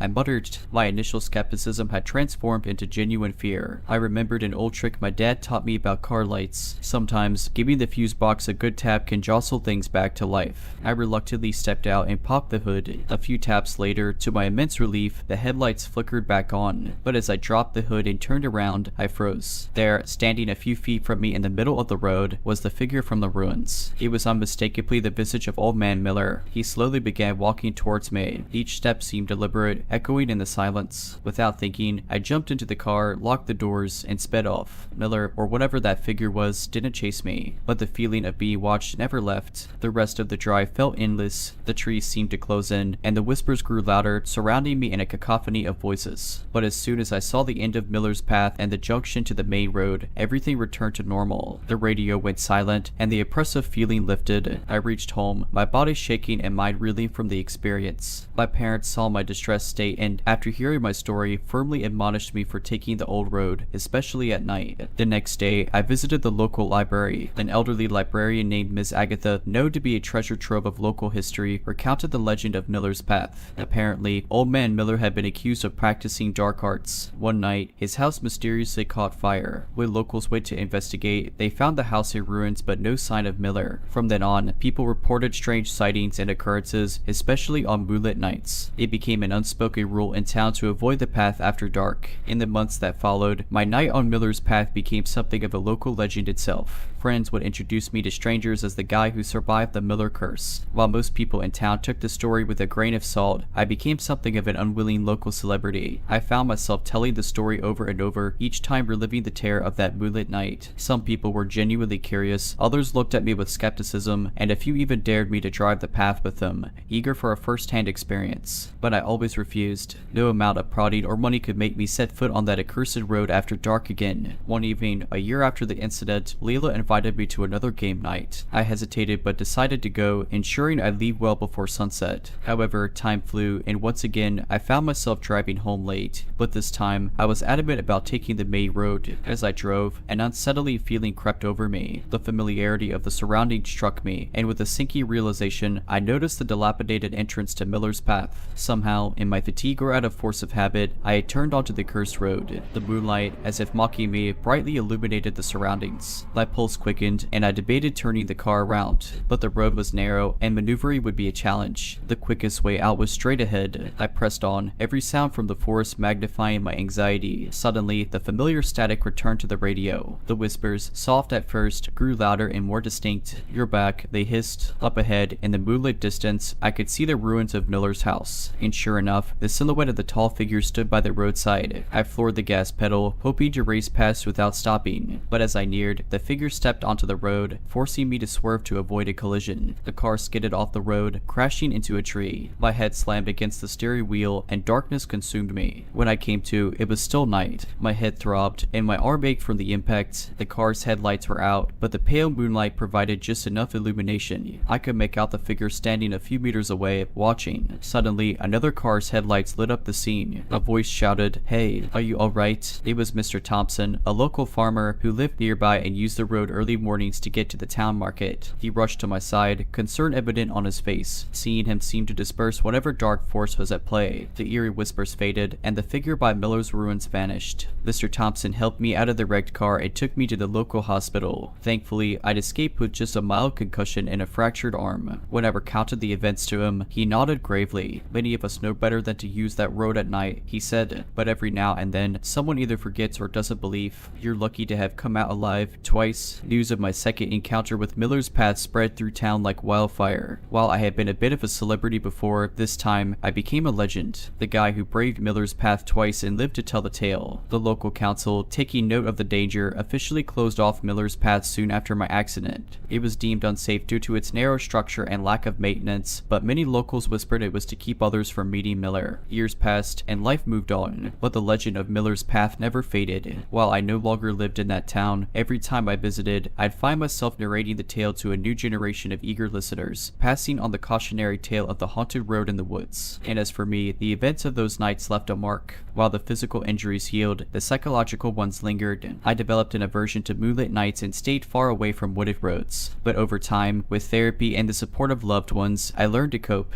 Yet, the memory of those piercing eyes, the whispers, and the overwhelming sense of dread will forever be etched in my mind. And while I have many adventures and stories from my life, the tale of Miller's Path remains the most chilling, a stark reminder of the unseen, inexplicable forces that might exist just beyond the periphery of our understanding.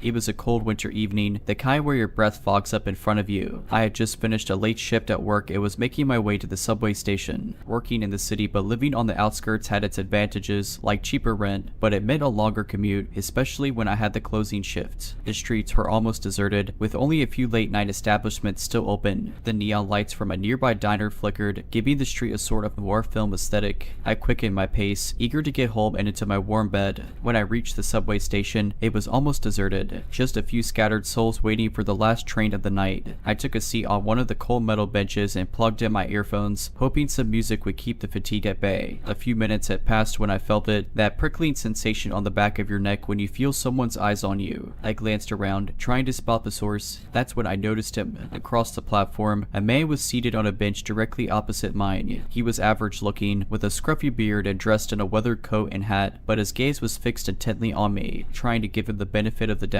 I thought maybe he was just lost in thought and looking in my general direction. I shifted in my seat and focused my attention back on my phone. A few more songs played, but the feeling persisted. I risked another glance, and sure enough, he was still staring. This time, when our eyes met, he smiled. Not a friendly, casual smile, but a slow, deliberate one that made my skin crawl. I decided to move to the other end of the platform. Maybe he'd get the hint. As I settled into another seat, I discreetly observed him. To my dismay, after a moment, he got up and started walking in my direction. His pace was casual, but there was a determination in his steps. Panic started to creep in. I told myself I was being paranoid, but every instinct was screaming that something was off. I considered leaving the station and calling a cab, but I hadn't brought much money with me, and my place was a good distance away. Just then, an announcement echoed through the station. The last train would be arriving shortly. Relief washed over me. I just had to get on the train and make sure I sat near other people. The train's lights became visible, and the sound of it approaching grew louder. As the doors opened, I quickly stepped inside and chose a seat between two groups of people, hoping to blend in. The man entered the same compartment. He scanned the area, his gaze landing on me once more. Then, he took a seat a few rows behind me. I could feel his eyes on me. The train started moving, and the dim lights of the subway tunnel passed by in a blur. My mind raced, trying to think of what to do. I didn't want to lead this man to my home. I considered getting off at a random stop, but the thought of being stranded in an unfamiliar area at this hour wasn't appealing either. As the train neared my stop, I devised a plan. I'd wait until the last second, then exit the train quickly. Hopefully, he wouldn't have enough time to react and follow. When my stop was announced, I remained seated, pretending to be engrossed in my phone. As the train slowed, I tensed, ready to make my move. Just as the doors were about to close, I bolted out, nearly tripping in my haste. Breathing heavily, I watched from the platform as the train pulled away. To my horror, the man was at the window, staring down at me, his face twisted in anger. He had tried to follow but hadn't been quick enough. I didn't wait around. I sprinted up the stairs and out of the station, not stopping until I reached the safety of my apartment building. Once inside, I double-locked my door and collapsed on the couch, the adrenaline slowly leaving my system. The next day, I reported the incident to the transit police. They took my statement and promised to review the security footage. A few days later, an officer contacted me. They had identified the man. He had a history of stalking and had several restraining orders against him. They hadn't been able to locate him yet, but assured me they were doing everything they could. I didn't take the subway for a long time after that. My encounter served as a chilly reminder that danger could lurk around any corner, even in the most mundane settings. In the weeks that followed, I enrolled in a self-defense class, a decision stemming both from my own harrowing experience and the advice of a close friend who believed it would help rebuild my confidence. The class was empowering. Each session chipped away at the fear that had settled deep inside me, replacing it with a newfound strength. One evening, after a particularly grueling workout, I sat down at a coffee shop next to the gym. As I sipped on my drink, I was approached by a woman with familiar, grateful eyes. "Fi," she began hesitantly, "you don't know me, but I owe you a great deal. The man who stalked you ... he had been following me for weeks prior. It was your testimony and evidence that finally got the police involved enough to catch him." Her name was Elise. We sat and talked for hours, bonding over our shared trauma. It turned out she lived just a few blocks away from me. Our paths had probably crossed numerous times, but it took this dark twist of fate to truly connect us. Together, Elise and I formed a support group for individuals who had experienced stalking or any form of harassment. We named it Safe Spaces, a community to share, heal, and empower. Our group met once a week, and with each session, our numbers grew. People from all walks of life came forward with their stories, finding solace in the understanding and empathy of others. One evening, a detective from the local police department attended one of our sessions. He introduced himself as Detective Martinez and explained that he had been working closely on cases related to stalking and personal harassment. He offered his expertise and insights to the group, which proved invaluable. Our little community became a bridge between victims and the law enforcement system, facilitating better understanding and cooperation. The years passed, and what began as a small support group eventually evolved into a non-profit organization. We organized workshops, partnered with other community outreach programs, and even influenced the local council to push for stricter laws against stalkers. As for me, life had come full circle. From a terrified victim, I had become a beacon of hope for others. Elise and I became best friends, and together we channeled our pain into a force for positive change. Yet, I never forgot that cold winter evening at the subway station. The memory served as a constant reminder of both my vulnerability and my strength. It was a testament to the human spirit's resilience, our innate ability to rise above adversity, and our capacity to transform pain into purpose.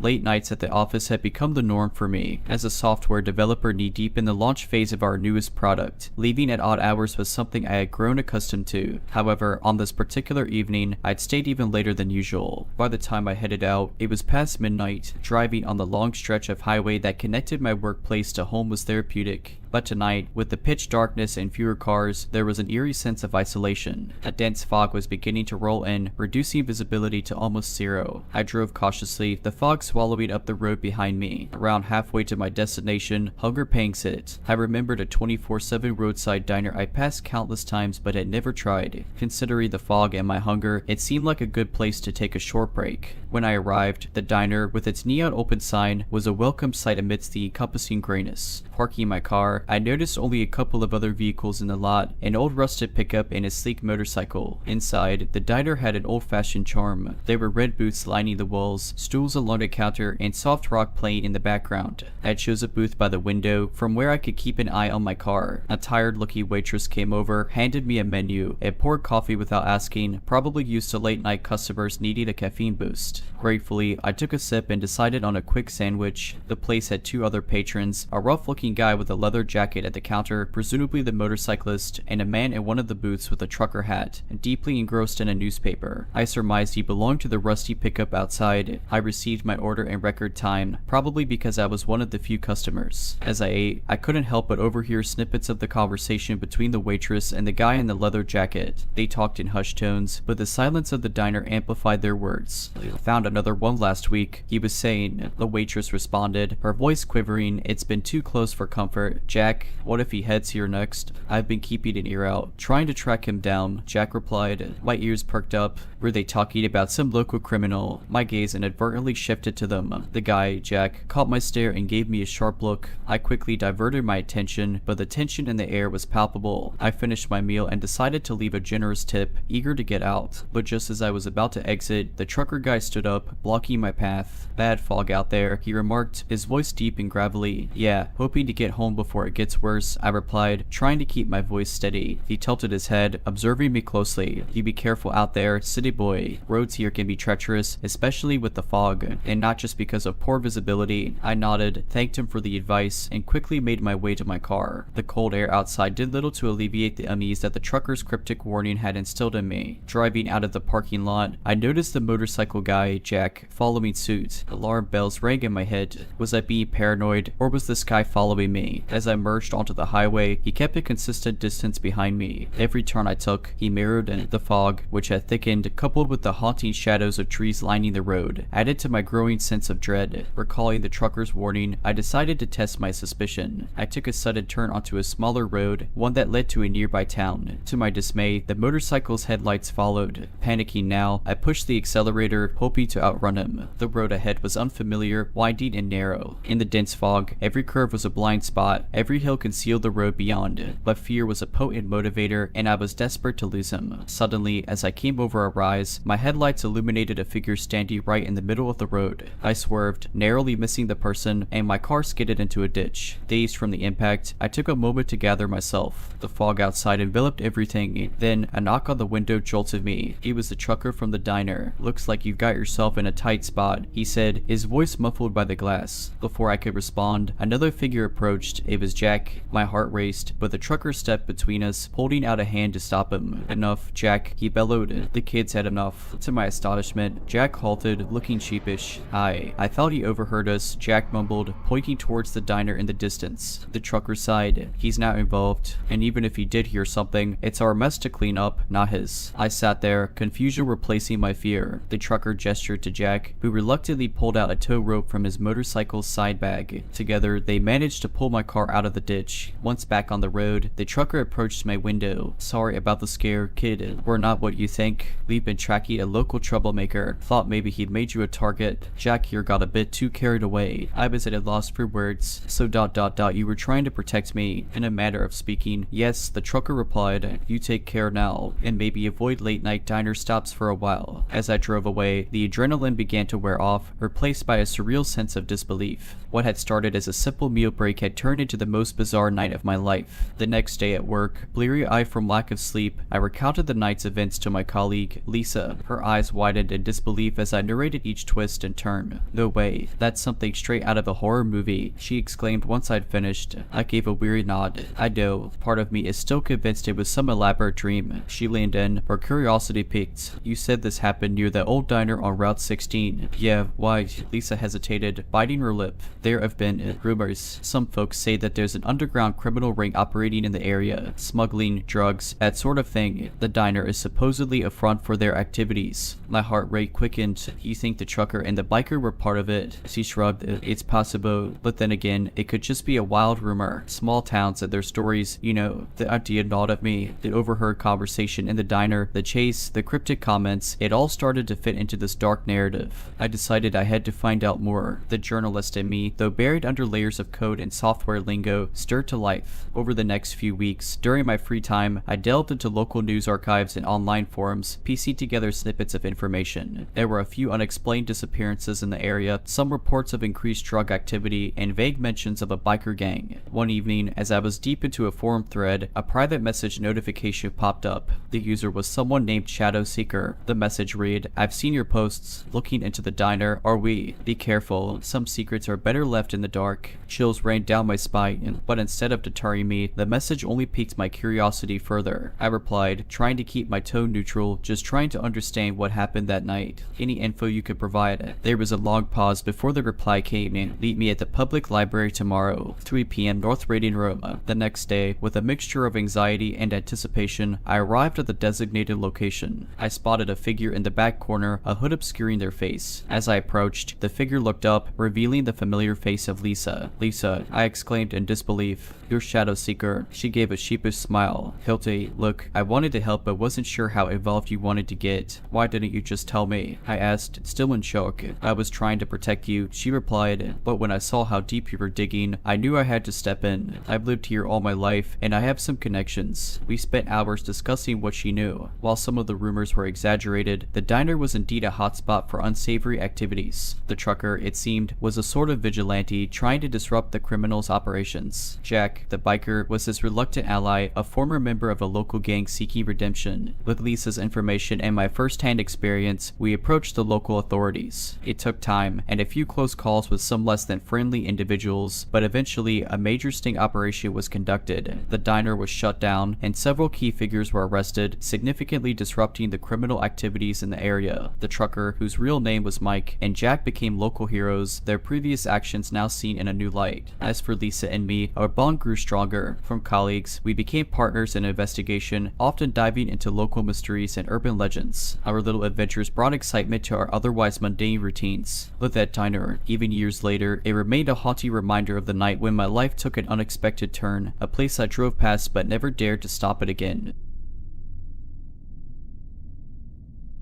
Back in college, I'd take long walks around campus in town well past midnight, earbuds in, lost in my music and thoughts. When I moved to the city for a job, my nocturnal strolls continued. At the age of 25, I found myself at a small but cozy apartment in the heart of the city. My neighbor, an elderly woman named Mrs. Gallagher, had a rather rambunctious golden retriever named Charlie. Due to her age and her late husband's recent passing, she struggled to give Charlie his needed exercise. One evening, she asked if I could walk Charlie during my nocturnal excursions. I was more than happy to oblige. Charlie was energetic but gentle, and we quickly became pals. On a brisk autumn night, as the trees cast eerie shadows onto the dimly lit sidewalks and a slight mist hung in the air, Charlie and I ventured out. The city's nocturnal life buzzed around us, taxis zipping by, the distant laughter from late-night bars, and the subtle hum of streetlights. About 20 minutes into our walk, I decided to pass through a park known as Maple Gardens. While it was a beautiful place during the day with families and children playing, at night, it took on a more serene, albeit somber, atmosphere. A thick canopy of trees made it darker than the streets, but the path was relatively straight and led directly to the other side of the park, so I wasn't too concerned. As Charlie and I walked deeper into the park, my playlist shifted to a mellower tune. I lowered the volume, allowing the natural sounds of the night to merge with my music. Charlie, usually eager and sniffing around, suddenly stopped in his tracks, ears perked, and tail stiff. I paused, pulling out an earbud. In the distance, I could see a silhouette of a man standing still, facing us. He was too far to make out any distinct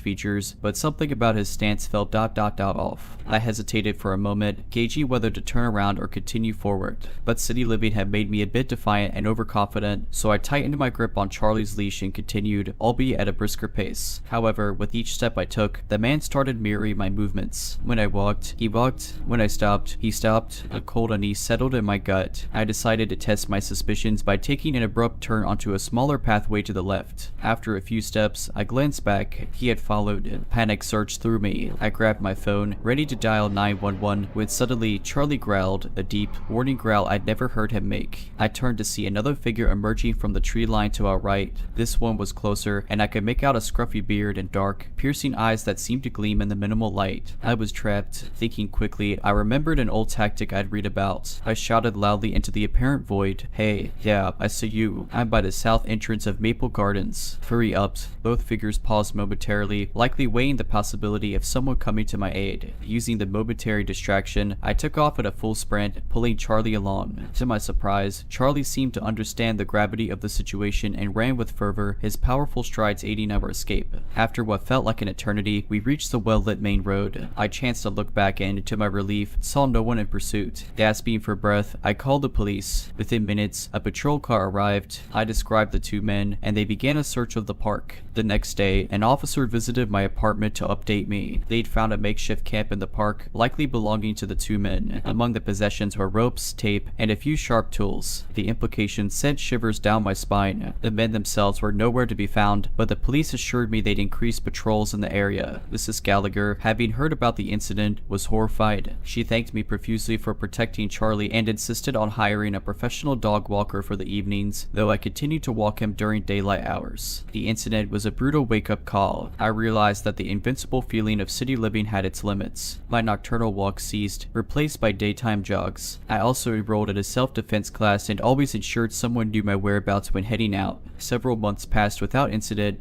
However, one evening, as I returned from work, Mrs. Gallagher was waiting for me. She looked shaken. In her hand was a crumpled note that had been slipped under her door. It read, "You got lucky with the dog. Next time, maybe not." Weeks turned into months, and my life settled into a new rhythm in the different part of the city. My apartment was on a higher floor in a secure building, complete with a doorman, and I felt safe. However, memories of that harrowing night in the park lingered. To cope, I started attending group therapy sessions for people who had experienced traumatic events. It was here that I met Emily, a petite brunette with a fiery spirit. She had been through a stalking incident herself and understood the anxiety that followed such an ordeal. Emily and I bonded over our shared experiences and soon became close friends. She introduced me to a world of self-awareness and advocacy. We joined volunteer groups, educating women on self-defense and situational awareness. One evening after one of our workshops, as we sipped coffee in a quaint little cafe, Emily's face turned serious. "Have you ever thought of confronting your past? Maybe go back to that park?" I recoiled at the suggestion. Why would I? It's all behind me. She gently placed her hand over mine. Sometimes, facing our fears head-on can be therapeutic. Closure, you know. The idea was daunting, but after some contemplation, I decided that maybe she was right. With Emily by my side for support, I planned a daytime visit to Maple Gardens. The day was sunny and bright, children laughing on swings, joggers pacing themselves on familiar trails. The very path that once spelled danger for me was now just a winding strip of gravel. We walked, tracing the steps of that night, right up to the spot where I'd first seen the menacing silhouette. Surprisingly, I felt empowered. The shadows that once loomed large were now just trees. The fear had been replaced with resilience. On our way out of the park, a police officer recognized me. "Hey, you're the lady from that night, right? With the dog?" I nodded, surprised he remembered. He continued, "Just wanted you to know, we caught one of those guys a few weeks back. He's been late to multiple muggings in the area." Relief washed over me. "Thank you, officer, for updating me." As Emily and I left Maple Gardens, I felt a weight lifting off my shoulders. Confronting my past, though challenging, had been the right decision. Years rolled on, and Emily and I started an go focused on empowering women and providing them with resources post-traumatic events. My once fearful narrative became a beacon of hope for many. And Charlie, I'd visit him occasionally at Mrs. Gallagher's daughter's place. Our bond remained unshaken. As time wore on and his golden fur turned gray, his loyalty and bravery were constants, reminding me always of the night that changed everything, and the dog who stood by my side. For all the darkness that one night brought into my life, it also ushered in light, resilience, friendship, and purpose. It was a testament to the human spirit's ability to heal, grow, and transform even the most traumatic experiences into powerful lessons.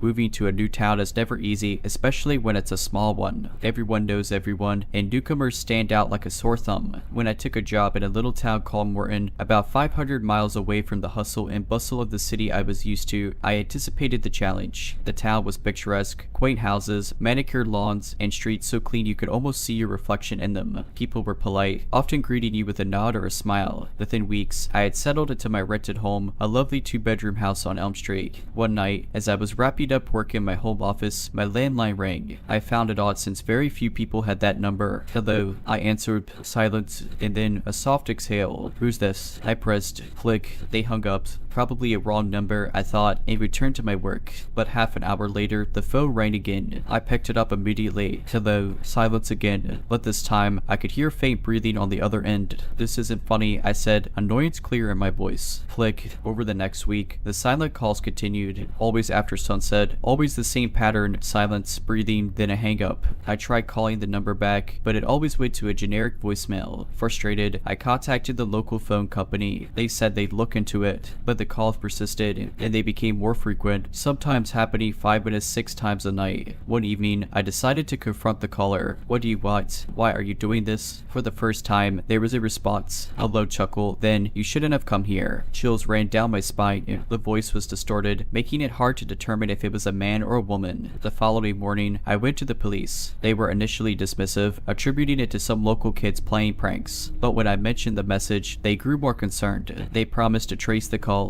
That night, I sat in my living room, waiting. The phone rang, and I braced myself. The voice came again. "You really should leave before it's too late." Terrified, I asked, "Who are you?" The reply sent a shiver down my spine. "Someone who watches, someone close." I immediately checked all the locks on my doors and windows and drew the curtains. The police were informed, but they hadn't made any progress in tracing the call. One evening, as I was watching TV, trying to distract myself, there was a knock on the window. Peering through the curtains, I saw nothing. Just as I was about to brush it off, another knock came, this time from the back door. My heart pounded in my chest. I picked up the landline, ready to call the police, but there was no dial tone. The line was dead. I grabbed my cell phone, but it showed no signal. Suddenly, the power went out, plunging the house into darkness. My panic grew. I stumbled, trying to find my my way to the front door, but then I heard it, the soft creak of the back door slowly opening. I bolted to my bedroom, locking it behind me and hiding in the closet. As I waited, trying to control my breathing, footsteps echoed in the silence of the house. The door to my bedroom creaked open. "I know you're here," the distorted voice whispered. It sounded even more menacing in person. Moments felt like hours, but then the sound of sirens pierced the night. The footsteps hastened, and the back door slammed. The police had arrived just in time. A neighbor had seen a figure lurking around my property and called them. As they conducted a search, they found my phone lines had been cut and a signal jammer was placed near my window, disrupting my cell service. Over the next week, an investigation unfolded. The culprit turned out to be none other than the town's phone technician, a man named Robert. He had an obsession with newcomers and had harassed several in the past, deriving pleasure from their fear. However, no one had ever reported him, scared of the tight-knit community's repercussions. I decided to break the cycle. With the evidence stacked against him and my testimony, Robert was convicted and imprisoned. The town, initially hesitant, began to rally around me, condemning Robert's actions. But the ordeal left its scars. I started a support group for those who had been harassed, allowing many to share their stories and heal. As for me, I moved back to the city, craving the anonymity it provided. The small town charm had lost its appeal. However, my experience served as a reminder that danger could lurk anywhere, even in the most picturesque settings. In the city, my life resumed a sense of normalcy. The tall buildings and buzzing crowds provided a stark contrast to the quiet serenity of Morton. Though I returned to the concrete jungle, the shadows of that traumatic period stayed with me, prompting me to take some proactive steps. One of the first things I did was enroll in a self-defense class. It was empowering. The classes not only taught me techniques to protect myself, but also helped rebuild the confidence that had been shattered. Through these sessions, I met others who had faced similar threats in various capacities, from mugging attempts to aggressive confrontations. Together, we formed a tight-knit group, relying on each other for emotional support and strength. Sarah, a fiery woman with raven black hair and a spirit to match, became one of my closest allies. She had faced a home intrusion once and had managed to fend off her attacker. Together, we brainstormed an idea to set up a community initiative that educated city dwellers about the importance of personal safety. Our initiative, named Guardian Watch, aimed to conduct workshops, self-defense classes, and awareness campaigns. We collaborated with local police stations, using their expertise to demonstrate the importance of vigilance in daily life. We started small, organizing sessions in community halls, schools, and offices. The feedback was overwhelmingly positive, and soon we were getting requests from various parts of the city. One day, as I was addressing a group of college students, a familiar face caught my eye. It was Emily, my support and confidante from Morton. She had moved to the city for a fresh start. Seeing her at the audience, nodding in agreement and cheering me on, was the reassurance I didn't know I needed. After the workshop, we embraced, the familiarity of her presence warming my heart. She expressed how proud she was of the initiative I'd undertaken. Emily joined Guardian Watch, and with her insights and dedication, our programs reached new heights. Months turned into years, and Guardian Watch grew beyond our wildest expectations. We had chapters in multiple cities, and our message of personal safety and empowerment reached thousands. We started a helpline for individuals who had faced any threats, ensuring they got the necessary legal and psychological support. Through all of this, I found healing. Confronting my fears and turning them into an empowering movement was cathartic. Every person we helped, every life we impacted, added a piece to my healing puzzle. One summer evening, as I stood on my apartment balcony overlooking the sprawling city, Sarah joined me with 2 cups of tea. "Look at what we've built," she whispered, her eyes reflecting the city lights. "I couldn't have done it without you," I replied, holding up my cup for a toast. "To resilience," she said. "To new beginnings," I added. We both sipped our tea, the warmth of the beverage echoing the warmth in our hearts. The horrors of that period in Morton seemed distant, yet the lessons it taught me remained. I had learned the value of community, the importance of resilience, and the sheer power of turning negative experiences into positive action. The city lights blinked below, a testament to life moving forward, and I was ready for whatever came next. I've been debating about whether to post this or not, but I've finally decided that it's been long enough for me to talk about this. This happened to me and my mom a few months ago, back in October. It happened in a very rural part of New Hampshire, like a side road on a side road type of neighborhood. It was pouring out, as it had been raining for pretty much the whole day. My mom had just gotten back from down the street in my sister's car, and I was on the couch in the living room when suddenly I heard the doorbell ring. Our front door has a big glass pane in the front, so we can look out from the inside, and someone can look in from the outside. outside. Through this window pane, I see a man. I didn't get a great look at him as I didn't have my long distance glasses on. The man noticed that I had seen him and waved as if trying to be friendly. For the rest of this post, I'll refer to him as Jack. I got up and thought about opening the door for Jack, but relented as I couldn't properly see who it was. I didn't want to let a stranger into the house. Instead, I went down the hall to my parents' bedroom where my mom was getting ready for work. She asked what was up, and I explained to her that a man in a poncho was outside of her door and wanted to talk to us. She went as white as a ghost. Immediately, she stopped getting ready, closed and locked the bedroom door, and started checking the windows to make sure they were locked. I asked her what was going on.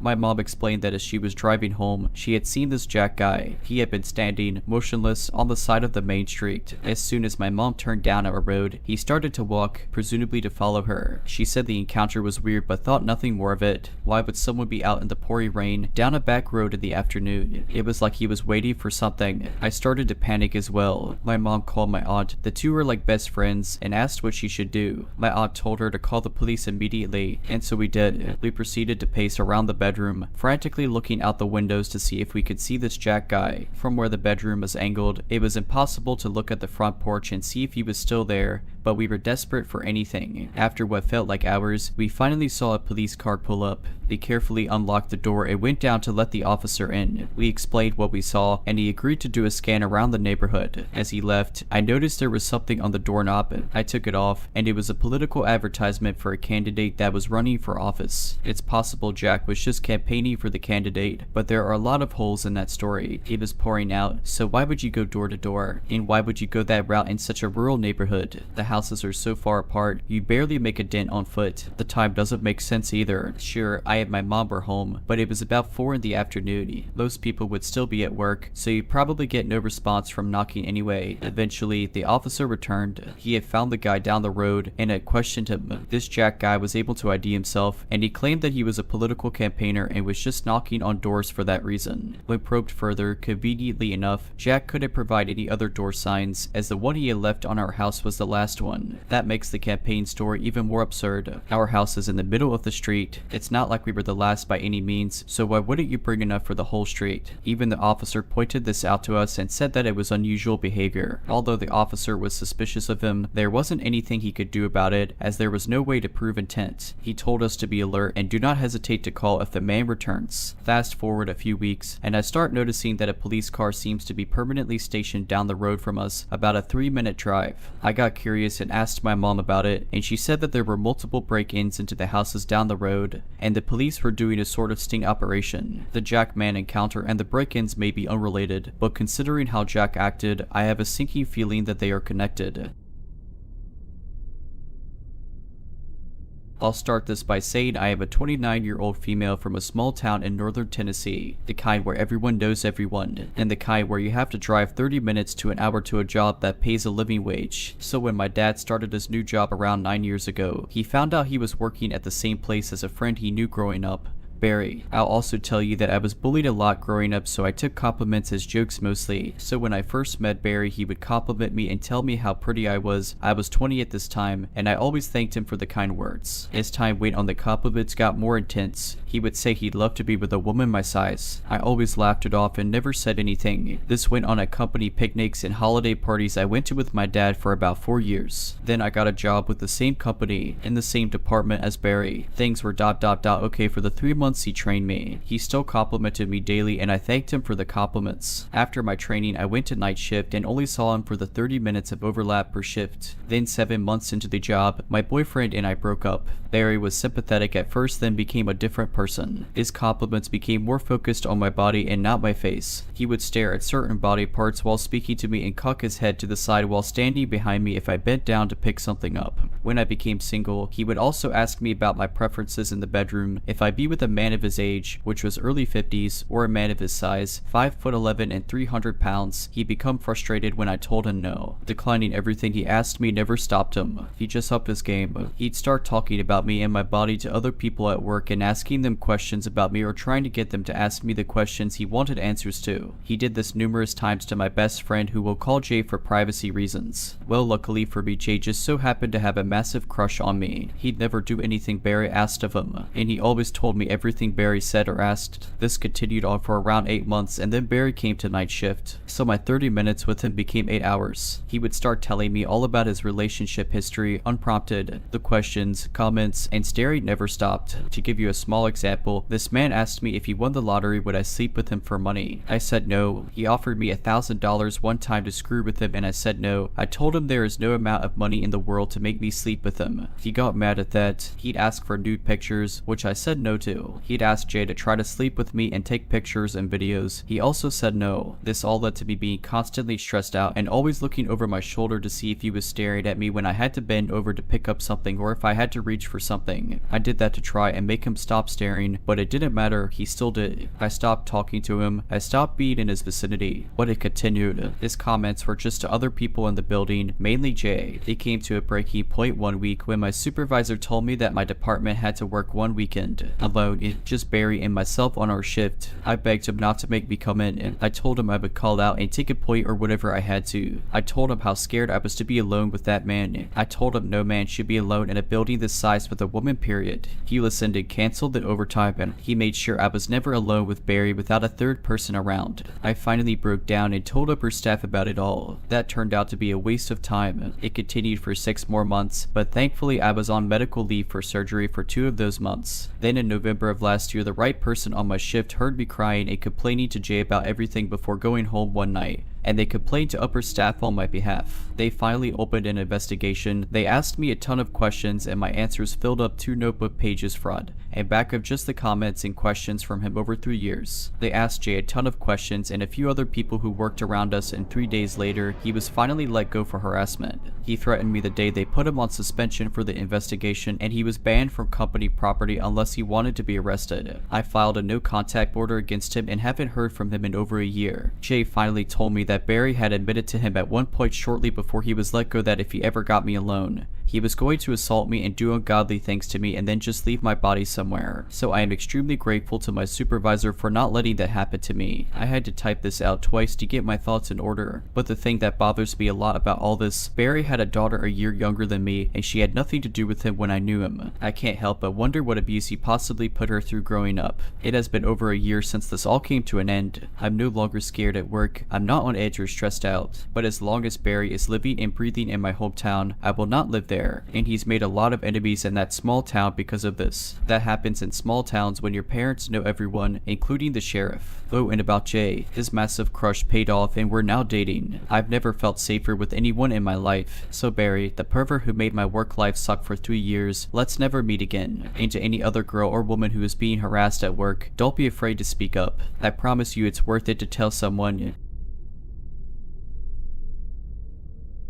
Every day I walk home from school with my friend because she lives only a little bit away from me, so our routes line up. At the start of the school year, we noticed there was a man usually looking at us from his window while we walked home from school. Found it a little weird, but ultimately didn't think much of it. A few months ago, after the heat of summer died down a bit, he started sitting out on his porch when we were walking by. Usually he would just smile at us. Sometimes I smiled back, but I usually just ignored him. One day as I was walking by his house, he waved to me from where he was sitting. I stopped and waved back at him and told him to have a nice afternoon as I walked past. It felt a little weird because he didn't reply, but eventually I forgot about the whole thing. Once when my mother was at work and I was alone at our house, I noticed him walking past my house several times through my window. I felt very creeped out and uncomfortable. I considered talking to my parents about it just in case, but I ultimately convinced myself he wasn't doing anything wrong, so it didn't really matter. Yesterday I walked home from school alone because I stayed behind with some other kids outside the school for a few hours since we had our club that day, and I didn't want to walk home just to have to come back fairly soon after. I had just bought myself a nice pair of wired headphones a few weeks with money I've been saving up for a long time since I don't have a job. I was playing them over one ear as I was walking home. On the way home there is a public lot with a stable on it that I like to cut through to get into my yard as quick as I can rather than walking around the property. Sometimes people like to hang around it to meet up, but there wasn't anyone on it that I could see. As I rounded a corner on the stable, someone grabbed the back of my shirt. From the way they were grabbing it, I could see part of their hand. I jerked forward and they grabbed the top part of my headphones. The wire was at the bottom part of my neck and it got stuck for a moment, and I remember feeling like if I couldn't get away something very bad was going to happen. The wire eventually snapped and I took off running as fast as I could, screaming. They let go of my shirt and I hopped the half-length fence to our property and I ran as fast as I could out onto the sidewalk in front of my house because I was worried that I would take too long on the lock if they were following me. By the time I actually got to the sidewalk point, I was crying and I felt like I was going to collapse because I was so scared. When I looked over my shoulder, I couldn't see anyone, but I kept running until I reached my friend's house in case whoever was there was still around. When I got there, I was in tears and it took a bit to explain the situation because they couldn't understand me. I tried calling my mother, but she wouldn't pick up the phone. My friend's mom called the police and they came to check things out. There was nobody at the stables and they told me that it was most likely some kid trying to mess around, but they escorted me home to where my mother was waiting for me anyways. I didn't tell them about the old man because I was worried they would think I was crazy considering he hasn't technically done anything, but there's something in my mind that keeps telling me that it was him who grabbed me at the stables. When I was walking home from school today, I brought a screwdriver with me in case I needed to defend myself. I also had my friend with me. My mother offered to pick me up from school, but I was worried that if I had shown how the encounter had affected me, then it would make things worse. I also avoided the stables and my friend made sure I made it to the door. The guy on his porch wasn't there today and I'm still not fully sure if it's him or not. I feel terrible that my headphones broke, but I can't help but wonder what would have happened if they didn't.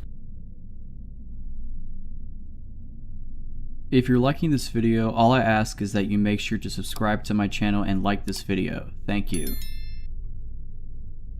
To start, I am a woman in my early 20s and I work as a cashier at a grocery store. I talk to hundreds of people a week. I should have knew something was off when he first came through my line about 6 months ago, but my job is to be friendly to people, so I treated him like every other customer. He was obviously down on his luck, and when I asked the usual question of, "How's it going today?" he proceeded to tell me a whole sob story. His wife had apparently kicked him out of the house. In his words, apparently because she was having a psychotic breakdown. Should have been my first red flag. He was houseless, lonely, and hungry. I felt bad for him and attempted to sympathize. He was trying to buy a hot roasted chicken, but our government programs in this state don't cover hot food for some reason. So I did some cashier magic and changed it so his food stamps would cover the chicken and he'd have a hot meal that night. This was my first mistake. Although he was extremely grateful, this also was apparently a defining moment for him. Every Monday he proceeded to come through my line and buy a hot chicken. I genuinely thought I was just doing something nice for someone going through a hard time. He always ended up trapping me at my register with conversation. At first it was to complain about his ex's psychotic behavior. He called her a narcissist and crazy. I just listened because I had nowhere to go. I was at work after all. After a while he got over it and moved into a hostel of some sorts. He was somewhat more stable, but also obviously depressed. He always told me I cheered him up and he enjoyed talking with me. I told him that I did as well. Maybe that wasn't the right thing to say, but I really did at the time. He would also occasionally ask what my shift was / when I got off work, but I was too naive at the time to see the harm in the question. Eventually he was very excited to tell me he got a hold of a used keyboard and was excited to be playing and writing music again. I told him that was awesome and that I also played the piano. Something must have clicked in his brain because now he had something to relate to me about. Every conversation we had from there on, he was encouraging me to play piano again and telling me I'd be a great music teacher, even though he'd never heard or seen me play. I nodded and smiled and did my job. I really thought the conversation topic was innocent enough. Then, one day, he asked for my email. This is where I feel I really screwed up.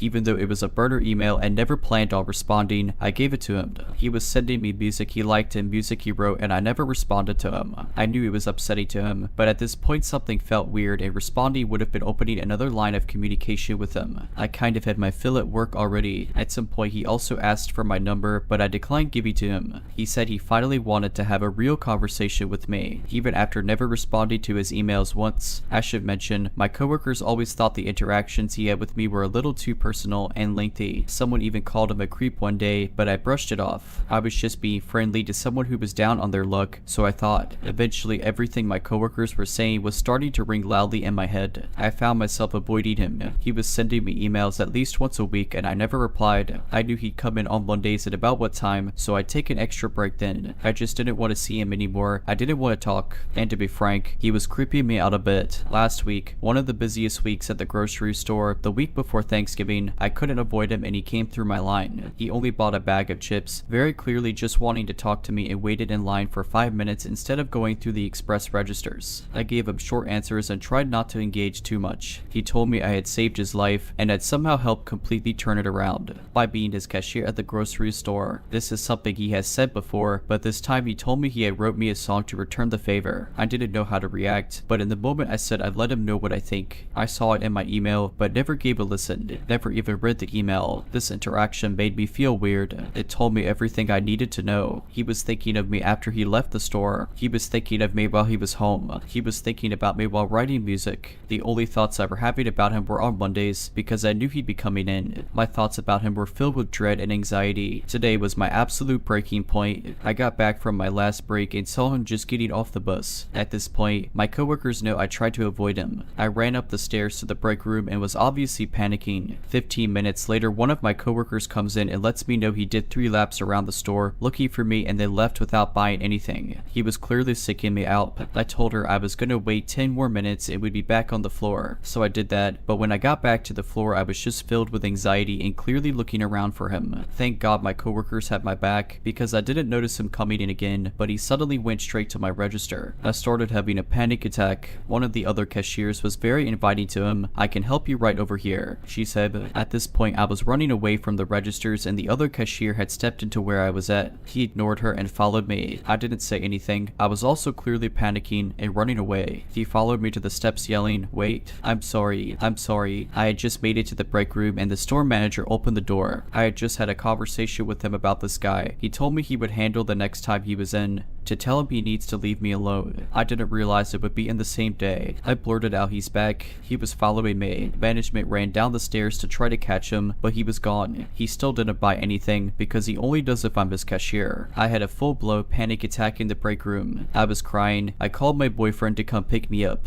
I didn't want to be alone. His apologies rang in my ears. One of my coworkers pointed out he wouldn't be apologizing if he knew he wasn't doing something wrong. That really stung. She was 100% right. My coworkers comforted me. They told me it wasn't my fault and I don't need to be sorry. I just can't help but feel so sorry. Sorry I didn't have the guts to set boundaries with him sooner or tell him how uncomfortable he was making me. The store manager said his behavior was completely inappropriate, coming once a week when he knew I was working and only buying something if I was his cashier. He said that was stalker behavior. Everyone did. I ended up going home early and calling out for the next day.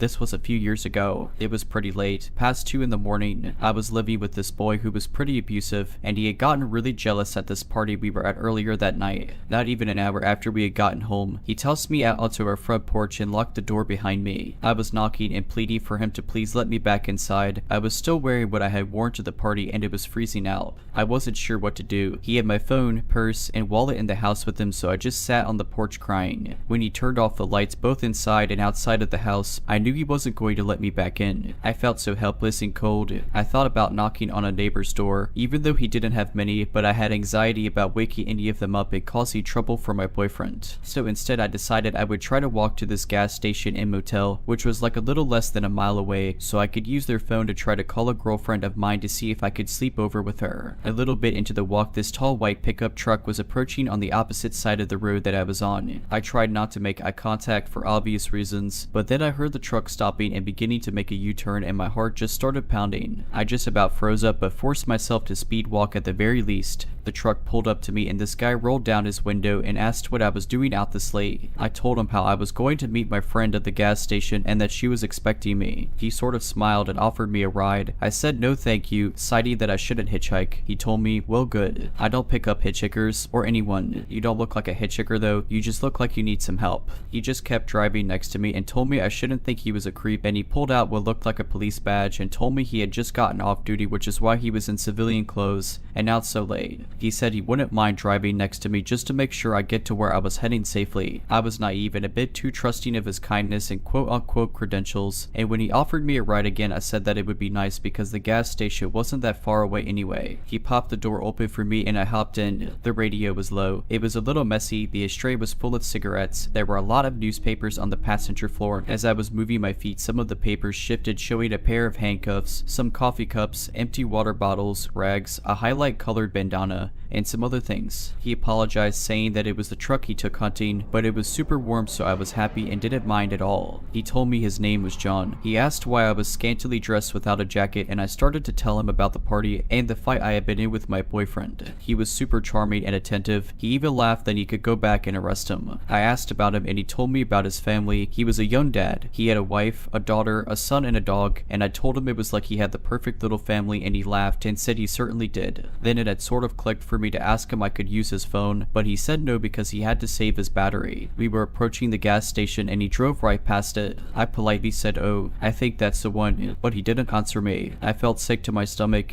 My heart started pounding. I started getting choked up. My eyes started tearing up as I was looking out the windows and watching the lights behind us getting further and further away. It was hard for me to even speak, but somehow I murmured, asking if he could please turn around, and he ignored me. Whenever I would look at him, he just looked empty-eyed and emotionless, totally dead and glazed. I looked back out the window and down at the road to see if maybe we were going slow enough that I could make a leap out of the car without seriously injuring myself. I remember always hearing never go to the second location, but I thought about the possibility of jumping out and breaking an ankle and how it would be a lot harder to get away with one foot as opposed to two, debating with myself that there was snow on the ground, but then again, snow is hard to get along in, especially when you're not fully clothed. I feel so dumb now too because I wasn't even tied up or anything. I was just so scared though, like there was nothing but trees, an empty road, and us. I was crying pretty badly at this point and asked if I could please borrow his phone again. I honestly don't know why I even asked, and he told me to stop talking. Then he started talking underneath his breath, saying, "Girls shouldn't be out so late. You shouldn't have been alone this late. Look what you're doing to me. Dressed like this," and other derogatory things. As he kept saying these terrible things, too many to type out here to be honest. I wasn't even responding. I was just crying and trying to think past the fear I was feeling. I remembered the pair of handcuffs I remember seeing under the papers beneath my feet, so I used that little, I don't know how to describe it, like scoopy motion. I managed to use my feet to scoop the handcuffs up and use my heels and toes to push them under the bottom of my seat as far as I could. I was thinking of different things I could do to try to help myself, like if we were close enough to some upcoming lights or structures, if I ever made it to them, I could just grab the wheel and cause us to crash into them, or maybe how if I got lucky enough for a cop to pass us, I could grab the wheel and swerve so he would appear to be a drunk driver and we get pulled over. I guiltily thought about the possibility if this man is just having a weird night and how if I did anything it would hurt him, but I told myself that sort of thinking sort of got me into this mess. He pulled off road where there were still woods on both sides of us. On his side the wooded trees were closer to the road. On mine, then there was a small gap fully covered in thick snow, before the trees thickly picked up maybe 10 yards away. He turned off the car and coldly said there was something wrong with the car and to get out with him. As he grabbed the keys and was stepping out of the car, I grabbed onto the center console and cried and pleaded not to make me get out with him because it was too cold. He turned around to face me, his door still open, and shouted at me to get out of the car because we had to go check out the trunk bed hatch. I dug my fingernails deeper into the console, thinking my cries of no and head shaking would cause him to come around to my side of the car and drag me out himself. I was crying and said, "Please John, I'm so cold and scared." I was thinking of everything I ever heard. Humanize yourself, use first names. He stared at me in this like way I can't even describe it to this day. I don't even know how to start. He got back in the car and I slinked towards my window, scared he would drag me over the console. He turned off the headlights and everything just looked dark blue. He stared at the steering wheel for what felt like years before lighting a cigarette and looking out his window and back at me and then back out his window. He heard me shuffle my feet on the newspapers. I was just adjusting my legs, but while still staring out his window told me if I thought about running. He had a quick way to get me where he wanted me, and oddly enough I was sort of thinking of running minutes before that, but reasoned that if he wanted me out of the car then I should definitely stay in, otherwise he could chase me or shoot me. I think at that point I sort of hit some sort of bottom of my reserve, and instead of panic, there was numbness and exhaustion. It was dead quiet, but I finally just barely audibly told him that my friend was still waiting for me and asked about his wife and children, and he flatly said he didn't have a wife or children and that his house was empty. I asked him what he was thinking about and he said, "I'm thinking of what to do with you." He didn't say it angrily, he just said it flatly and coldly, which sort of scared me more. I did start getting worked back up to a cry at that point, and he told me not to cry and turned the car on, offering me some heat. I just cried and said I wanted to go home. Eventually, he started driving and kept driving until we were approaching a gas station. I was gauging the right time to reach for the wheel, but before I could, he started slowing down. While pulling up, he told me not to tell anyone or he would find me. Then he told me all he was doing was teaching me a lesson not to hitchhike with strangers. He was almost almost coming to a complete stop when he told me to get out before he changes his mind. Before he could even get another look at me to assess my understanding, I was already down out of the truck and sprinting towards the gas station. The panic was overwhelming me, but then I stopped and remembered to try to see his license plate. I turned around but only caught the blur of the last 3 numbers as he was driving off. I ran inside and asked the clerk behind the counter to please call the police. I waited until the officer got there, and I'll be honest, I was a little scared it would be John. My fears melted away when the new-faced policeman got there. I gave him the description of John, his appearance, the vehicle color and type, the parts of the license plate number I had caught, the fact he said he was an off-duty cop, just basically anything I could. I asked him if he could look at the camera, and the officer disappeared in the back for a little bit, then came back out saying there was nothing was on them. I asked if I would be able to look, and the officer said no and asked me if I didn't trust him, and I told him of course I did. The officer gave me a ride to my friends, lecturing me for hitchhiking. I never heard anything back about the report that was made, so I would try to follow up, and each time I did, they never got back to me aside from this one time I was told my case number didn't exist. But that didn't stop me from trying to follow up. Throughout the months and years, I asked my friend, whose home I slept over at that one night, if she ever heard of any weirdness or anything since that incident had happened to her or anyone up there, and she always says no. So I sort of let it go and try to tell myself that maybe he actually was just trying to teach me a lesson or something. I mean, I definitely never hitchhiked again, so if it was a lesson, it certainly worked. I never heard anything back having to do with the case. I never heard of any other odd experiences up there. Maybe it was just one man trying to teach me something. But honestly, sometimes I think I tell myself all of that to help me sleep better at night. It all felt really real. Even if it wasn't real, I'm really glad I didn't get out of the car in the woods that night.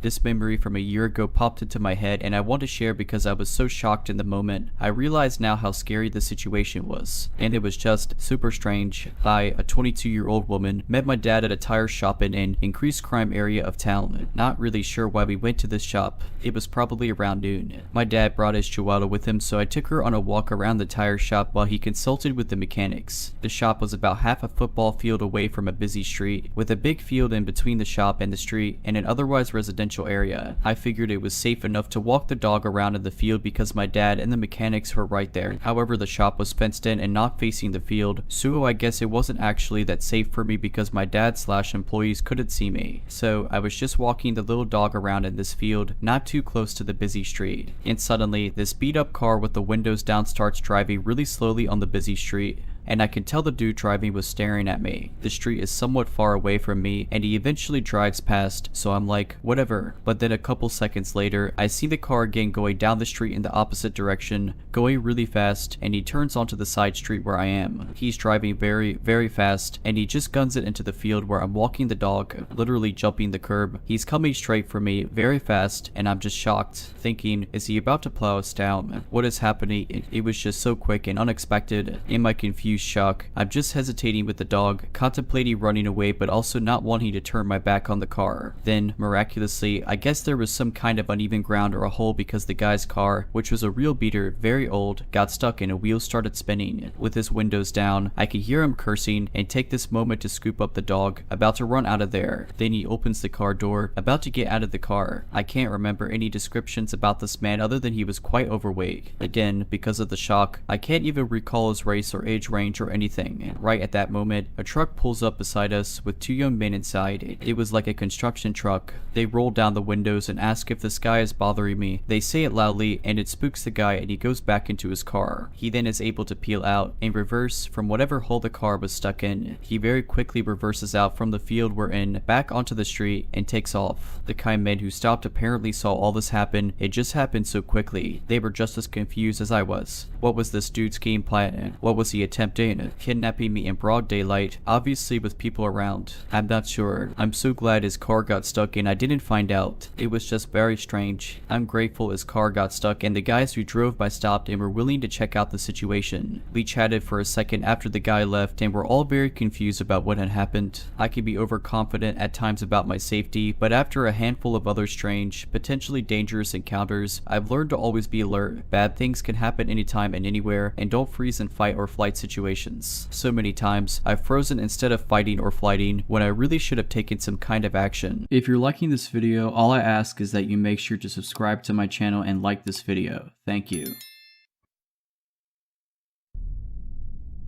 I grew up out in the wooded country in Illinois on a short dead-end street 10 plus miles from a town, and there were 7 houses in the area spread out on a 2.5-acre wooded lots or larger each. There were no large wild animals. There are bears or similarly large animals in the region, and people didn't meander there or show up lost. Actually, lost folks or large animals wandering around never happened in the 20 years I lived there, so please keep that in mind. When I was a young girl in my early teen years, I had a good guy friend a few years older than me who lived next door, Terry. Terry was allowed to go out with his friends much later than I was, and he would sometimes tromp over to my yard after getting home late and throw rocks from the gravel area outside at my window to chat. My bed was right next to the window. I'd open the window and we'd whisper stories and generally talk for a bit. My second story window faced our backyard and his house was to the side. I could see his house from my window over the shrub trees and walking path to his driveway. I'd often know if he was out. The light was on over the side door entrance or already home, light being off. One time during the summer when my window was open, I heard a car in his driveway dropping him off. I was probably 14 years old and it was around midnight. I heard Terry get out of a car and was talking to his friends. Soon his friends pulled away. I softly called out, as loud as I could without waking my parents, asking Terry to stop by and chat. He didn't respond as he probably didn't hear me. Then I came up with the not so brilliant idea to sneak outside and scare him. I'd spent many years in the woods and learning how to blend in and be silent. As kids we'd often sneak around and scare each other, so I silently sneaked down from the second floor and out my back garage door which led to our backyard below my window which led to Terry's house off the side through our gravel area, then through a well-worn path through the woods about 25 feet long. My parents had put in a gravel pit around the back of the house probably because nothing much grew due to the shade of the oak trees. There were 14-inch oak rounds set out as an uneven steppy path in the gravel, and if you stepped off of the rounds the crunch of gravel and rocks would give you away. I picked my way expertly and silently across the log rounds facing Terry's house. My eyes got accustomed to the dark and I didn't see him. Also at that time I heard the door of his house close and the light going off signaling he went in, likely to bed. I waited a bit as I thought I saw something move in the woods between our houses, but not on the path we'd always use. If you didn't use the path there were wild rose and raspberry plants that had thorns and were painful to walk through if you weren't careful. So I thought it was odd that he'd be in the woods, but maybe he wanted to scare me like I was plotting to do to him. But I saw something human-sized and dark moving through the woods slow and pausing every once in a while like me. It was coming closer and I definitely saw it, but it was strange in that it wasn't walking directly to my window to talk.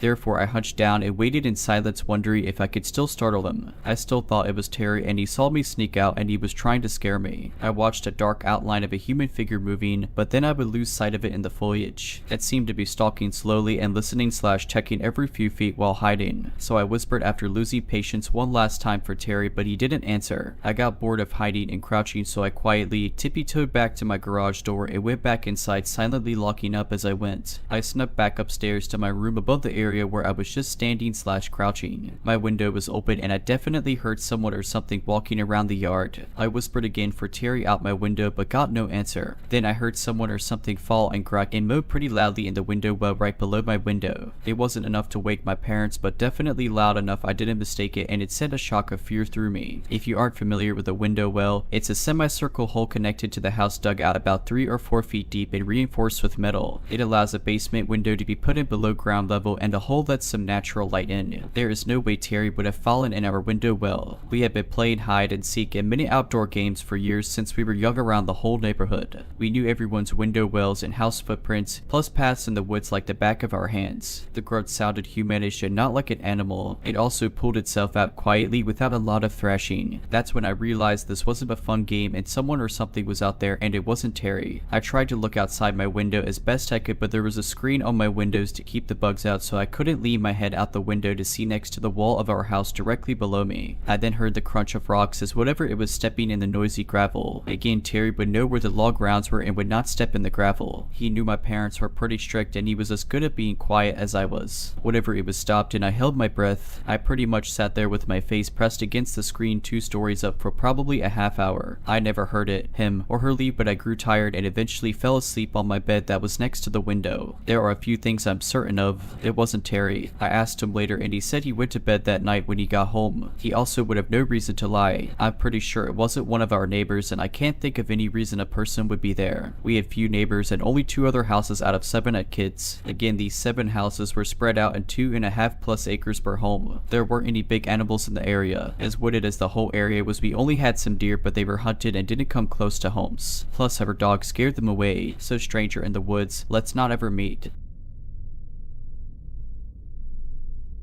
A few years ago, I was working at a pizza chain in my hometown as a driver. I was 27, but made good money delivering. I had worked at a few other places, both local and chain in the years before, and still work as a dasher on occasion even after this happened. Now I choose to deliver in much safer areas for this reason. I got luckier than I could ever imagine. One night I was working and had 2 deliveries to take. Both were cash orders. I had $12 left in my bank. It's what drivers are given to use as change for cash orders, so you don't have a ton of cash on you at all times. The first order went smoothly. The guy gave me $50 for a $35 order, so I was excited about the nice tip. I drove to the second delivery. It was an apartment complex with multiple buildings. I had delivered there before. The sun was about to set, but it was still very light out. The chain I worked at had us drive company cars with the logo on it, all white sedans. This is important for later. I grab the order and go to the door to the apartment building. A young guy comes out, and a much bigger older guy was outside smoking a cigarette. The big guy went inside as the smaller guy came out.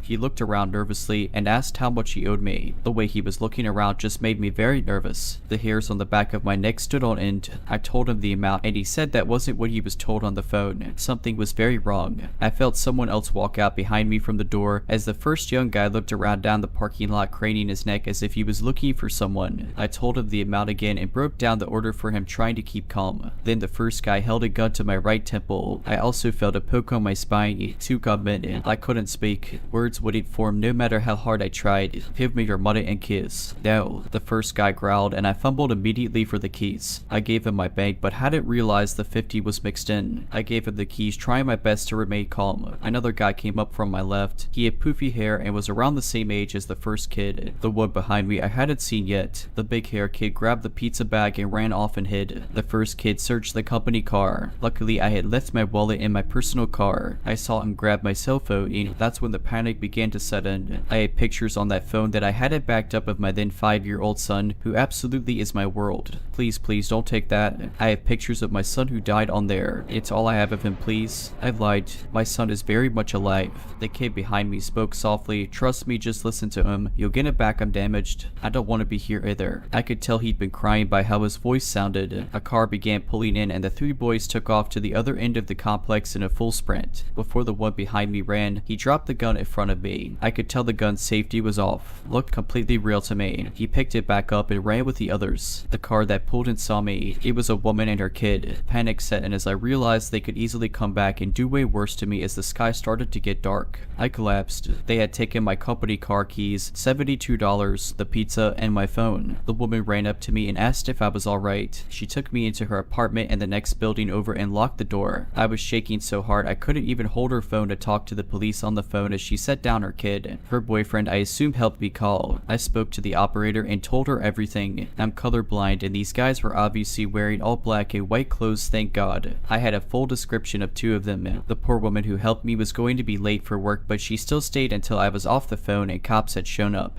Man, she was harsh and blunt with the operator, but I will never forget this woman's utter kindness to me and her boyfriends. Cops showed up and contacted my store and my manager brought out the spare keys for me to drive the car back to the store. After dealing with the cops, I drove back and was greeted by crying and beyond worried coworkers. All of them were terrified that I was hurt. It meant a lot to me how much they cared, but I told them I was fine. I filed the proper paperwork and the 72 was written off as a loss to the store. Thank God, because I had worked other stores that make you pay back the money out of pocket if you get robbed to prevent drivers from stealing. I was told by the owner to take the rest of the night off and take care of myself. He gave me a hug. He was to this day one of the best bosses I ever had. What I didn't know was I was in for a very long night. I called my best friend before I left the store from the store phone and asked where he was. We usually meet up for drinks after work. He was around the corner at a bar, so I met up with him. His dad was a District 4 cop in my city at the time, the same district that this happened in. He told me his dad had given him a heads up and he had 2 shots waiting waiting for me to calm my nerves. After the 2 shots, we began playing pool when his dad called his phone and asked if I was with him yet. He said yeah and handed me the phone. His dad asked if I could come to the station. I was honest and told him I'd had 2 shots, so he sent out a squad car to get me since it wasn't that far away. We get to the station. They had suspects in custody. I was needed to ID them. 3 boys and a driver. They had been caught less than 20 minutes after the robbery, speeding. The bolo had already gone out, and they matched the description. They had used the money to buy weed and gas, and had taken off. They had at least 15 stolen cell phones on them. The order had been placed on a stolen phone. My phone was in the mix in the box. The police told me to grab my phone only, and I did. They asked me to unlock it. It had fingerprint verification, so that was easy. 9 of the 10 tries to unlock it had already been used before my phone would have completely reset. It unlocked. I told the police every detail yet again. Although my parental instincts kicked in, I told them the guy behind me quite obviously was bullied into this and to show mercy. He was the one with the white shirt. The police went wide-eyed and told me he was the one talking. The other 3 denied involvement. That's when I found out about the 4th guy, the driver. We found out later he was completely unaware of the robbery and was just picking up his friends. He was never charged. The boy who was behind me and the one who grabbed the pizza were 15 and 16 and got 6 months of house arrest. The only reason the one behind me got off easy despite having the gun to my back was because I asked them to go easy on him that he was a good kid who didn't want to be there, and he was the only one confessing. Makes sense since he had even said the other guy wouldn't at the phone for long. He was planning on going to the cops had they not been caught. But the other guy, the first kid who put the gun to my temple, it was his 18th birthday. He got the book thrown at him. In the courtroom, he made fun of me and was laughing at me. Saying him made me panic. The judge scolded him for his behavior and he just grinned and glared at me with a Joker-like grin. All I could see was pure evil. This kid will commit more crimes. I have no doubt he will eventually end someone's life. You can see how cold he is just by looking in his eyes. He's evil incarnate. I grew up in a town full of murderers and abusers. I had never seen this kind of evil in my life, and I never want to see it again. I asked to have my name stricken from the records and asked to remain anonymous in case he ever got out. I'm so glad I did, because today I got a letter from the state. He's being released in February. The court only had my old address, which was my parents' house, and my mom didn't think the letter was important. I missed the deadline to protest his release for probation. The plea deal was 8 years. It's only been 4. He's getting out early due to overcrowding. Not good behavior, overcrowding. This coming February, and I'm ready if he finds me. My wife, my parents, everyone I know knows his face and name. If he tries anything, we are all ready. I have a new edit for this post. He's already got a warrant out for new crimes. I don't know the details, but I know there was another victim based on the type of crimes committed. 3 of them. He got let out February 2nd. The warrants are from February 22nd. I've been watching his Facebook since everything was public, just making sure he was staying away from my family. I hadn't checked it since the middle of February, so I just checked it. I noticed he stopped posting. Since he was posting everything including asking for smoke and when he was going to be on Facebook, that was unusual, so I checked the records page. 4 violent crimes have been committed and he's more than likely on the run. From his Facebook, it looked like he was turning around. Guess not. I feel horrible. I know I tried my hardest to make sure he stayed in. Victim services did not care to listen basically. Now he's hurt someone else. I feel horrible for the new victim, and I know it's not, but I can't help but feel like I'm partially guilty for this. I'll keep updating as this develops. As of right now, he's on the run. Another edit March 22nd, 2023. He is back in prison as of March 8th for 5 charges. If victim services has ever failed, it's now. I can't help but feel guilty and horrible, like I could have done more. He is being charged with violent crimes against individuals, possession of a weapon under disability, so probation violation I guess, and homicide. Someone died by his hand. After I fought as much as I could to try to keep him locked up.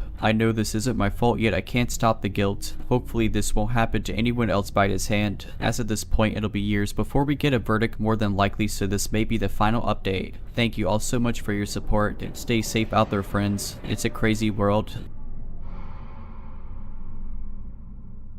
If you're liking this video, all I ask is that you make sure to subscribe to my channel and like this video. Thank you. Autumn of 2019 in British Columbia, Canada. I am from Germany, but spent half a year in Canada as part of my bachelor's degree. I barely got back before the pandemic hit. I was 22 years old at the time, and the other people involved were about the same age. Another foreign student, and I befriended this local Canadian student. We all had the same interests in humor, and the dude became a very good friend of ours. He told us all about the local area, and we spent a week in the summer with him and his father at their very remote. Remember this is important, cabin near some woods. They taught us how to handle guns there and let us shoot a lot. Then fall came and we had a lot of free time due to being finished with all our papers. So our buddy proposed that we spend a few days at his dad's cabin, this time without his father. We went heck yeah because we could load up on booze and weed and have a great time there. Just living the life. 3 close dudes in the woods gaming and getting wasted. Sounds great, right? After loading up on all the quote-unquote supplies, the first 3 days were very calm. In this case, what freaked me out the most was the fact that we were far away from civilization, and you never understand how quiet your surroundings can be until you spend some time in a remote area like this, which led to me often just standing in the dark at night, listening to the surroundings of the cabin. But after the first few days I got less paranoid. After all, I was with friends, was constantly high, and we were quite armed and dangerous, probably more dangerous to ourselves to be honest. Day 4 came. We spent the day attempting to hunt in the woods, mostly just chilling under trees with a beer and rifle in hand. But in the evening it started to rain heavily. After an hour we were starting to see lightning in the distance, with quite a bit of time passing between lightning and thunder, which meant the thunderstorm itself was still some time away. So we aborted our incompetent hunting attempts and started trekking back to the cabin. It took us about an hour to reach it, due to it already being very dark and the rain creating unsafe footing. For context, you should know that once you spent a few days in the wilderness and haven't seen a soul other than your friends for days, you can become quite careless about your surroundings. I think you can imagine why I am telling you that last part. So we entered the cabin. At that time the thunderstorm was raging full on, and we put away our gear and changed clothes, except for our guns. Yes, I know, drugs and guns are a horrible combination and I wouldn't mix that stuff nowadays, but we were drilled quite well by Canadian friends' dad regarding trigger discipline, safety, that type of stuff. And man, I really miss spooning a rifle while sleeping. We cozied down in the living room at a table, started a YouTube video, and began playing cards. Barely 20 minutes passed since we returned, and at the time, we didn't bother closing the curtains in the living room because thunderstorms are cool. So imagine that we were 3 guys sitting around a table, occasionally in awe at the weather outside while playing cards. In such a remote place, it is extremely dark outside. Without a full moon and clear skies, it is pitch black. The only lamps we have are old vintage looking and dimmer than my phone's screen. What comes next is how my also non-local friend has described what he saw. While sipping from his beer, another lightning went off. He spit it out instantly after the lightning came and screamed loudly and stood up.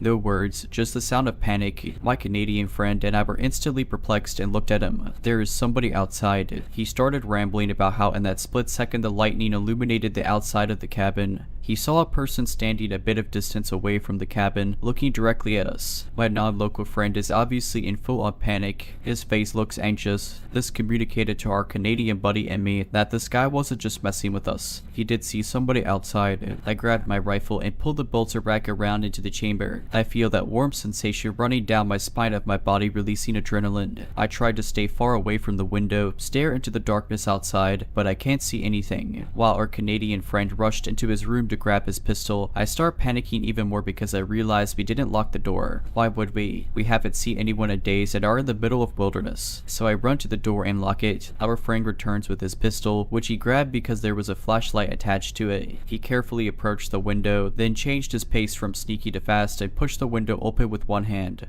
while the other hand was aiming the handgun outside. I wish I was any good at drawing, because what we saw next when our friend turned on the flashlight was the most terrifying image I have ever seen. It is burned into my mind. The fact that I cannot share that image with other people has been bugging me for 3 years now. The light turns on, and what we saw in that moment was a man, tall and slim, dressed in all black, with a hooded raincoat which he has pulled over his head, almost covering his eyes, but not far away from the cabin, just a few steps away from the window, not standing as our friend yelled earlier, but crouching, looking directly at us with clenched eyes and a terrifying little smirk on one side of his mouth. Another lightning flashes, and for that moment we were all frozen. The image of what we saw must have shocked the other guys as much as it did me, because nobody said anything for a few seconds. There is a hard to explain dreadful feeling about seeing something like this. In a storm, in the middle of nowhere, a person dressed in a black raincoat is suddenly crouching so close to you. I'm facing you. Our Canadian buddy was aiming his pistol and attached flashlight at the also frozen crouched smirky man and just yelled out, with a slight stutter and a higher pitched voice than I've ever heard from him, "Get away from us or we will shoot." I guess at that moment after his eyes adjusted, the raincoat man realized that this was not just a flashlight, but a gun, and I was standing next to my friend with a hunting rifle in my arm. Raincoat man's slight smirk changed to something where I am unsure if it was shock or rage. All this was happening in less than a minute. While my friend kept on yelling, and I was just frozen, the raincoat man figure turned by about 90 degrees towards the nearest tree line. Away from crouch to full sprint quickly, he ran away to the right side of our window. Two of us poked their head out of the window to see where exactly he was going, but with the heavy rainfall and darkness we could barely make out anything in the distance of that tree line. After a few minutes of just looking at each other in disbelief, we decided to pop off a few rounds outside the window to prove that we were for real and to cope. When the shock wore off, we decided to call the police. They asked a lot of questions on the phone to describe the location of the cabin and a description of the man who just almost crept up on us, totally unsuspecting and only revealed due to lightning and luck. Due to us being in such a remote area, the cops told us it'd take at least 1 or 2 hours for somebody to come out. They asked, because of the weather and time, if it'd be alright if they sent somebody out tomorrow to talk to us about all the details. Given how the man saw that we were armed, he probably wouldn't come back again. They agreed. We discussed just jumping in the truck and leaving right now, but us idiots were too lazy to refuel the truck. The idea of doing this now, in the dark and in that heavy rain, was just too frightening. I kept thinking about this guy lurking in the darkness and picking us off one by one.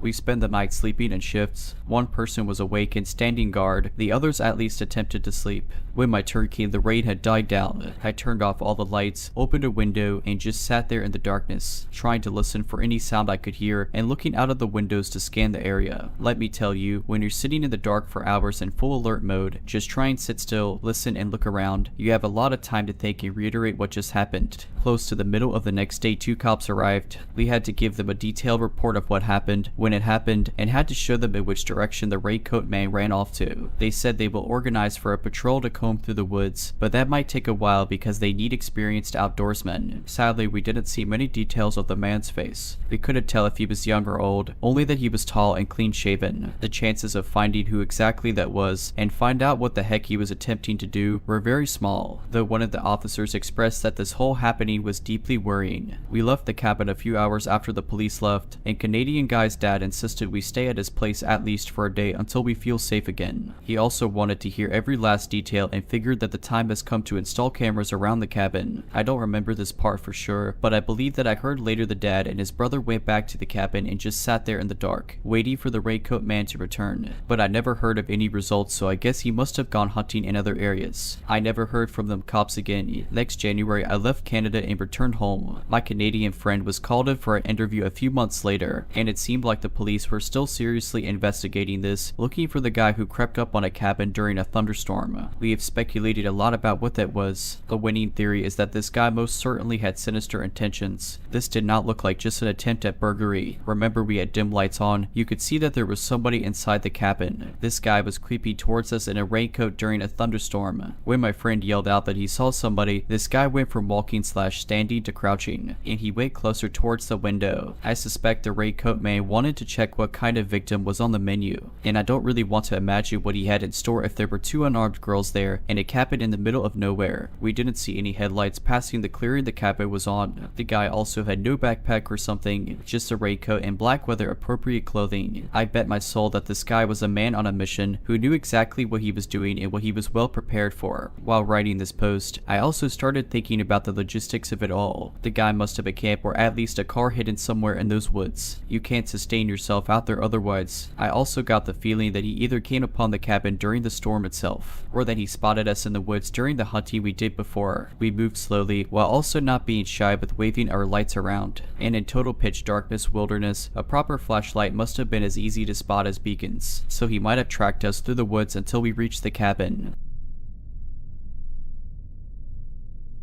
Hello everyone, I wanted to share my scary encounter that occurred just yesterday on the bus. So for a bit of context, I am a college student. Without giving too many details, I am a woman on the smaller side of average female height. I currently do not have a car, so I use my bike, walking, and the bus to get around. My college has a transit service that allows you to scan in with a student boarding pass for free. Other non-students are allowed to ride the bus by paying upon entry or purchasing a ticket beforehand. I frequently ride the bus for various reasons, grocery runs or treating myself to food, and yesterday I had the idea of treating myself to a movie after all the exams I have been having lately. I'm an avid horror fan and knew that Terrifier 2 was in theaters, so of course I wanted to see it immediately. One of my friends told me they found it funny and really enjoyed it, which was more than enough reason to go see it. I was looking at tickets the day before yesterday and trying to decide which time slot I wanted to see the movie in. Looking back now, something in my gut told me to choose the earlier time. I wish I had listened. Another detail I want to add is that there are 2 bus sizes, a large one and a small one. The bus I rode during the incident was the smaller one. The stop where I got on the bus is the beginning of the route. Unlike every other stop, the driver usually parks the bus here for 5 minutes and gets off to use the restroom or have a quick break before continuing with the rest of the route. Upon entering the bus, I noticed only 2 other passengers, another girl about my age and an older man. The girl was in the front of the bus on the right side and the man was in the second row on the left side. I sat on the right side several rows back. I usually read something on my phone or listen to music on the bus, so I immediately got on my phone when I sat down. Everything was okay for a little bit until I looked up and noticed the man repeatedly staring at me and looking away before staring at me again. I was immediately apprehensive but just brushed it off. He started speaking aloud out of nowhere, saying things like, "Beautiful baby and so fine," while staring at me. I was frozen out of fear and could only keep looking at my phone and trying to ignore it. This continued until I worked up the courage to say, "Sir, would you please stop staring at me?" To which he claimed he was not staring and told me I was extremely beautiful. Unsure of what to say, I just stupidly thanked him and went back to my phone. He had his body slightly turned, but when I confronted him, he faced fully forward. The driver got back on and we started moving again, so everything was calm for a bit, though I was admittedly still shaken up. This calm did not last long. Obviously, this creep couldn't contain himself and just had to voice his opinions about me out loud. He started saying similar things again, but also added some new phrases such as, "Going to make you my wife," and by far the worst one, "I'm gonna get you pregnant." I was shaking at this point and was unsure what to do. I desperately wanted to sit next to the other girl but did not want to pass by him to sit by her. We made it to 2 other stops before the girl got off and said sorry before leaving. My heart dropped to my stomach. The last thing I wanted was to be alone with this guy. Luckily, more people got on at this stop, a middle-aged couple and a guy about my age. In a panicked voice, I sort of shouted and asked the guy my age if he would sit with me. He was a bit confused but came to sit by me and I immediately felt relief. The stress of the situation got to me and I broke down crying. I guess the creep took this as indication to leave because he swiftly made his exit after that. The kind younger guy who sat next to me and began to comfort me. I am so grateful he chose to ride the bus that day. The bus driver noticed the commotion and called me to the front to get information in order to make a report. He told me he couldn't hear anything but that buses have video and would hopefully pick up what the creep was saying. He told me that same man had recently been kicked off for a similar incident and that he would be reporting this immediately. For the rest of the ride, the younger guy and I talked about things like majors and other school related stuff. I want to go into the marine biology field and he is a graduate student in mechanical engineering. I made it to the movies, it was awesome, and back home safely, but I definitely learned a lesson. My boyfriend is going to help me look into some self-defense items and he taught me a few fighting tactics.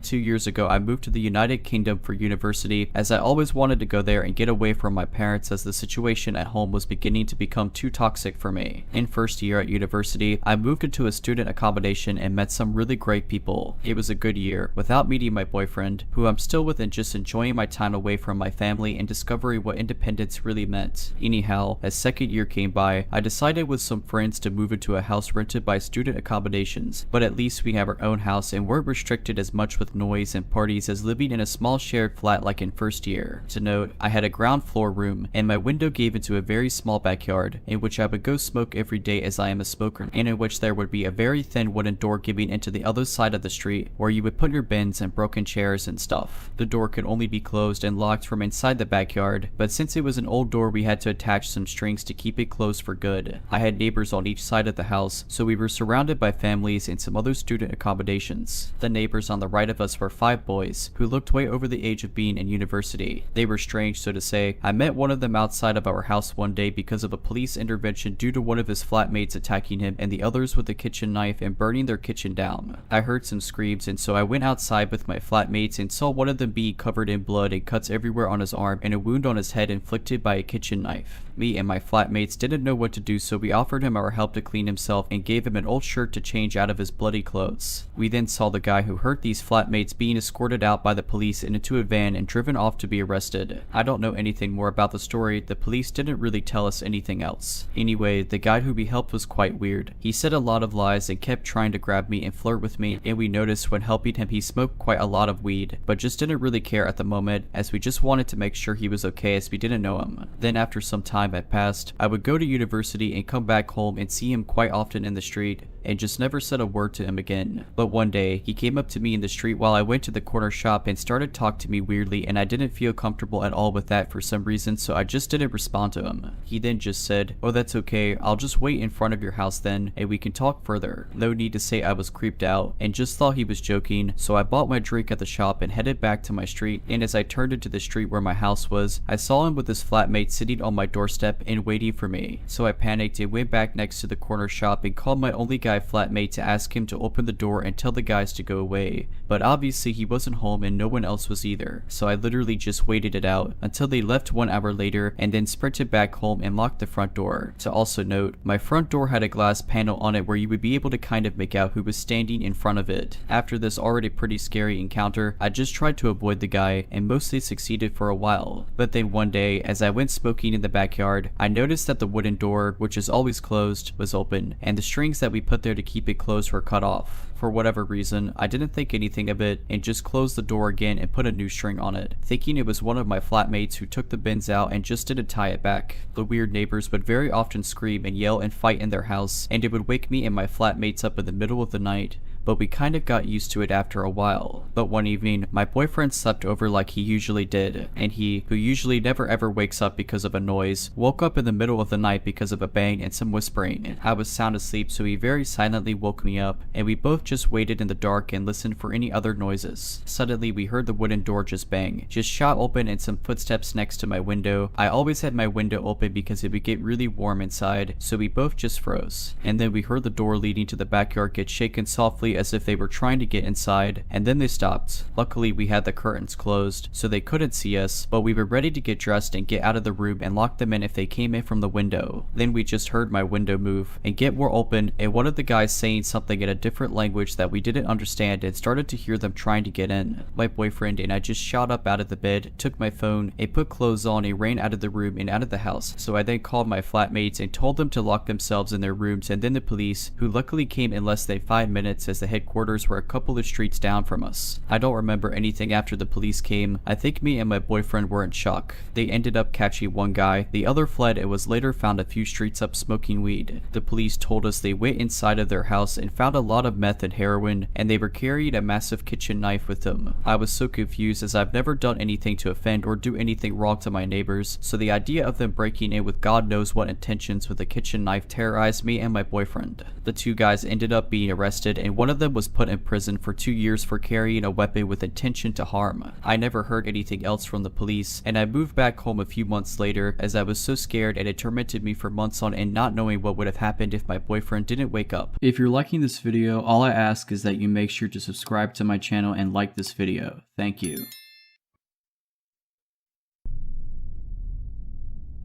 I grew up in a suburb of a medium-sized city. Behind my house was a sprawling forest reserve, and winding through it was a network of trails. I had roamed these trails since childhood, and by the time I was a teenager, I knew the twists and turns like the back of my hand. During the summer before college, I had made it a routine to jog these trails in the evenings. The thick canopies, chirping birds, and that earthy smell made the experience therapeutic. One evening, as the sun painted the sky in shades of orange and pink, I laced up my sneakers and headed out. About 20 minutes into my jog, I reached a clearing that overlooked a creek. I often paused here to take in the view, but that day, something was off. I saw a man standing on the other side of the creek. He was middle-aged, wearing a tattered brown jacket despite the summer heat, and he was staring straight at me. I offered a tentative wave, thinking maybe he was lost, but he didn't wave back. Instead, his stare intensified. Unsettled, I resumed my jog, trying to shake off the eerie feeling. Soon, I approached the old wooden bridge that would lead me back towards home. As I reached the midpoint of the bridge, I heard footsteps. They weren't the rhythmic patter of a jogger, they were deliberate and heavy. My heart rate quickened, and I glanced back. It was the man from the clearing. He was walking towards me, maintaining the unsettling eye contact. There was something predatory in his gaze, like a cat tracking its prey. Panic surged through me, and I broke into a sprint. I didn't dare look back, but his footsteps grew louder, faster. I veered off the main trail, hoping the rugged terrain would slow him down. The forest had transformed. The once familiar trails now seemed alien, and shadows played tricks on my eyes. Light breath came came in ragged gasps, but few propelled me forward. Every rustle, every snapped twig sent a fresh wave of adrenaline pumping. Minutes felt like hours. Finally, I stumbled upon a densely wooded area and, driven by sheer desperation, decided to hide. I crouched behind a fallen log, covering my mouth to muffle my breathing. The footsteps grew near, then paused. Silence, save for the distant hoot of an owl. Then, a voice, low and raspy, called out, "I just want to talk." The voice was chilling, drippy with malice. Minutes dragged on, but it felt like hours. Finally, the footsteps receded. I waited, listening intently, ensuring he was far enough away. Then, using my phone's flashlight, I began my trek home, avoiding the trails and staying in the shadows. Emerging from the forest, the sight of my house was overwhelming. I sprinted the rest of the way, locking the door behind me. My parents, alerted by the commotion, listened in horror as I recounted the events. The police were called and they searched the trails, but the man was never found. For days, I was paralyzed with fear, jumping at the smallest of noises. The trails, once a place of solace, were now tainted with the memory of that evening. I couldn't shake off the image of the man, his cold eyes tracking my every move. The incident was the talk of the town. Neighbors installed security cameras, evening strolls were now done in groups, and parents kept a closer eye on their children. The community was on edge. 2 weeks later, a break came. An old shed deep in the forest, which had been abandoned for years, caught fire. The cause was arson.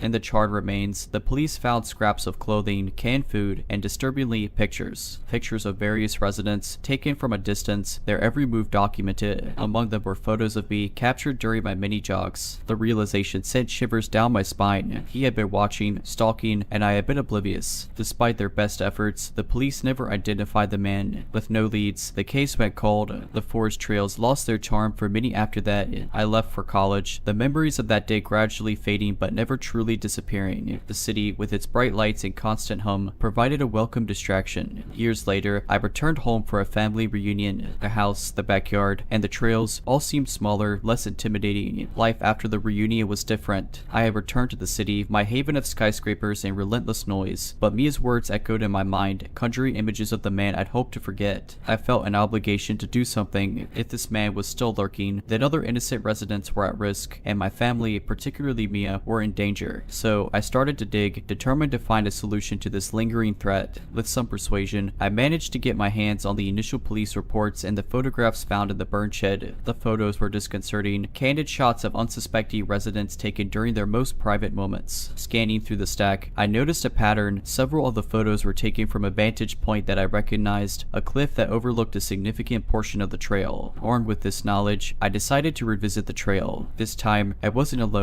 I enlisted the help of a couple of friends from my self-defense class. We strategized, setting up camp at various points to monitor any suspicious activities. Days turned into nights and back into days. We saw hikers, joggers, families picnicking, but no man in a tattered brown jacket. Then, on the 5th night, as I was perched on the cliff with binoculars, I saw him. Just as before, he stood eerily still, watching the trail from the shadows, his piercing eyes scanning the area. Before he could disappear, I snapped a few photos of him and sent them to my friends stationed nearby. Within minutes, they were on the move, converging on his location. But he was fast. By the time they reached the spot, he was gone. However, we now had photographic evidence of his existence, and more importantly, of his face. We handed the photos to the police. Using facial recognition, they finally identified him. The man's name was Leonard Dobbs, a former resident of the town with a history of stalking and harassment. He had disappeared years ago, and his whereabouts have remained unknown until now. The police launched a manhunt, using our photos and the intel we provided. Within a week, they located his hideout, a small makeshift hut hidden deep within the forest, its interiors adorned with more disturbing photos, and tools that suggested malicious intent. Leonard was apprehended in a neighboring town, attempting to flee. The community was notified, and relief washed over everyone. Thanks to collective efforts and determination, a lurking danger had been neutralized. Leah, now more curious than fearful, often questioned me about that week, eager to understand the details of our adventure. I, however, always steered the conversation away, wanting to shield her from the darker realities for just a bit longer. One thing was clear, though. My bond with the forest had changed forever. The trails, once a source of peace, now served as a constant reminder of vigilance. They had taught me that sometimes, beneath the beauty and calm of dangers lurk, unseen, waiting. To Leonard Dobbs, may you get the help you so desperately need, but more importantly, let's never meet again. The dead of night has a strange quality to it. The stillness, the shadows, and the eerie silence amplify the smallest of sounds. My story revolves around one such quiet night that quickly turned into the most unsettling experience of my life. I had moved to a small apartment on the outskirts of town for work. The building, although old, was surrounded by tall pine trees that often swayed melodiously with the wind. The neighbors were mostly older folks who went to bed early, so nights were generally quiet. The town itself had a low crime rate, and I felt relatively safe. One Thursday night, after finishing a series binge, I crawled into bed, ready to embrace sleep. Just as I was drifting off, my phone rang. The jarring ringtone in the dead of the night startled me. Checking the screen, I noticed an unfamiliar local number. It was past midnight, and I wasn't expecting any calls. Hesitant, I answered, "Hello." There was a brief silence, and then a man's voice, gravelly and cold, said, "You look peaceful when you sleep." The line went dead immediately after. The chill ran down my spine. My apartment was on the 3rd floor, and all the windows were shut. How could someone possibly see me? I checked all the locks, turned on all the lights, and peeked through the blinds. The street below was deserted. Thinking it was perhaps a wrong number or a twisted prank, I tried to shake off the unease and went back to bed. But sleep was elusive.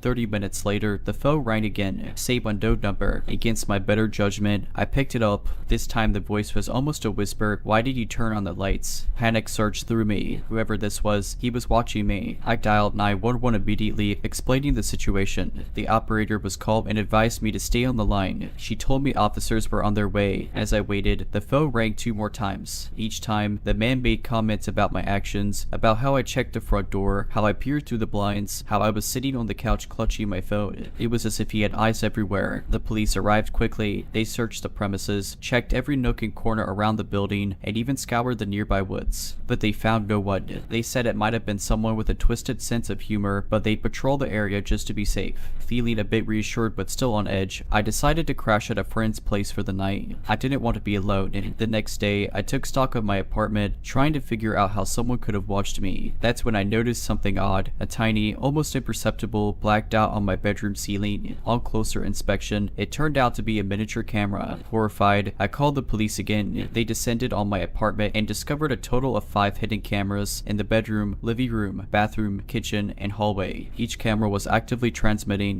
The subsequent investigation revealed that the cameras were being remotely accessed. With some tech magic, the police traced the feed to a house located a few streets away. When they raided the place, they found an elaborate setup of monitors, and more disturbingly, a treasure trove of footage, not just of me but of previous tenants as well. The occupant of the house, an unassuming man in his 50s named Edgar, was arrested. Turns out, he was the previous owner of my building. He had installed the cameras years ago and had been spying on various tenants, enjoying the perverse thrill of watching unsuspecting victims and, on occasion, making those chilling calls. The discovery shook me to my core. My home, my sanctuary, had been violated. Every moment, every intimate detail of my life had been observed by a stranger's prying eyes. The aftermath was a blur of police interviews, therapy sessions, and sleepless nights. I moved out of the apartment shortly after, needing a fresh start. The building was swept for more devices, and the current owner, just as horrified as the tenants, ramped up the security. Edgar was tried and sentenced to a lengthy prison term. It was discovered that he had a history of stalking and had been escalating his activities over the years. My life shifted dramatically after the Edgar incident. I no longer took things at face value. Friends and family noticed the change in me. I was more vigilant and often double-checked things. My apartment was now a fortress with the latest security systems in place. Months turned into years, and while the immediate anxiety of the situation faded, its undercurrent remained. I often caught myself scanning rooms for any unusual signs or watching strangers with more suspicion than warranted. Things took a brighter turn when I met Alex. He was understanding, kind, and had a calming presence. He became my anchor. We met through mutual friends, and after hearing my story, he made it his mission to make me feel safe again. We eventually moved in together, and with him by my side, my anxiety slowly ebbed away. One evening, as we were enjoying dinner at a quaint little restaurant, I noticed a man sitting at the bar, casting glances our way. His eyes, cold and detached, bore into mine, and a shiver ran down my spine. It was a look I'd come to recognize, one of obsession. As the night wore on, his gazes became more frequent, more lingering. I mentioned it to Alex, and he tried to dismiss it as paranoia. But when he finally took a good look at the man, even he felt an unsettling vibe. We decided to leave early. As we headed out, Alex whispered that the man was following us. We quickened our pace, desperately hailing a cab. Just when we thought we had lost him, he appeared right beside our cab at a traffic light, staring intently through the window. His message was clear: I can get to you whenever I want. Terrified, we went straight to the police. Unfortunately, they couldn't do much based on a single night's event. events. They asked us to keep a record of any further incidents, and de Pibor, the man seemed to be everywhere. We'd find him at our favorite coffee shop, near Alex's office, even at the park where we walked our dog. He never approached us, never spoke, he just watched. We hired a private investigator, hoping to glean some insight into who he was and what he wanted. The results were shocking. The man, named Kevin, was Edgar's younger brother. He believed that my testimony was the sole reason for Edgar's imprisonment and had harbored a vendetta against me. Confrontation seemed inevitable. We decided to take matters into our own hands, arranging a meeting with Kevin at a public place. Alex and I, accompanied by a couple of friends, faced him. We demanded answers, hoping to end this torment once and for all. Kevin, in his twisted way, believed he was avenging his brother's unfair treatment. He thought that by instilling fear in me, he'd somehow balance the scales. It was heartbreaking and horrifying to see the depth of his delusion. Our pleas, our attempts to reason with him, seemed to fall on deaf ears. We left the meeting with a heavy heart, more fearful than before. Thankfully, our pi had recorded the entire conversation. We handed the evidence to the police, and coupled with our documented encounters, it was enough to get a restraining order against Kevin. With the law on our side, Kevin's appearance has dwindled,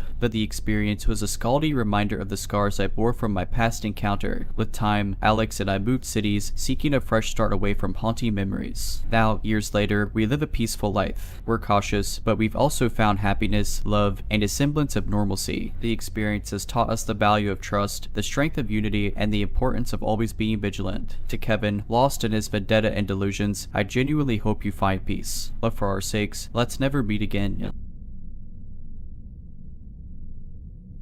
When I was 21, I moved into a small rental house in a fairly older neighborhood. The houses were close together, and most of my neighbors were elderly. It was a quiet, picturesque street, marred only by one thing: the house next to mine was vacant. The empty house was a looming, two-story structure. Its windows were dark and gave off a haunting vibe. The paint was peeling, the lawn was overgrown, and it looked like it hadn't been lived in for years. About a month after I moved in, I noticed something odd. Late at night, I would hear faint noises coming from that house, sounds like footsteps, doors creaking, and even low murmurs. It was easy to dismiss it as the sounds an old house makes, or perhaps animals that had made their home there. One evening, as I was doing dishes, I looked out of my kitchen window, which directly faced the empty house's backyard. I froze. There, in the dim twilight, I saw a silhouette of a man. He seemed a bit degan. I quickly turned off my lights and watched. After about 15 minutes, he stopped, looked around, and went back into the house. Disturbed, I decided to share my observations with Mrs. Thompson, an elderly lady who lived on the other side of the empty house.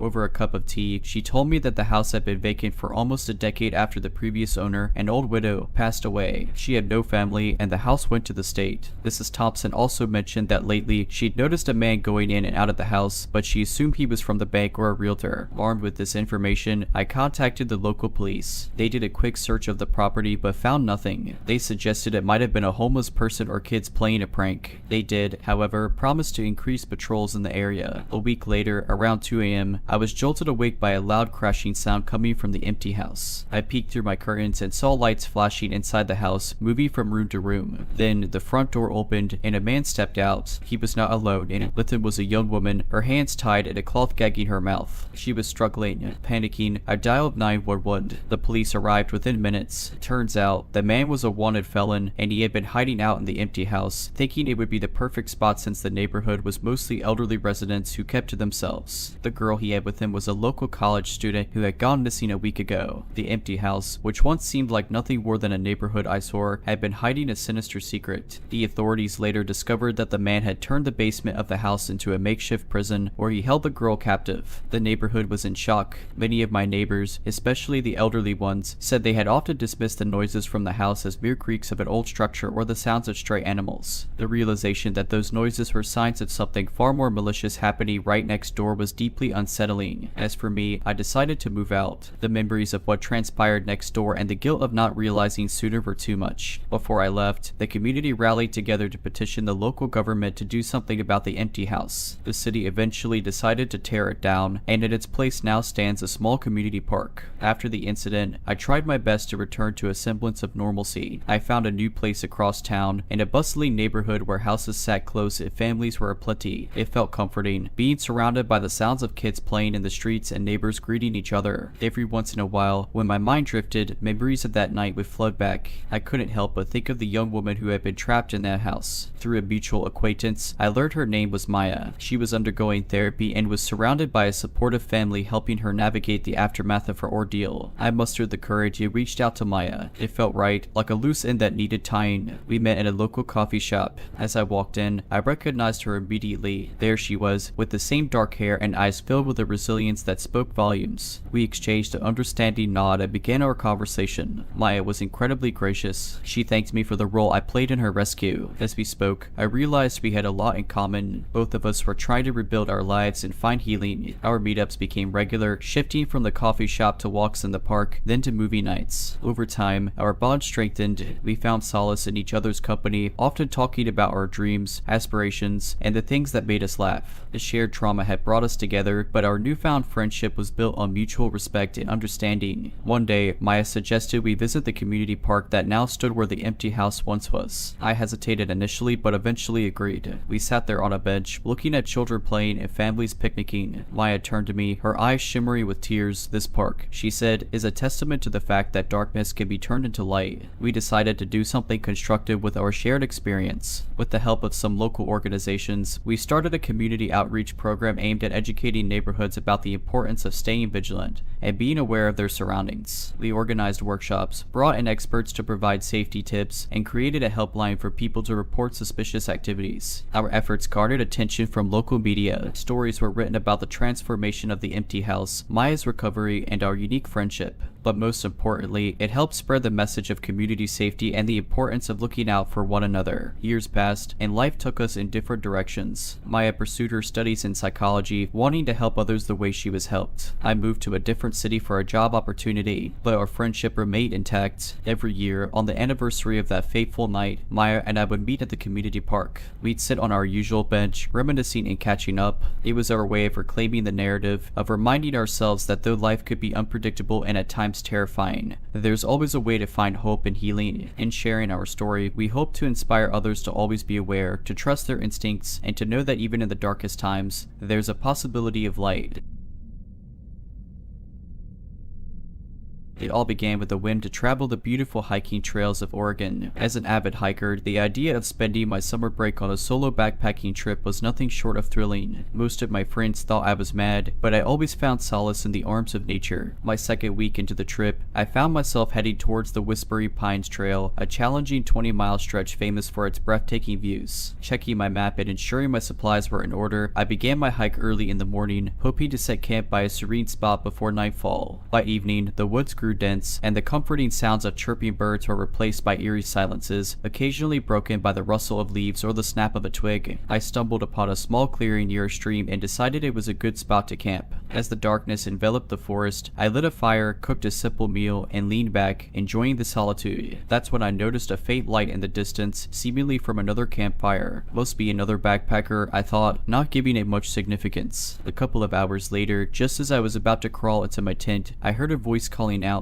"Ted, is someone there?" It sounded distressed, alarmed. I grabbed my flashlight and shone it in the direction of the voice. There, almost stumbling over the rough terrain, was a man, probably in his late 30s, looking disheveled and frightened. "Hey," he panted as he approached. "I got lost. My group was somewhere down south, and I wandered off. And I shared our campsite for the night. Something felt off. His story didn't quite align with the fact that I hadn't seen any signs of another group during my hike. Plus, his backpack looked almost empty, not something you'd expect from a backpacker. Sure, I replied cautiously, trying to mask my apprehension. "You can pitch your tent right there." We sat by the fire, and I noticed him sneaking glances at me, his gaze lingering just a bit too long. Every question I asked about his journey was met with vague responses or flat-out deflection. By midnight, a thick fog rolled in, and visibility dropped drastically. My unwanted companion had pitched his tent and was seemingly asleep. I retired to my tent, ensuring my knife was within arm's reach. Hours later, a rustling sound woke me up. I strained my ears and realized it was coming from outside. The sound grew louder, closer. Suddenly, my tent zipper began to inch open slowly. Heart pounding, I gripped my knife and waited. The silhouette of a hand appeared, reaching inside. In a split-second decision, I slashed at it. A scream pierced the night. "What the hell, man?" the stranger yelled, cradling his injured hand. "Don't come near me," I shouted back, exiting my tent with my flashlight and knife in hand. But the fog was dense, and all I could make out was the sound of his pained breathing. After what felt like hours, the first light of dawn began to pierce the fog. The eerie silence was broken by the sound of footsteps, several of them. I panicked, thinking the stranger had brought reinforcements. A voice boomed, "This is the police. Stay where you are." Relief washed over me. I later learned that the stranger was a fugitive on the run. A group of backpackers had spotted him acting suspiciously and informed the park rangers, who in turn contacted the police. They had been combing the forest the entire night. If it weren't for my instinctual slash in the dark, things might have ended very differently for me. The incident gave me a renewed appreciation for trusting my gut and the importance of safety precautions, even in the serene embrace of nature. The days following the incident were a whirlwind. I had given my statement to the police, and they had asked me to stay in the vicinity in case they needed any further information. The man I had encountered was wanted for a string of burglaries across state lines. They believed he'd been hiding in the forest to evade capture. My encounter with him had been pure bad luck. News spread fast. I was approached by local media outlets looking for the backpacker who faced off with the forest fugitive. Reluctantly, I shared my story, emphasizing the importance of being prepared and always listening to one's intuition. The attention was overwhelming, and I decided to lay low for a while. I booked a room at a nearby lodge. The owners, an elderly couple named Clara and George, had seen my story on the news and insisted on giving me a discount. They treated me like family, and their kindness was a welcome respite from the ordeal I had experienced. Clara, with her soft-spoken voice and stories of the past, had grown up in the area and knew the forest like the back of her hand. She'd tell tales of her adventures as a young girl, of lost travelers she'd helped, and of the ever-changing landscape of the woods. I found solace in her tales, and they helped distract me from the events that had unfolded. One evening, as we sat on the lodge's porch overlooking the dense canopy of trees, Clara said, "You know, nature has a way of teaching us lessons,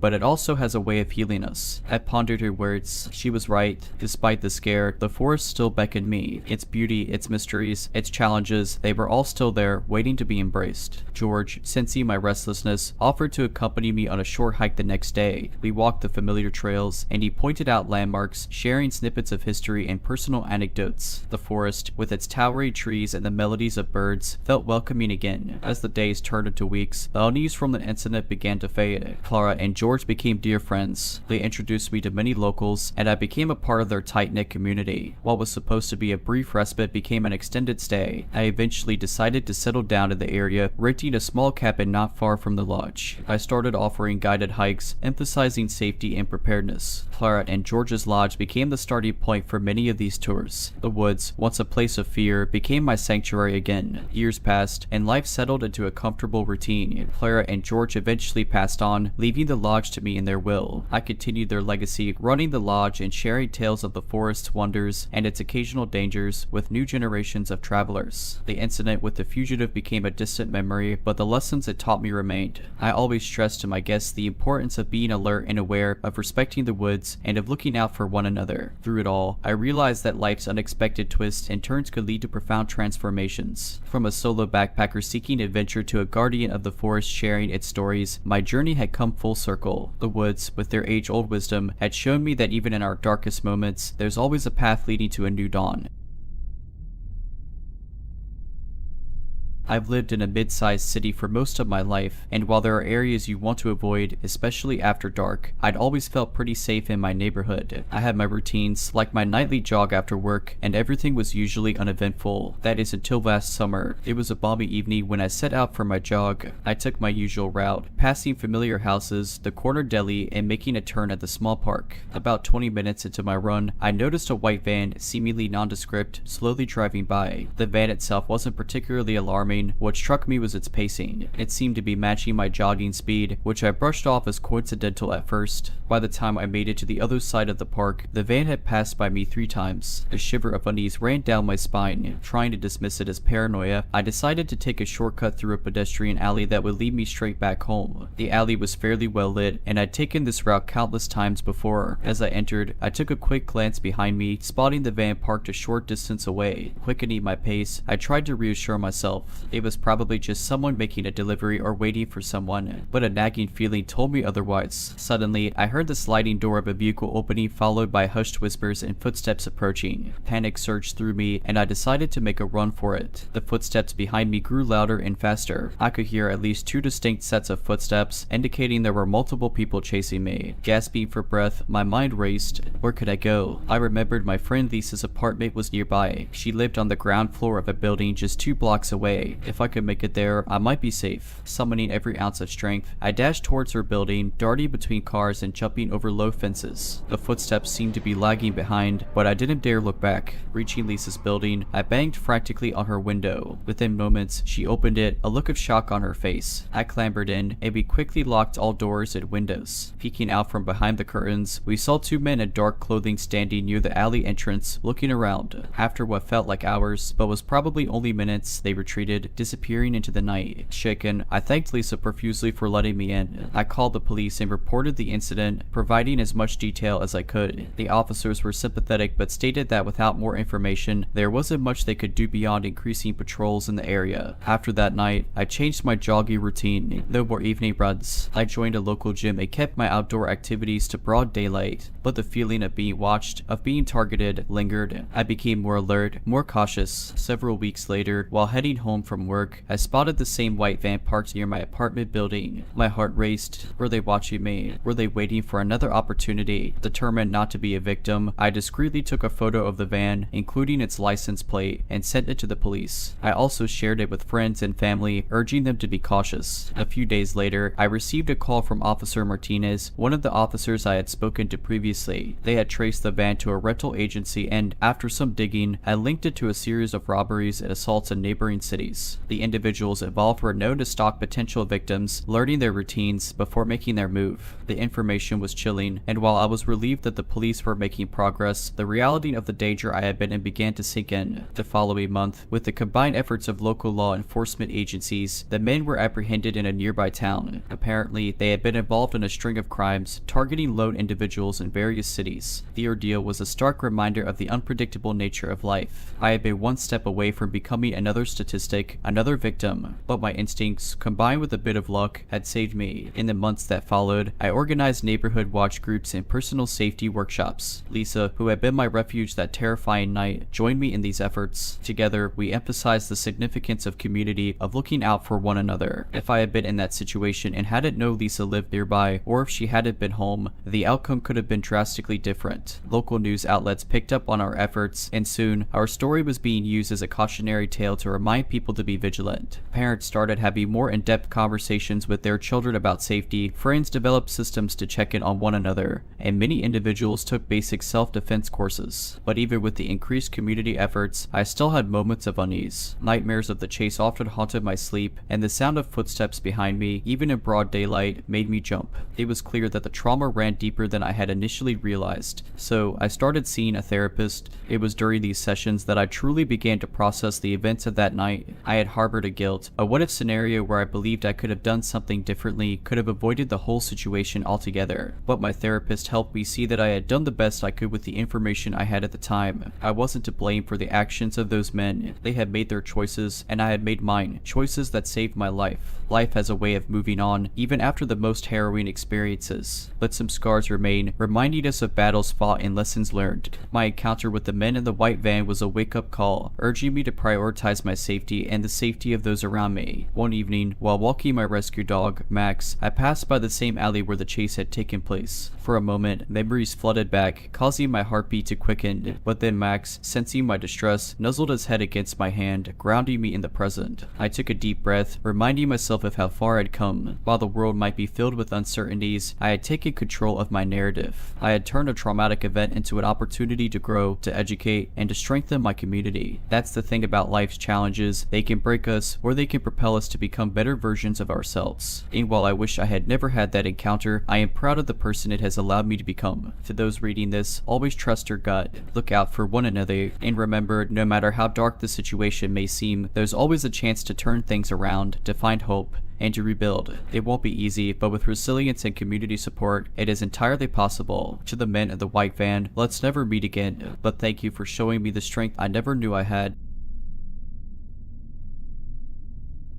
I've always been a bibliophile. Every town I visited, I made a point to check out the local bookstore. During my college years, I spent a summer in a small coastal town interning at a marine lab. The town was a serene, quiet place, the kind where neighbors still borrowed sugar from one another. One lazy Saturday, I decided to venture to the town's only bookstore. It was a quaint, two-storied building with the sweet aroma of old books filling the air. The moment I walked in, I felt a comforting stillness, accompanied by the distant sound of waves crashing on the shore. The elderly store owner gave me a kind nod from behind the counter, absorbed in his newspaper. I wandered through the narrow aisles, losing myself in the world of books. As time went on, I settled in a secluded corner with a pile of novels. Occasionally, I would hear footsteps or hushed conversations from other patrons, but I remained engrossed in my reading. It was when I was deeply engrossed in a novel that I felt it, the unmistakable sensation of being watched. I shook off the feeling, attributing it to the book's gripping plot. However, the sensation persisted. Glancing up, my eyes met those of a man standing a few aisles away. He was middle-aged, with unkempt hair and an ill-fitted brown jacket. Though he was pretending to scan the bookshelves, his eyes were firmly fixed on me. Feeling uneasy, I decided to shift my location, convincing myself that I was just being overly paranoid. I moved to the second floor, where there was a reading lounge overlooking the ocean. But not even 10 minutes later, I felt the weight of a gaze on me again. I wasn't surprised to find the same man, this time sitting on a couch across the room, a book on his lap, yet his attention solely on me. A cold dread settled in my stomach. I knew this wasn't mere coincidence. I thought about leaving, but I didn't want to reveal that I was staying nearby. The last thing I wanted was this stranger following me home. Instead, I decided to confront him. I walked over, heart pounding, and asked, "Is there a reason you're watching me?" The man looked taken aback. I thought you looked familiar," he stammered, not meeting my gaze. "I don't believe we've met," I replied firmly. His continued gaze made my skin crawl. Just then, a couple entered the lounge, breaking the tense standoff. Seizing the moment, I quickly made my way downstairs and approached the store owner. I quietly explained the situation, and without hesitation, he offered to help.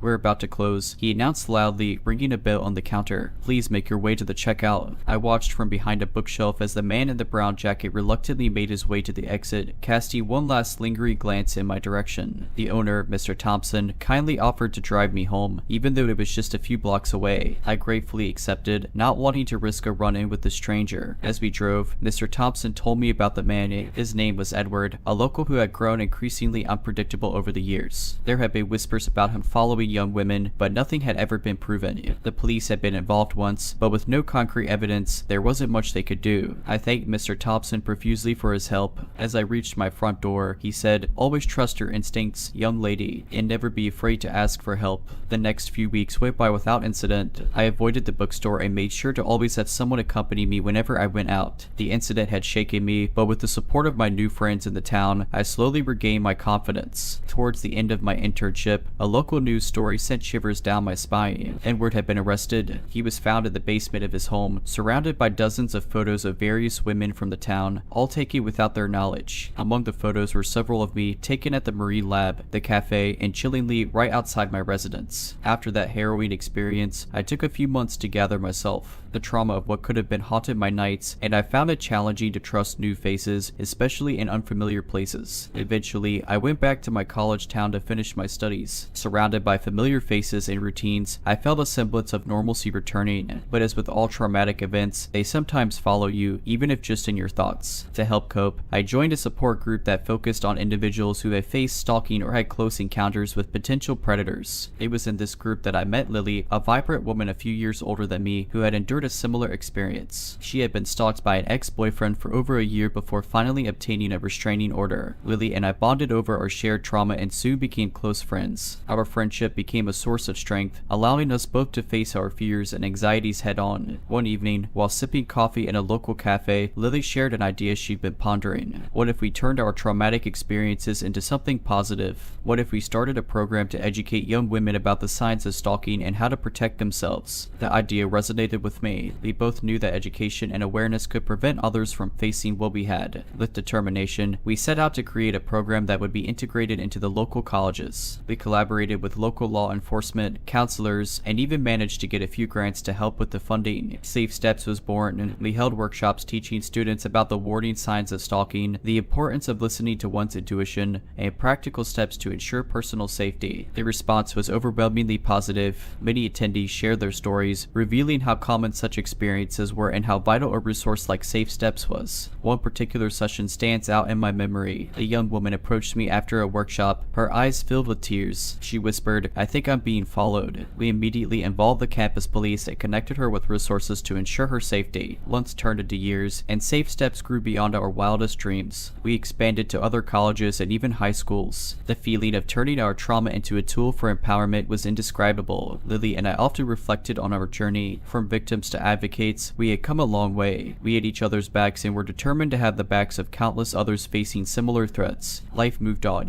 I graduated, found a job, and even moved to a new city. But the mission of Safe Steps and the lessons from that small coastal town remained a significant part of my life. Every workshop, every shared story, and every person we helped reminded me of Mr. Thompson's words, "Always trust your instincts." I often wonder what would have happened if I hadn't listened to that gut feeling in the bookstore. It's a chilling thought, but it reaffirms the importance of intuition and the need for resources like Safe Steps. The world is full of uncertainties, and danger sometimes lurks where we least expect it. But with awareness, community support, and a bit of courage, we can navigate it safely, turning traumatic experiences into tales of resilience and hope. The old downtown library was my refuge during my undergraduate days. Tucked between newer, more modern structures, it had that ancient book smell, creaking wooden floors, and ornate iron wrought stairs that led to a second floor with rows upon rows of tall wooden bookshelves. My usual spot was a table near a window on the second floor. The spot was quiet, tucked away behind a large bookshelf, and bathed in soft sunlight. Studying there always felt peaceful. About 6 months into my routine, I began to notice a man who seemed to frequent the library as much as I did. He was in his late 50s, always impeccably dressed in a beige trench coat with a trilby hat that he would hang on the coat rack at the entrance. At first, I paid him little mind. He would sit a few tables away from me, engrossed in large, dusty books. But as weeks went by, I began to notice him glancing in my direction more frequently. When our eyes met, he'd quickly look away. Initially, I brushed it off as coincidence, but the frequency of his glances grew, making me increasingly uncomfortable. One evening, as the library's closing time approached, I packed up my stuff and headed for the stairs. I could hear footsteps echoing behind me. Glancing over my shoulder, I saw the man in the trench coat following me. Alarm bells started ringing in my head. Reaching the main floor, I decided to test if he was indeed following me. Instead of heading for the exit, I went to the restroom corridor. As expected, he pretended to browse a nearby shelf, occasionally peering towards the corridor, waiting. After several minutes, I emerged, and without making eye contact, briskly headed for the exit. The library's old main doors led directly outside, and as I pushed them open, I realized it was already dark.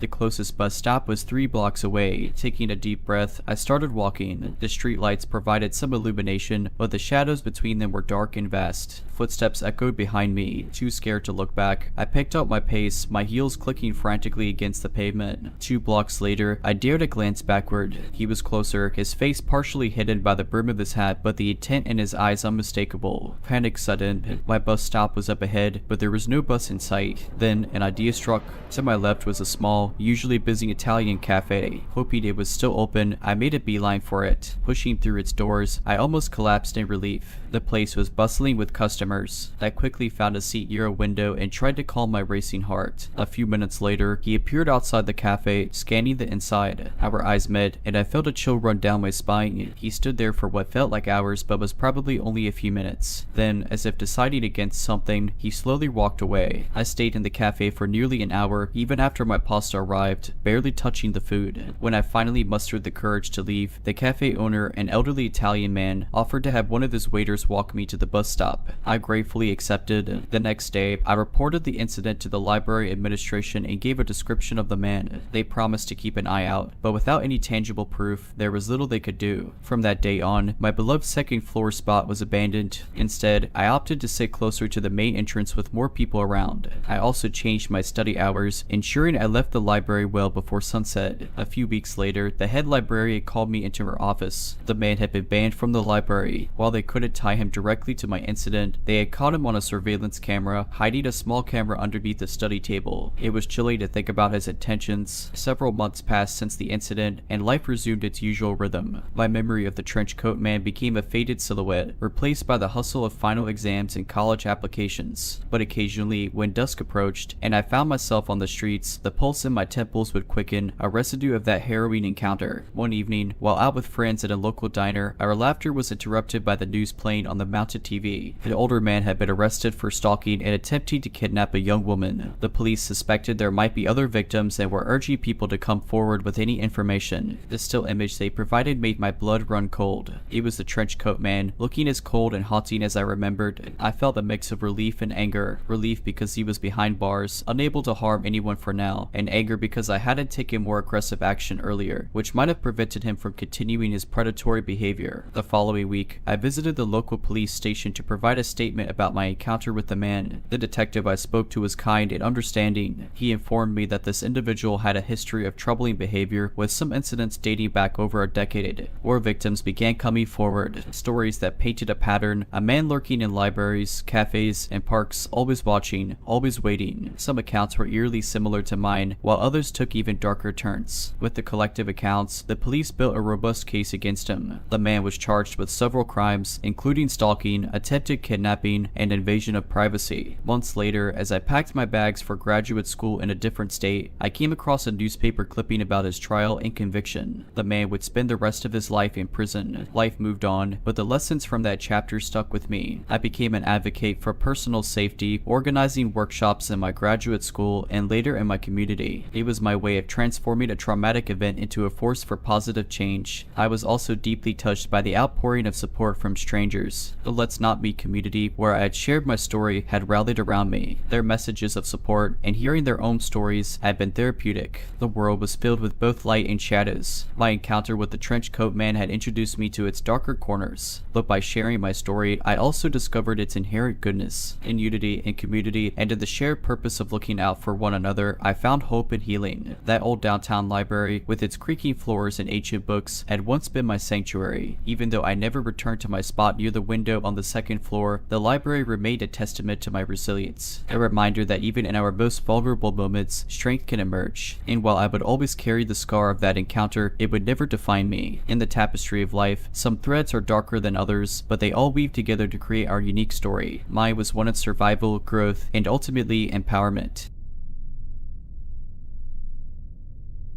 The town I grew up in was quiet and uneventful, nestled amidst vast stretches of farmland. This made my choice to pursue a career in photography a bit ironic. What could one possibly capture in such a mundane setting? The answer was everything if you knew where to look. One summer evening, at 19, I decided to capture some night shots. The stillness of the night, with its inky black skies, speckled with stars, always mesmerized me. Equipped with my new DSLR and tripod, I set out around 10 p.m. An hour to my shoot, I was near an old, abandoned farmhouse that had always been a source of local legends. Some said it was haunted, while others spoke of it being the site of old prohibition transactions. However, most of these stories were embellished tales to scare youngsters. Positioning my camera to capture the skeletal silhouette of the farmhouse against the moonlit sky, I began adjusting my settings. Just as I was about to take a shot, I noticed a flicker in one of the farmhouse's broken windows. Dismissing it as a trick of the light, I refocused and clicked the shutter. As the flash illuminated the surroundings, I caught a fleeting glimpse of a face in the window, a man with wild hair staring intently at me. I blinked, startled, my heart pounding. I looked again, but the window was empty. "It's just your imagination," I whispered to myself, attributing it to the plethora of ghost stories I had heard. Shaking off the unease, I decided to move closer and take some shots inside the farmhouse. As I approached, the air grew colder, sending shivers down my spine. I told myself it was the draft and nothing more. Stepping inside, the dilapidated interior bore signs of age and decay. The wallpaper peeled off in chunks, the wooden floorboards creaked, and the air was thick with a musty odor. I set up my camera in what looked like the main hall, with a grand staircase serving as my focal point. Click, flash. When the flash cleared, I saw him, the man from the window, standing atop the staircase, a chilling grin on his face. Dropping my camera, I bolted out the front door without looking back. I sprinted through the fields, my breath ragged, the darkness amplifying every rustle and whisper of the wind. It felt like a nightmare, the kind where your feet feel heavy, and the danger behind you inches closer and closer. When I reached the main road, I flagged down a passing car. The elderly driver, Mr. Perkins, a local I recognized, was shocked to see me in such a state. Between gasps, I relayed my encounter at the farmhouse. He drove me home, a grave expression on his face. Once we reached my house, he turned off the engine and sighed, "Son, what you saw wasn't a ghost, but something much more sinister." He shared a story from years ago when he was a young man. There was a recluse named Elijah who lived in that farmhouse. He was eccentric, always capturing animals and taking photographs of them. As years passed, rumors spread about his sanity deteriorating, progressing from animals to capturing and photographing wandering travelers. One day, he simply disappeared, leaving behind only whispers of his unsettling activities. The local police investigated after a few hikers went missing near the area, but they found nothing to directly implicate him. However, they discovered a hidden room filled with photographs, portraits of people, terror evident in their eyes, as if they were trapped or begging for release. No one knew what happened to those people or to Elijah. The story spread like wildfire among my friends and neighbors, with some being genuinely concerned, while others brushed it off,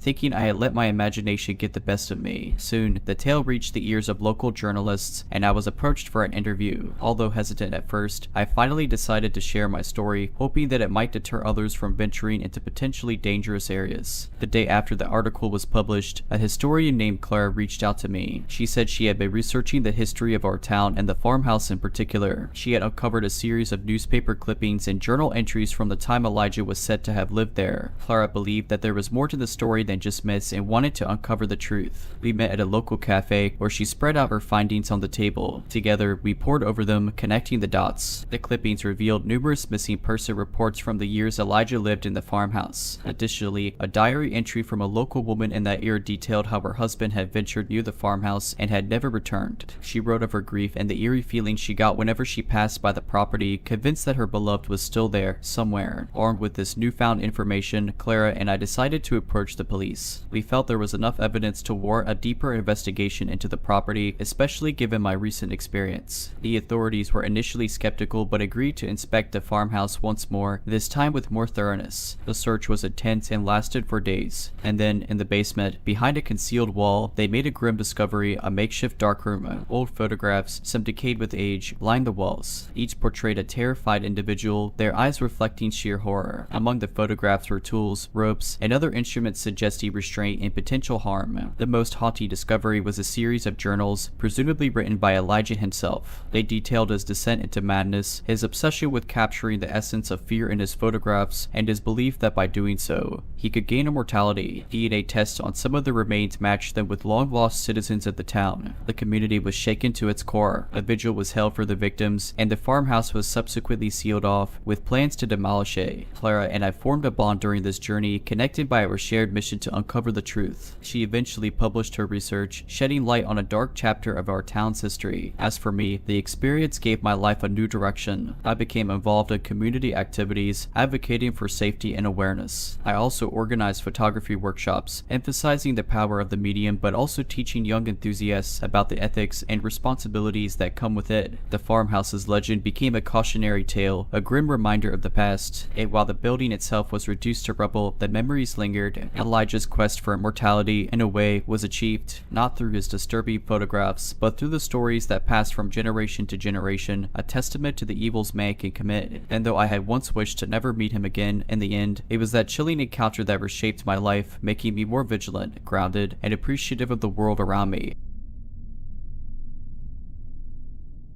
It was the summer after my freshman year of college, and I landed an internship at a prominent tech company in the city. It was an exciting, bustling time. The company's building was located in an older, industrial part of town which had seen recent gentrification. Quaint coffee shops had sprouted alongside decades-old warehouses. There was one particular route I used to take from the subway to my office. It was through a narrow alleyway which saved me about 10 minutes every morning. Though it was slightly dim due to the tall buildings blocking sunlight, I never thought twice about it. One Wednesday morning, I noticed something unusual. A man in a business suit was standing in the alley, talking animatedly on his phone. This wouldn't have been odd except he was always there, every day, at the same time, in the same spot, and always talking on his phone. Initially, I brushed it off thinking he probably had regular calls and preferred to take them outside the office. 2 weeks into my noticing him, things took a strange turn. He started acknowledging me, a slight nod one day, a wave the next. By the end of the week, he'd greet me with a good morning or comment about the weather. I responded out of politeness. On one fateful day, as I was walking through the alley, he stepped in front of me, blocking my path. "Hi, we always seem to run into each other, don't we? I'm David." Unnerved but not wanting to be rude, I introduced myself. We had a brief conversation, and he mentioned he worked for a startup in one of the neighboring buildings. It all seemed benign. We parted ways, and I felt silly for being on edge. However, the interactions began to escalate. Sometimes David would be waiting with a coffee, insisting I take it. Other times he'd walk with me to my building, talking about his startup. It was all very cordial, but I couldn't shake the feeling something was off. Then one evening, after working late, I was walking to the subway when I felt a hand on my shoulder. It was David, but he wasn't in his usual suit. He was wearing casual clothes and had a scruffy appearance, looking like he hadn't slept in days. His demeanor had shifted. He seemed frantic. "Where were you? I waited for you this morning, and you didn't pass by." His voice had an accusing tone. Taken aback, I stammered, I took a different route today." He looked me in the eyes, his gaze piercing. "I don't like when things change," he whispered. Terrified, I quickly excused myself and hurried to the subway. I was shaken. The next day, I told my colleagues about David. One of them, Mark, looked puzzled and said, "That's strange. I know almost everyone in the startups around here, but I've never heard of a David." Disturbed, I decided to avoid the alleyway and take the longer route. I also informed building security about my encounters. A week later, as I was leaving the office, one of the security personnel, Mr. Thompson, approached me. "You're the young lady who mentioned the man named David, right?" Nodding, I replied, "Yes, why?" He hesitated. "Well, we reviewed the security footage. There's no David entering or exiting any building nearby. In fact, the only time he appears is in the alley when you pass by. Then, he simply walks away, disappearing around the corner." I was stunned. Who was this man? Why was he so obsessed with me? My anxiety peaked, so I decided to involve the police. They took my statement and decided to stake out the alleyway. For days, David was nowhere in sight, and I started to feel like I'd overreacted. Then, late one night, my phone buzzed with an unknown number. I answered, and a familiar voice whispered, "I miss our morning chats." I hung up, panicked. The police traced the call to a disposable phone. Over the next days, I received multiple texts and calls, each more desperate and unnerving. The breaking point was a letter left at my office. Inside were photos of me going to my apartment, at a cafe with friends, even from my college days. The message read, "You can change your route, but you can't escape our connection." The police intensified their investigation and discovered David's real identity. His name was Eric, and he had a history of stalking. He'd become fixated on people he felt a connection with. There were restraining orders against him from 2 other women in different cities. They finally caught Eric lurking near my apartment one night. He had been watching me, tracking my movements for months, even before our alleyway encounters. After the arrest, life began to return to normal. Days turned into weeks, and my heart would still race every time I passed the cafe or crossed that particular street on my way home. I would double check my locks, be wary of unknown numbers, and became increasingly more isolated, fearing David was around any corner. Work became my solace, a place I felt somewhat safe, especially with coworkers like Mark who were always ready to support me. One day, Mark approached me with an idea. "Have you ever considered self-defense classes?" My sister took some after a break-in at her apartment, said it changed her life, made her feel empowered. I hesitated. The idea of stepping out of my comfort zone was daunting. However, after some thought, I decided it was worth a try. Mark's sister, Lisa, recommended a place, and soon I found myself in a dojo with other women, some of whom had similar stories to share. As the weeks passed, I started feeling stronger. My posture changed, my steps became more confident, and I felt less vulnerable. It wasn't just about the physical techniques I learned, but the emotional healing the classes brought. It was a community where everyone supported one another. One evening, after an intense session, Lisa introduced me to Anna, a detective who attended classes to stay in shape. Anna and I hit it off, and over coffee, I shared my ordeal. She listened patiently, and then said something I hadn't expected. "Have you ever thought of turning your experience into something proactive? Perhaps work with the police in raising awareness about stalking and personal safety?" I mulled over Anna's words for days. The idea was tempting but terrifying. Would I be able to face an audience, reliving the memories, sharing the fear? But then, I thought of the countless others who might be in the same situation, unsure of how to handle it. Maybe my story could help. With Anna's guidance, I began collaborating with the local police department. We organized community events, workshops, and school sessions. Anna shared safety tips and legal steps one could take, while I spoke of my experience, the signs, and the importance of seeking help. Mark was my pillar throughout. He'd attend every workshop, standing at the back, his presence a comforting reminder of the good people in the world. Over time, the workshops gained momentum. Other victims came forward, sharing their stories, and our initiative expanded. Local newspapers and TV channels covered our sessions, leading to a surge in community participation. One day, during a workshop at a college, a young woman approached me, her eyes brimming with tears. "Your story saved me," she whispered. "I realized my ex-boyfriend's behavior wasn't normal. Because of your workshop, I knew the steps to take. Thank you." It was moments like these that made everything worthwhile. David's shadow began to fade from my life. While the trauma didn't disappear overnight, channeling my energy into helping others acted as a balm. It was therapeutic, giving me purpose and direction. Years passed. Mark and I, bound by a deep friendship, began dating. Our bond, forged in adversity, was unbreakable. We eventually married and started a nonprofit dedicated to personal safety and awareness. The girl who had once been paralyzed by fear now stood in front of hundreds, turning her pain into a mission. David had intended to break me to make me feel weak. Instead, he inadvertently pushed me onto a path of strength, resilience, and purpose.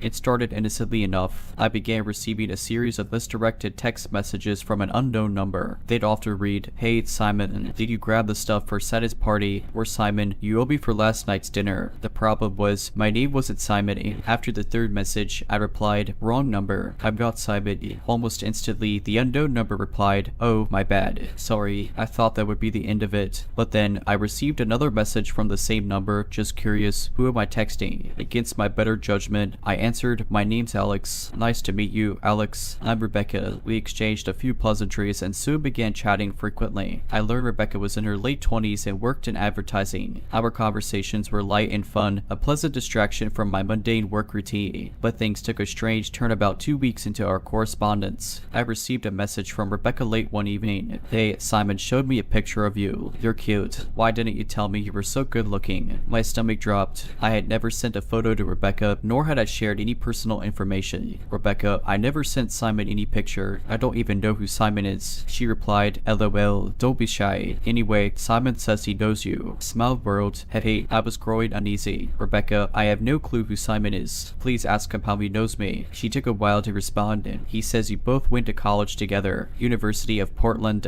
I was taken aback. "Yes, I did, but I can't recall any Simon from my time there." Our conversations dwindled after that. Her previously rapid-fire replies became sporadic, and I assumed she was probably embarrassed by the mix-up. But the eeriness of the situation stuck with me. One evening, as I was leaving work, I noticed a black sedan parked across the street. It was oddly familiar. It was there the next day, and the day after. The same pattern persisted. Every time I looked out of my office window or left the building, that black sedan was there, seemingly waiting. Paranoia began to set in. I decided to confront the driver. As I approached the vehicle, the windows rolled down, revealing none other than Simon. I recognized him immediately. We had indeed gone to college together, but weren't exactly friends. Simon was 2 years my senior and had an unsettling reputation for being intense and aggressive. The reason he wasn't on my radar was that I had tried my best to avoid him. Simon smirked. "Hey, Alex, remember me?" I tried to keep my voice steady. "Yeah, from college. What are you doing here?" He chuckled. "Just wanted to catch up.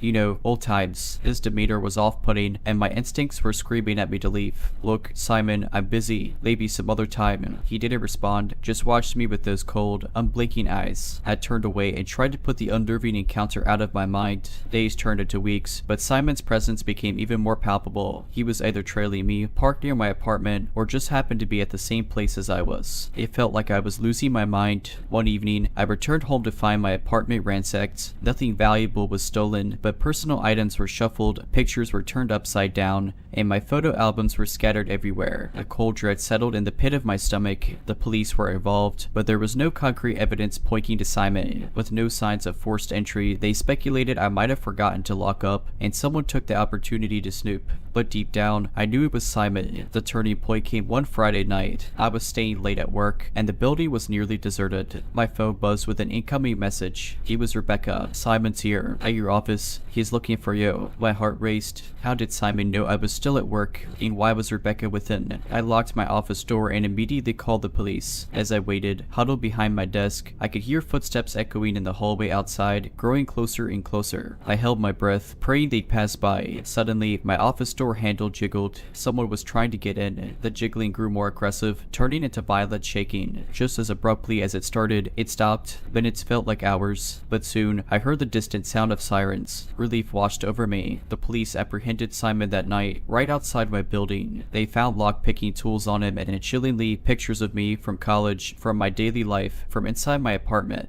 Rebecca, it turned out, was an innocent party. She had run into Simon at a mutual event, and he recognized me from her chat when he borrowed her phone. It was he who had sent that warning message from her phone when she stepped away, likely as some twisted game. With the evidence against him, Simon was taken into custody and slapped with a restraining order. I later learned from mutual acquaintances that he had been dealing with a series of personal and mental health issues since college. His obsession with me was an unfortunate consequence of those struggles, though no one could explain why he had fixated on me specifically. Rebecca and I met face to face after the whole ordeal. She was genuinely apologetic, feeling responsible for inadvertently dragging dragging me into this mess. We both attended a few therapy sessions together to cope with the trauma. Over time, we built a genuine friendship grounded in our shared experience. The next few months were a whirlwind of counseling, dealing with the legalities, and trying to reclaim a sense of normalcy. While the physical reminders of Simon's obsession faded, the moved belongings, the rearranged photos, the psychological scars lingered. I'd jump at shadows, double and triple check my locks, and constantly look over my shoulder. However, life has a way of marching on. The incident, terrifying as it was, began to retreat into the annals of my memory. I moved apartments, switched jobs, and even took a sabbatical to travel for a few months. One evening, on the streets of Prague, I was admiring the beauty of Charles Bridge when a familiar voice greeted me. "Beautiful, isn't it?" I turned to see a smiley Rebecca, camera in hand, capturing the sunset over the Vieltava River. It was an unexpected reunion, thousands of miles away from where our twisted tale had begun. We spent the evening reminiscing, catching up, and inevitably discussing the ordeal with Simon. It turned out that he was institutionalized, receiving the help he so desperately needed. Both Rebecca and I had grown from the experience. We learned about the fragility of the mind, the importance of vigilance, and the bonds that can form from shared trauma. As we parted ways, she said something that stayed with me. Life is a series of interwoven stories, some dark, some light, but it's up to us to decide which chapters define us. That night in Prague, standing on a bridge steeped in history and surrounded by tales of love, loss, and legends, I realized that every experience, no matter how dark, contributes to our story. And while we can't control every event that befalls us, we can control the narrative. My story with Simon was a chapter, a dark, harrowing chapter, but just a chapter nonetheless. The book was still being written, and I have many more stories to tell. Alright, but that's it. I hope you enjoyed this video. If you did, make sure to subscribe to my channel, like this video, and comment something down below. But as always, Have a nice day.